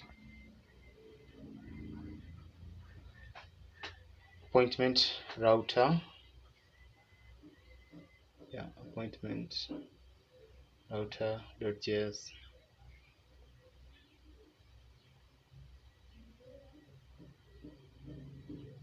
Okay, remember, like, also, like, after creating a new router, like, you need to, after you create a new router, like, you need also to, like, have included it into the app.js so that it can be able to function perfectly. Because in this app.js now we have for the users, we have for the appointment, and we also have for the messages. Okay, for those three. So let's come and try to test our appointment if it works, if in that appointment section it works perfectly.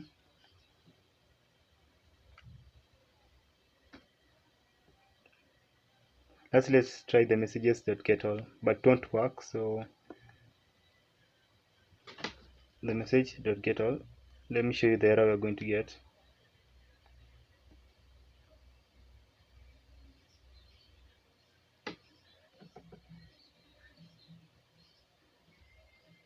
Let's first wait for the server to finish, and you can try to do it.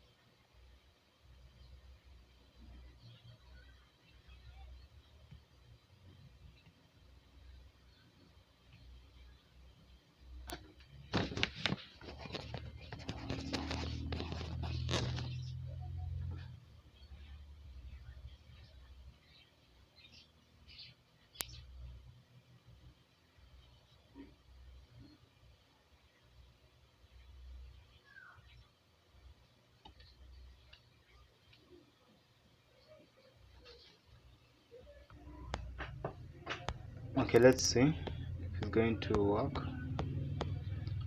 But obviously, as I've told you, like, the get method is not going to work right now because we are not online. So look at the error that we're getting. So they're saying that let's look at in our console, in our CMD, the request body is undefined. I don't know if you can see that. The request body is undefined.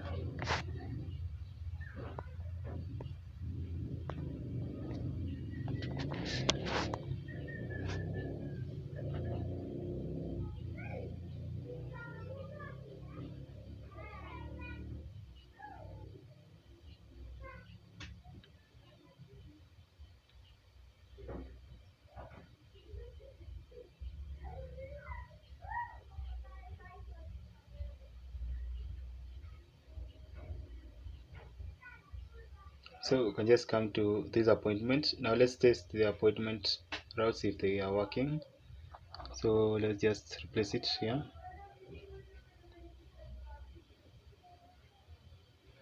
Just replace it and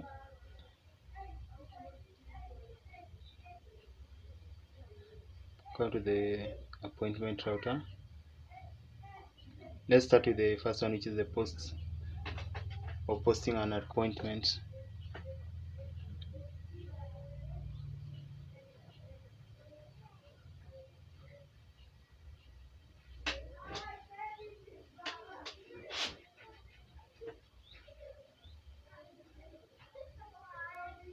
So in post, we are going to create a request.body, and we're going to use all these parameters that we need, that we have included in our function, and we're going to console log it, so that if it's going to be console log into our CMD or into the terminal, then we're going to be sure that it works as we intend it to work. So I'm going to include console.log in everything that is in the appointment, so that when I'm going to try to see if it's going to be console log into the CMD, and I'll be sure that it works perfectly. I can just save all of it.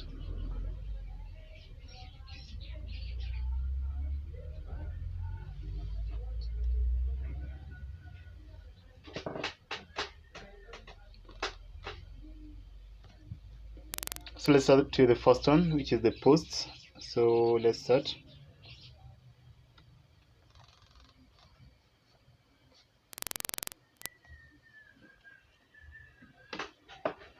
So come to the postman and then change that from get all to post. So let's move to the row part. In the body, let's move to row, and we're going to include everything, all the parameters that we had included earlier into our schema. So, and remember, it's a post method, so make sure to change it appropriately.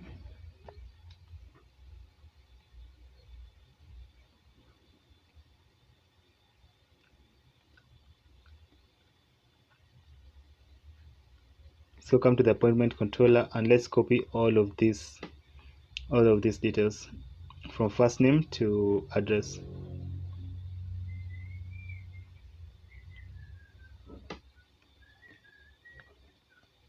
Yes, and then paste it like that. Let's paste it all. And now let's try to arrange it into a format into the JSON format, into an appropriate format.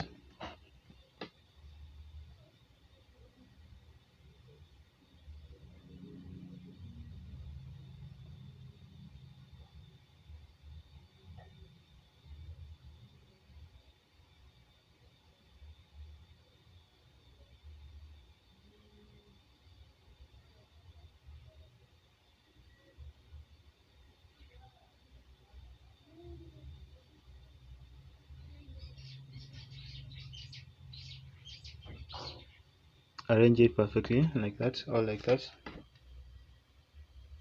Okay.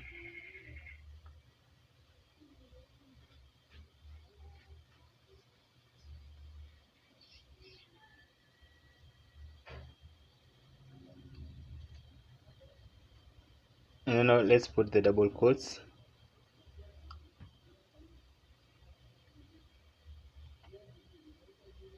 So the first name, we can just choose any name that we want.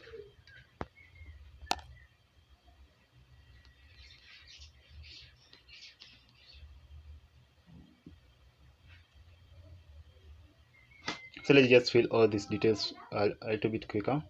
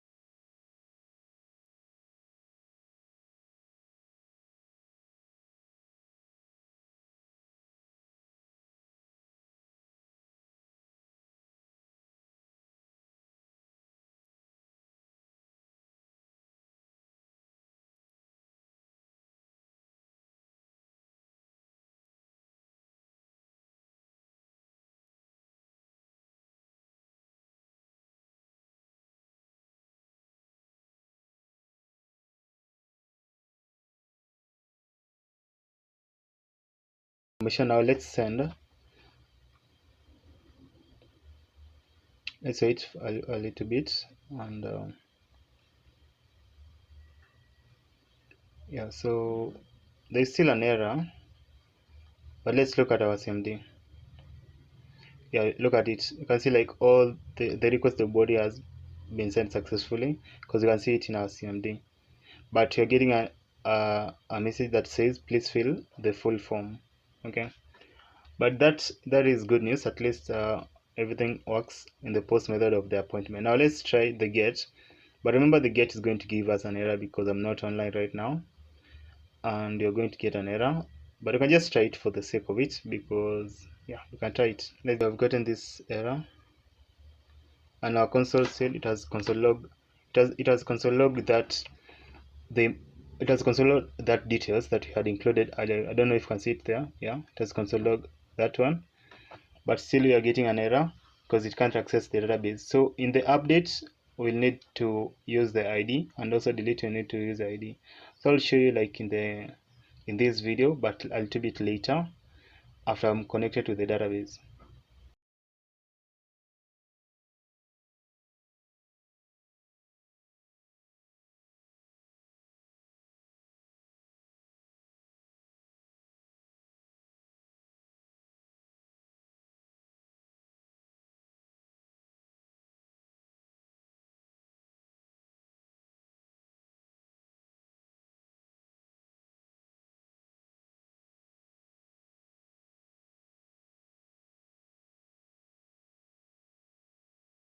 What we'll try to do is you're going to try to include, that is the first name, the last name, and the email. We're going to try to connect it with our front end, with our backend, sorry. So here they are. So we're going to create a function, and what you're going to do is you're going to create a function that's below this, the last use state, and you're going to call the function to be handle message function. So let's just come below the use state and create the function that is called handle message. And remember, this is an async function, and this function is the one that's going to help us in connecting the backend with the front end. So what you can do is, let's see this. So I've made some changes in the previous code. I've added like this part, which is the style to be black, which means that all the text that you're going to include into those inputs, they're going to have a black text, because as previously the text was white. So I made those changes. So inside this function, you're going to say you'll be e.prevent default, and it's going to include the try cache the try cache method. So remember, the function of the try cache is just to be able to handle any errors that might occur. So remember also, like, to have included or to have installed access into your application, and this is a post application, because what you're trying to do is you're trying to post those details, which is the first name, last name, email, phone, message. You're trying to post them. Okay, so let's come to our backend. I want us to get the specific route that you're going to include into this message form. So let's come to the not controllers, into the App.js.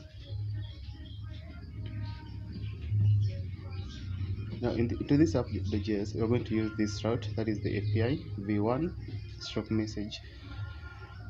So but remember, like, our server is running on port that is 4000. If you come to the config.env, you're going to see that the port is running on port 4000.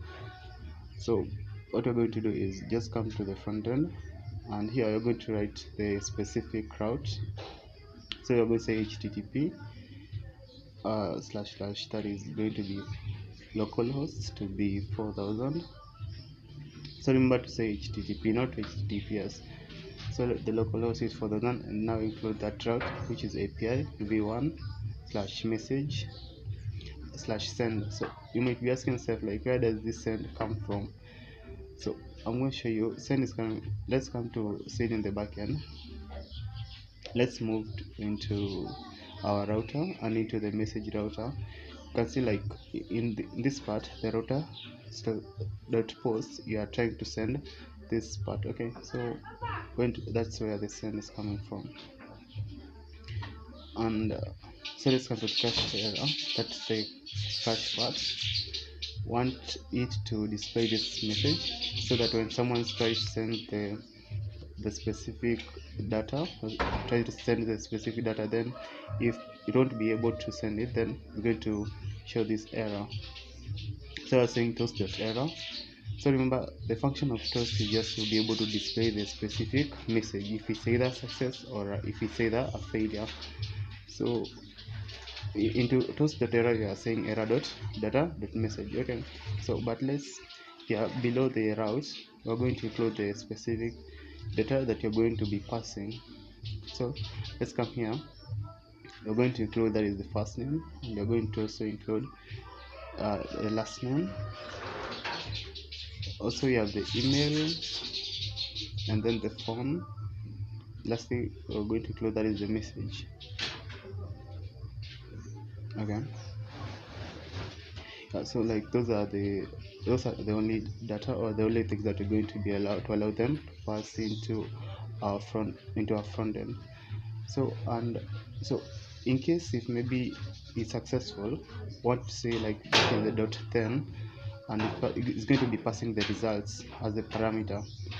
So in case if it's successful, then it needs to display this message onto the front end part, so that the user can know if he or she has been able to send a specific message. So you're saying toast.success dot, okay, we're passing the results.data.message. Okay, so you can see like that it's almost the same as the one for the cache, but the one for the cache you're passing now the error, but this one you're passing now the success message. So we're saying here, set the first name to be equal to nothing in between. Then you're setting here again, you're setting the last name to be nothing. So we're just putting like, we're passing no data inside. Then I'll set the email to be the same like that, and then again set the phone. Okay, also now let's do the last one for the message.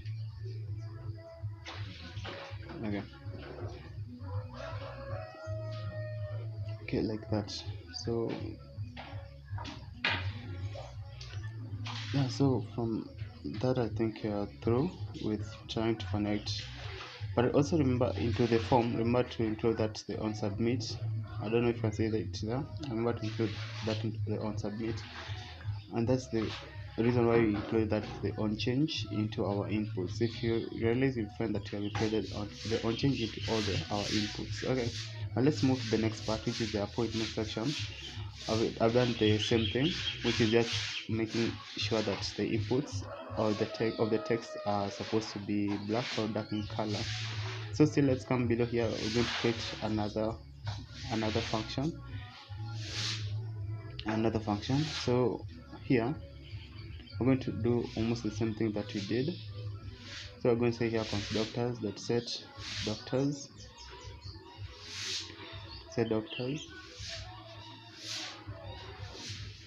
to be, that's going to be use state, use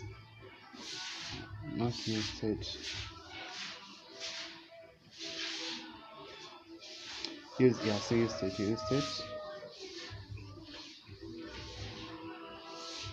and then you're passing an empty array.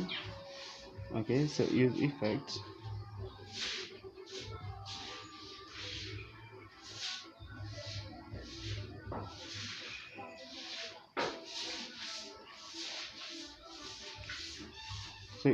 and then you're saying here to be able to fetch the specific doctors. So we're going to fetch here the specific doctors to be so we're going to say here an async function. So async,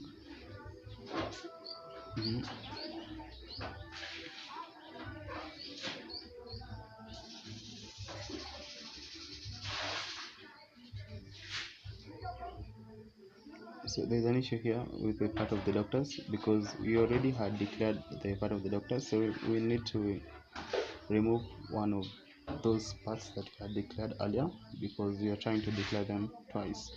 So let's just let's comment this part. So let's see this. I'm going to say here cons. That's going to be cons data.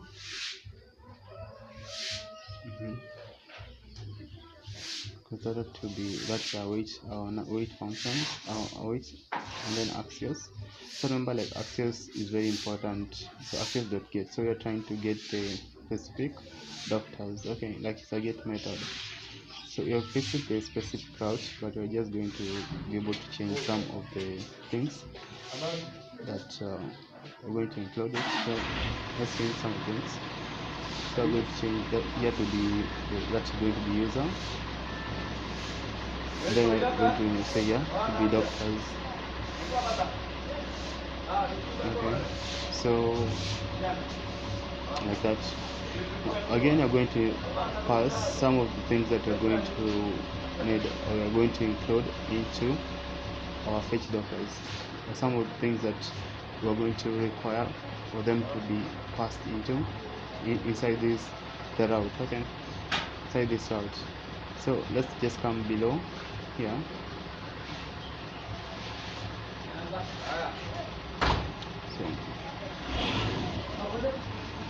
So we are saying like set doctors to be data dot, that's going to be doctors.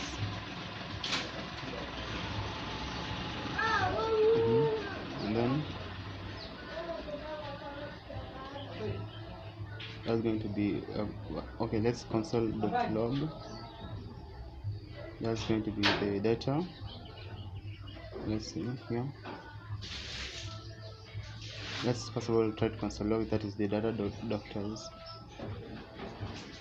We're going to try to console log them. So okay, yeah, you can just copy it and paste it like that.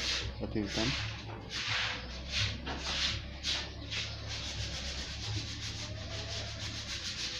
Now here I want us to be able to, so we're saying here fetch doctors, and then we're going to be passing.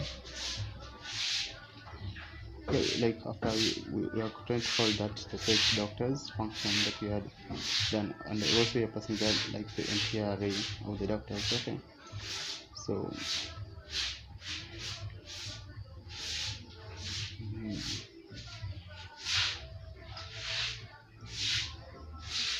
so also you can just include some random statements, because remember, like including statements is proper, or is a good way, because like when you are going to be looking at your code in future, at least you'll be able to know like what your code was doing, so that you won't be having trouble while going through your codes. Okay, now let's create here another function which is called the handle appointment function.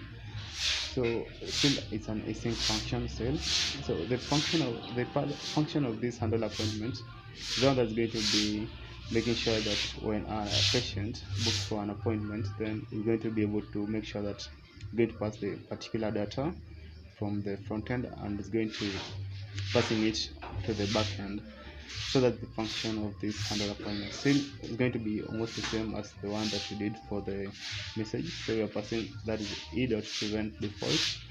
So and still embase we're going to include the try cache, because we are trying to prevent the server or from the application from misbehaving. So we're going to use the try cache.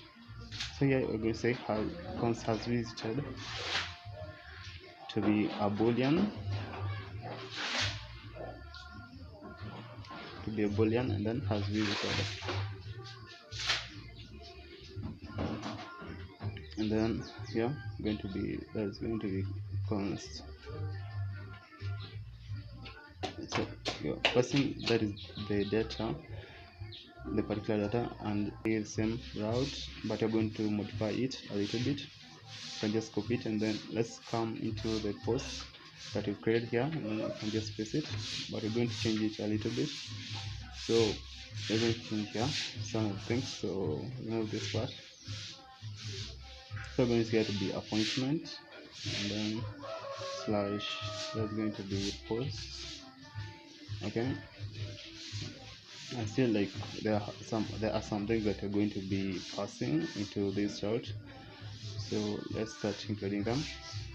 But instead of putting them one by one, you can just try and test them. So let's come to the backend and let's copy some of the things that are going to be passing. Okay, it's not in schema. Let's come to the controller.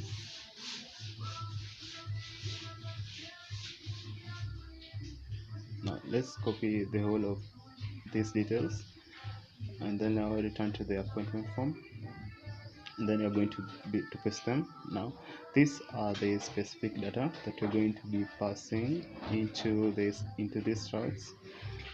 So yeah, so those are the data, like the first name and everything. Yeah, so let's include NIC and DOB. Let's remove. Well, I've included them, so we are removing them. So yeah, so these are all the data that we are going to be passing. But also you can try to modify or change some of them. Like example, this appointment date, it also has the, let's say, appointment date to be appointment date. You can just modify some of them. Appointment date to be appointment date. Then this department, not department, that is supposed to be the doctor first name. We'll say here to be doctor's first name. You can just copy that and then paste it like that. And change this doctor first name. Also, let's do the same for the doctor last name. Just copy it and then you can just paste it like that. Okay,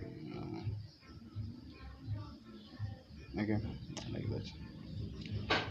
Okay, so this has visited. Also, you can try to modify it. You can still copy it and paste it. Like it's almost the same, and then you can just paste it. But also, I think you can add the bool as visitable. Okay, I think you can do it like that.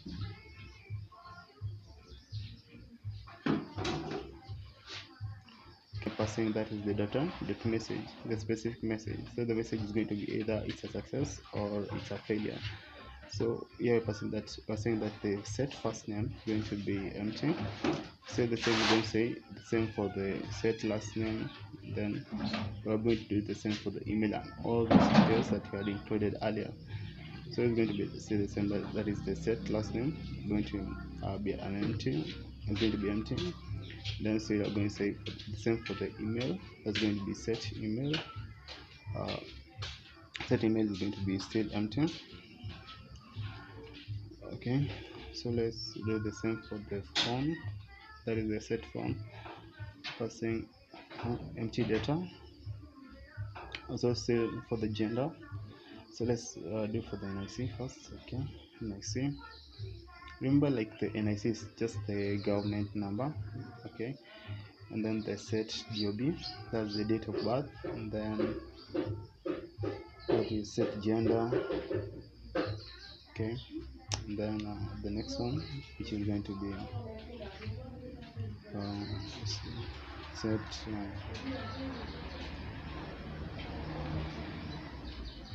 okay, let's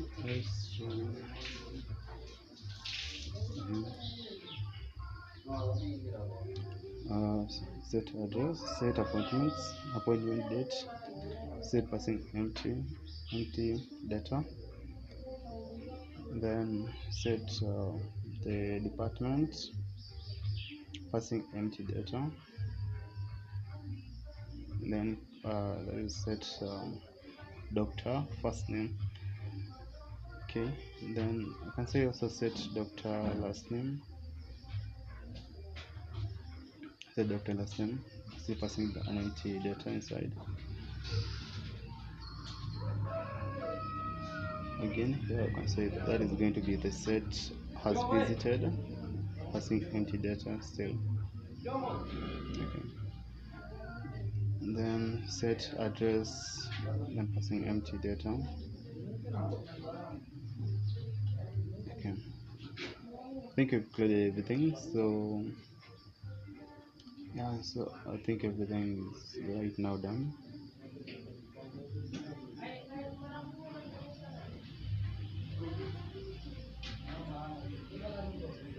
And let's come to the cache part, because remember, like, if maybe an error occurs, then we need to be able to show the particular error that has occurred, and it needs to show it on the front end part. So it's going to be, that is the toast.error. Then now we need to pass the specific error, which is going to be error. This is going to be, that is error dot response dot data dot message.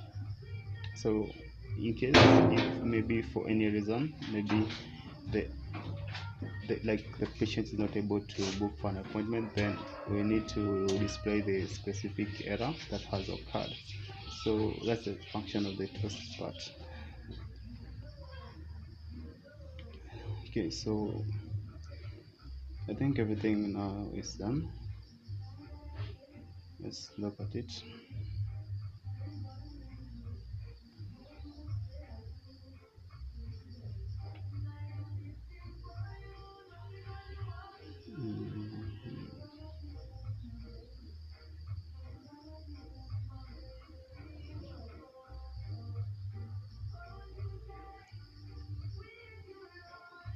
Okay, so you're going to change the has visited, because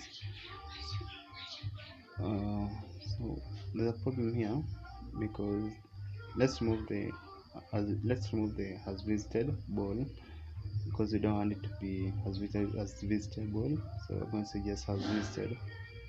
Let's remove the B-double-O-L. So let's remove the ball. So it's just going to be has visited. Yeah. So let's go to the add new doctor. Like, we need to be able to connect still our, that's the doctor section, the add new doctor with our backend. We're going to do still the same thing. Here we had created the function in the first part, which is the function name, which is the handle add new admin. So we're just doing the same things again and again. I don't know if you have noticed. So yeah, so still the same. Try cache. So you're creating a const. So const form data. Const form data to be new form data. Okay.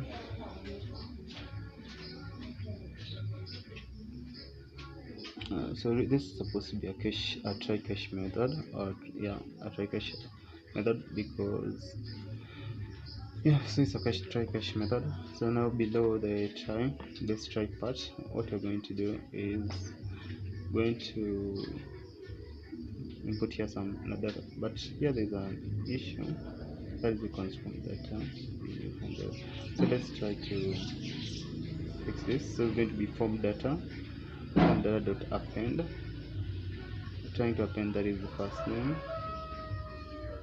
Dot append the first name, and then the first name to your first name, and then form data dot append. Still, you can just copy it, and you're going to paste it a couple of times. So just paste it once, 2, 3, okay, 4, 5, okay. And we're going to try to change all of them. So the first name, we can change it to be, the second one to be last name. Okay, so we're going to be still last name. Then the next one is going to be, let's remove this first. Let's remove just the all of it from first name. We're going to say here to be, let's say, email. Okay, and then now let's remove the next one, next part. So you're going to say it's going to be form, and now this next one is going to be, that's going to be password. Okay, this next one, let's say NIC. Then this is going to be, that's going to be the DOB.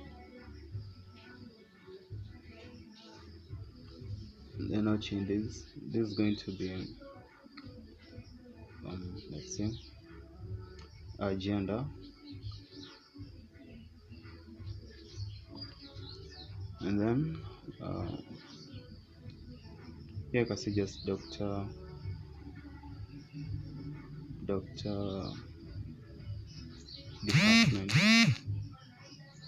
doctor department.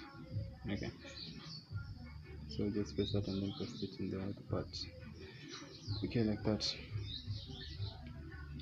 And then you can just copy this so that you can include the last data. You can just paste it like that.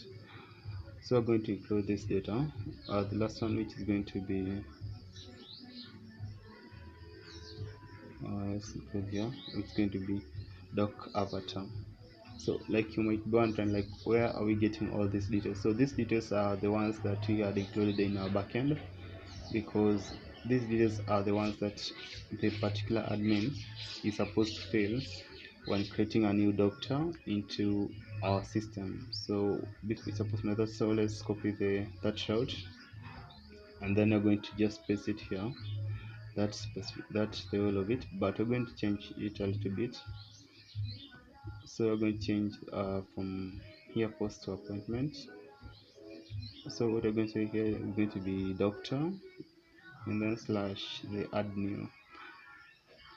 So remember, it's a post method, so don't forget that. And also make sure that you have included, that you have installed Axios into your application. So there was an issue here, you can just do that. Okay, make sure like Axios is still installed into your application, because if Axios has not been installed, then it won't work. It will just give you like a bunch of errors. So yeah, you'll see the passing the form data, and what you're going to do here is, let's try to fix this like that.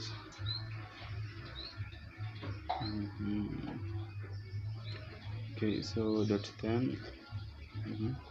So what you want is this .10. What it does is, if in case everything goes perfectly, then this toast needs to show us, or to tell us that the message or the doctor has been created successfully.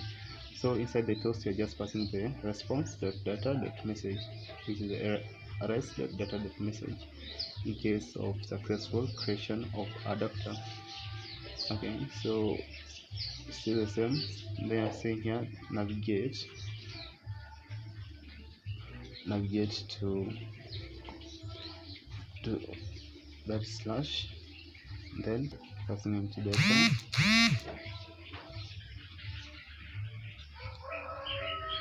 Okay, so I was making a mistake. So remember, it's not supposed to be just a comma, it's supposed to be a semicolon. You can change that even into the appointment section, because in this appointment, like I had included the comma, so it's supposed to be a semicolon instead of the commas. So like you can just change that. It was just a typo. Yeah, so just change that and make sure like you've corrected it. Okay, so let's return. Okay, so next one is, let's set dob. So passing the same, that is an empty data inside, and then set the gender, passing empty data inside, and then set password, doing the same thing. Okay. Yeah, so I think it's done. So let's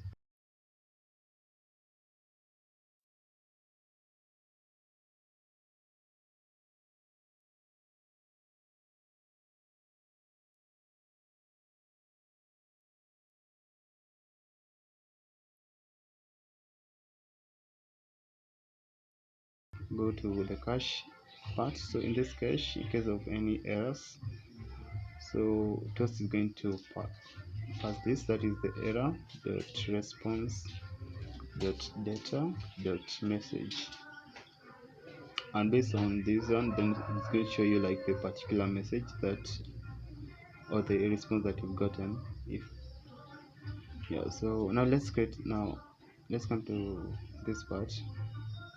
This new in this add new admin, we're going to do almost the same thing that we've done into the add new doctor, and also into our into also those other parts, that's the message and the appointment part. Still connecting the front end and the back end still. So let's do the same drill.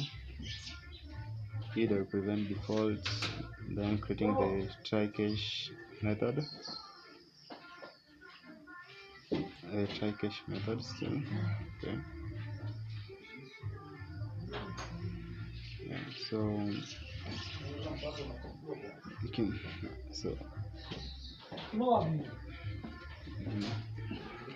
into this try part, we are going to say that is the await access dot posts, because it's still trying to post or creating a new admin. So the posts now we're going to paste the same route. I just copy all of this and then move to the add new admin. Now paste that route into it, but let's change it a little bit. Change the appointment and then /post. Here we're going to say user /admin, because remember, like in the application, we have three kinds of users. Like we have the admin, we have the patient, and the doctor. So we have three kinds of users. Even if you look at our backend, it includes like three kinds of users. Okay, so still you're passing here below the route, you're passing the specific parameters of the specific things that are going to need them to be passed into the add new admin section. So that's the first name, last, email, phone, NICDOB, gender, and also the password. Now into this cache part, in case of any error in creating a new admin, then the front end is going to show us, is going to display this message. And you're passing here error response.data.message. Okay, so I don't know, like up to now, I think you've realized that you've been doing almost the same thing again and again in trying to connect, that is the dashboard, the backend, the backend and the front end. Like you've been doing almost the same things again and again, because these things are almost the same. Yeah, so you can do that. So below, now here we're going to say .10. So because in case of successful creation of a new admin, then still we need also to be able to get a message, so as to show us if the message has been sent successfully. So we're going to be toast.success, still passing the response.data.message. Again, adding like that, and then you're going to say so you can just copy all of these details that you had included into the add new doctor, and we're going to paste them into the add new admin section. We're going to change some of them and add some. So let's look at it. Yeah, so everything is okay.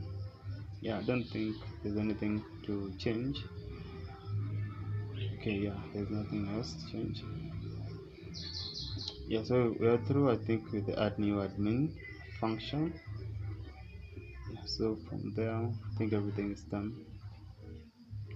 Let's now move to the dashboard. Remember, like the dashboard is now like is the home, or like the home page of the dashboard is the one that shows you, is the one that you navigate to, the first one when you move to the dashboard. Okay, so here we are going to we're going first of all to create a function, and this function is going to try to display all the specific useful data into our dashboard part. Okay, so you're saying here below this const dashboard, so we are creating another const which passes the appointments and then sets appointments into an array to be into a state, which is use state, and then passing an empty array into it. So what you're going to do here again, we say like which is going to be the use effect, That's going to be use effect, and then here inside the use effect we're going to create another constant which is called the const fetch appointment. So the function of this fetch appointment is after the patient has booked for an appointment, then it needs to fetch it from our backend and to be able to now display it into the home page or into the home section of our dashboard. Okay, so still the same is async function, and we've created the try catch method or try catch method here, because remember, like, anything can happen. So if in case of successful like fetching of the appointments, then it needs to display a specific data. And also if in case like maybe if it fails to fetch the details of the appointments, then also it needs to give us a message so that we can know like if maybe an error or maybe if there is an issue in fetching those data. So what you can do here, if you've copied that the specific route and we are pasting it into our dashboard but you can just change it to the appointment dot get all. So remember, the get all tries to get all the appointments from the database and these are appointments that have been created successfully. So now here in the cache part, let's move.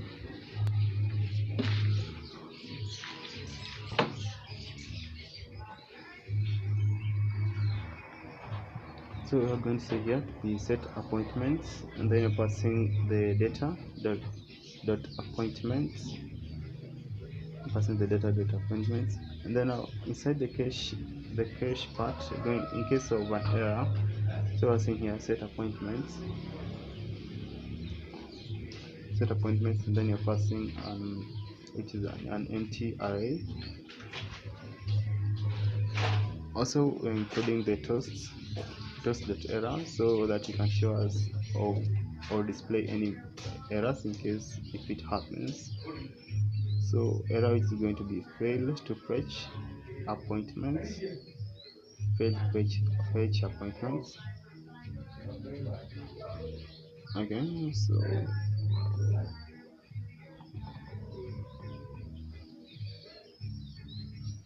now fetch appointments. Now you're trying to call the fetch appointments, the specific function that you have created. Also we're passing here like an empty array. Okay,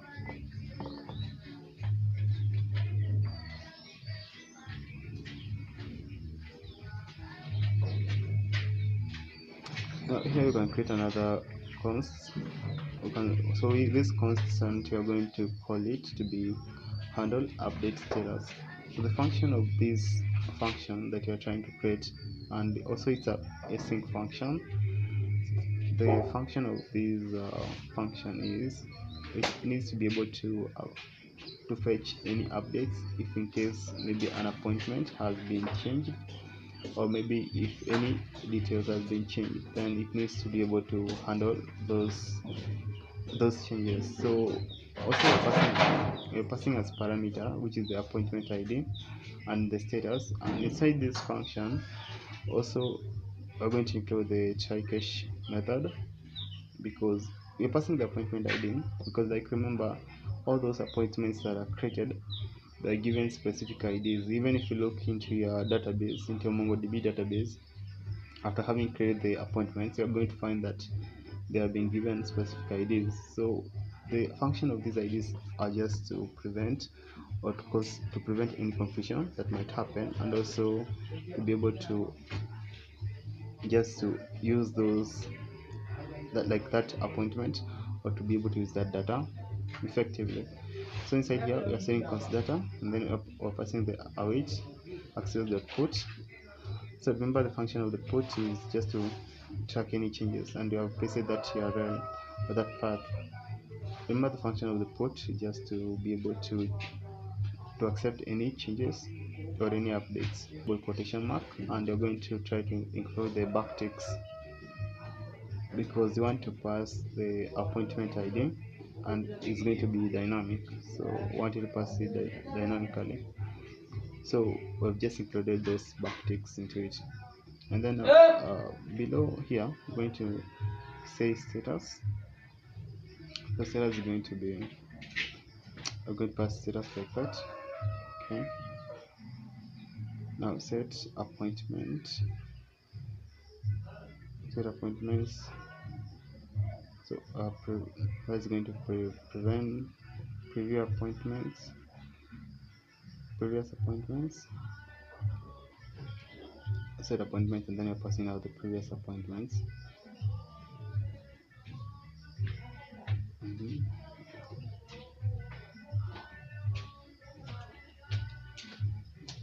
So inside this the set appointments, so saying like the previous appointments dot, you're going to try to map through it. So here we're going to pass that is the appointment. We're going to passing appointments, and what you're going to do is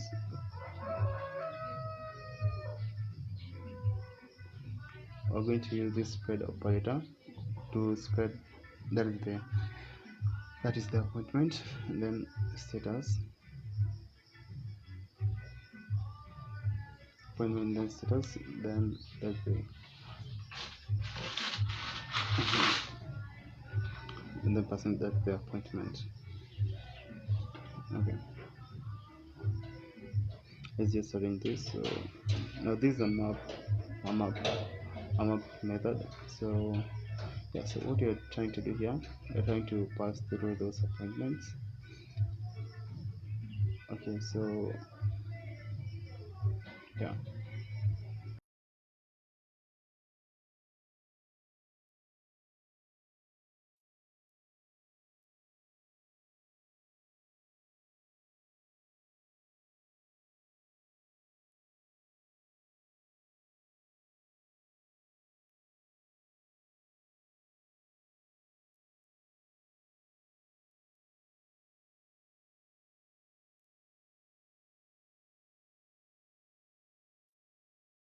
going to be appointment underscore, that's the ID, to be equal to the appointment ID. Appointments dot ID going to be equal to appointment ID. So here we're saying like we're passing the appointment, so appointment ID be equal to appointment ID. So it's going to be that the appointment, we're spreading through the appointments, and then status, else we're going to just show the appointment part. But I don't know why the appointment part is giving us an error, but it's like that. So yeah, so also you can just go through your map part or the map in JavaScript, and you can just try to go through it and try to understand it. Yeah, so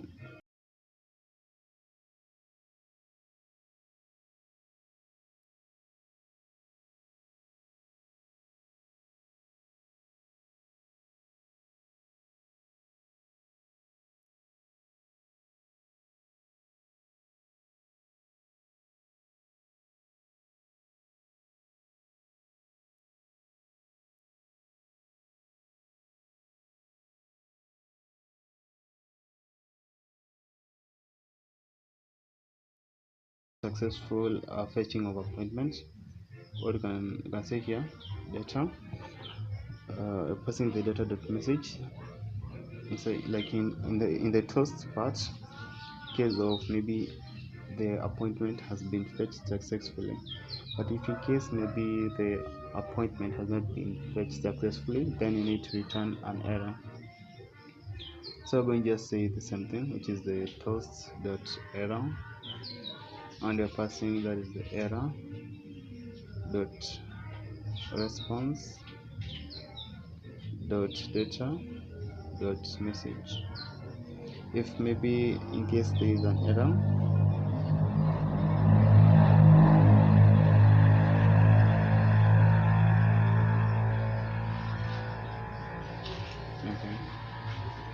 think from there, like, we are through with majority of this section. Now let's move inside this body. Now below this, that is the T head. We're going now to create that's a T body. Inside this T body, we're passing the appointments. We're saying here, so passing the appointments, and that's the appointments dot length greater than 0.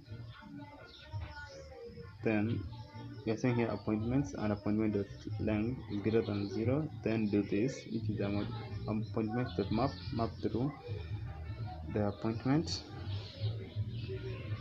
If the appointment is more than 0, then map through this appointment, map through the appointment, and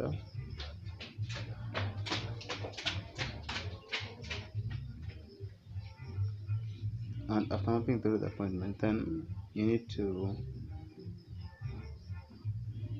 do this. So we're going to say here into the tr, so it's going to be key, or passing that the key. Tr is just the table row. So now we're passing the key to be which is going to be just the appointment.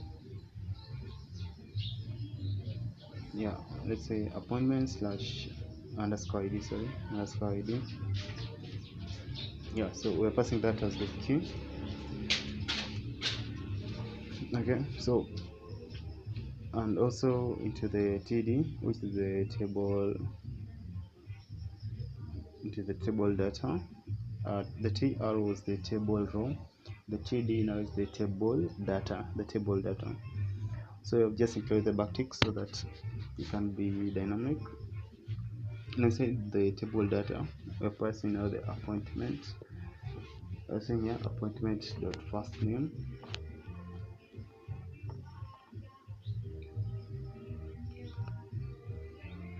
so you can just that's appointment dot first name.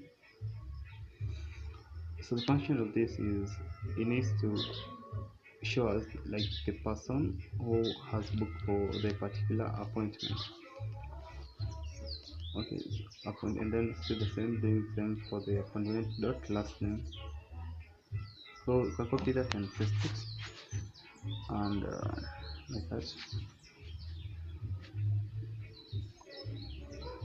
So let's see.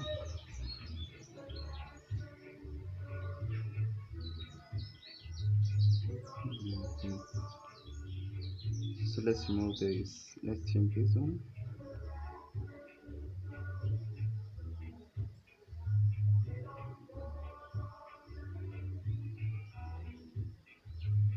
So let's say that appointment. Appointment date dot substring,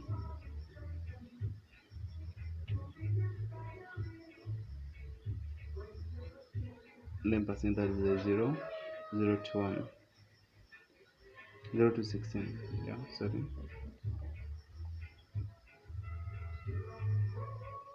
So let's change this the next one from to doctor dot first name. Okay, you can copy that and you can paste it here. So it's going to be here doctors dot last name,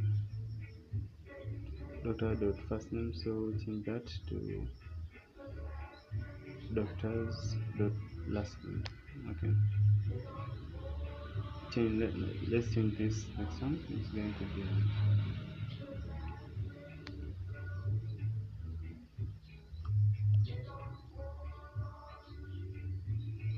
let's remove this.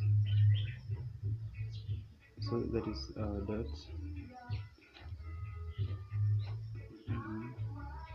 which is doctors department. So the function of what we are doing here is we want, if a patient books for an appointment, then it's going to show us the the first name of the patient and also the last name. It's going to show us the date that he or she has booked for the appointment. Also, it's going to try and show us the doctor's first name and last name of the doctor that he or she wants to visit or see, and then also the department that the doctor is. Okay, so also here we're passing that the appointment, passing the doctor's dot. Here inside we're passing the status, the appointment dot status, meaning that appointment dot status, that means in the status of an appointment has 3 states, which is by default is going to be in pending mode. So the status can be either in pending mode or can be rejected if the admin or the doctor rejects the appointment, or can be accepted. So status of the appointment is in 3 forms. So it's going to be like in either of those forms, which is, we have said, like it's going to be either in pending mode, going to be in rejected mode, or it's going to be in accepted mode. But by default it's going to be just in button. The function of this button is going to be able to allow the particular admin or doctor to choose the status of that appointment. Then it's going to have an on click, and this on click is going to be passing that the handle update status. This function handle update status is one that's going to be handling the status of the particular appointment, if either is going to be booked or not. Is one that's going to do all those logic of it, all those logic. So what you're saying here, so you're passing the appointment underscore that is underscore ID. So you're saying here to be approved.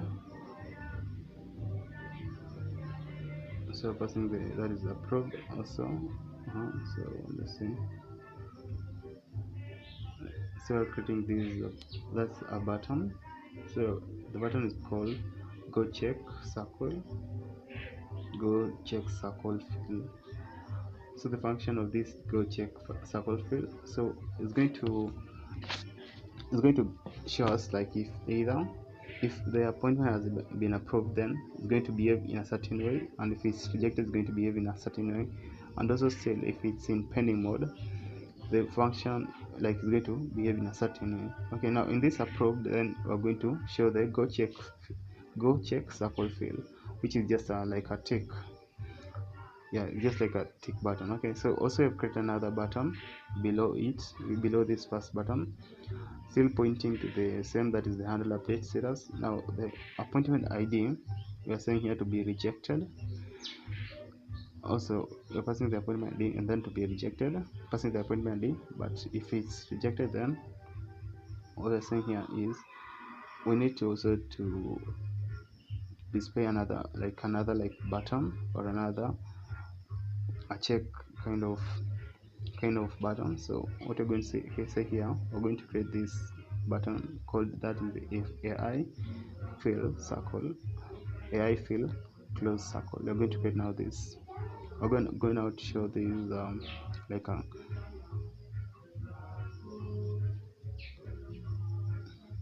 so yeah, that is the AI fill close circle. We're going to show it onto our dashboard if in case maybe it's in rejected mode. Okay, so you can just include that A into the AI fill close circle.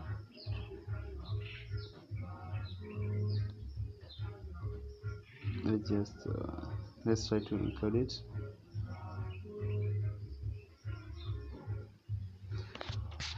So here there is an error, so let's try to change it.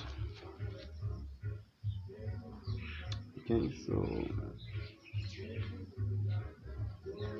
here we're going to say that is the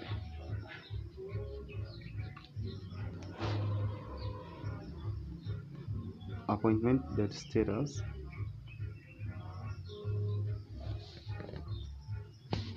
Also you can come to the doctor's part, and into the message you can try like also to do the same for the in the doctor's part, but I'm going to leave that to you. You can try to also include into the doctor's part, and yeah, so that's the assignment. Go and try and do it, and also tag me So up now, I think you are through with our application.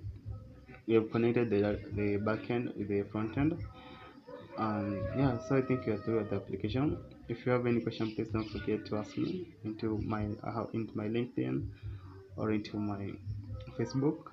And yeah, if you like the video, please don't forget to subscribe, and thank you guys so much for being through here. Like, it has been long. The first one was 7 hours. Now this is approximately, I don't know, 5 or what hours, but thank you guys for being here, and I love you guys so much.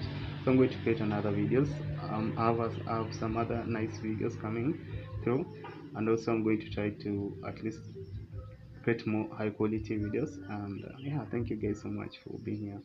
I love you all. Thank you so much.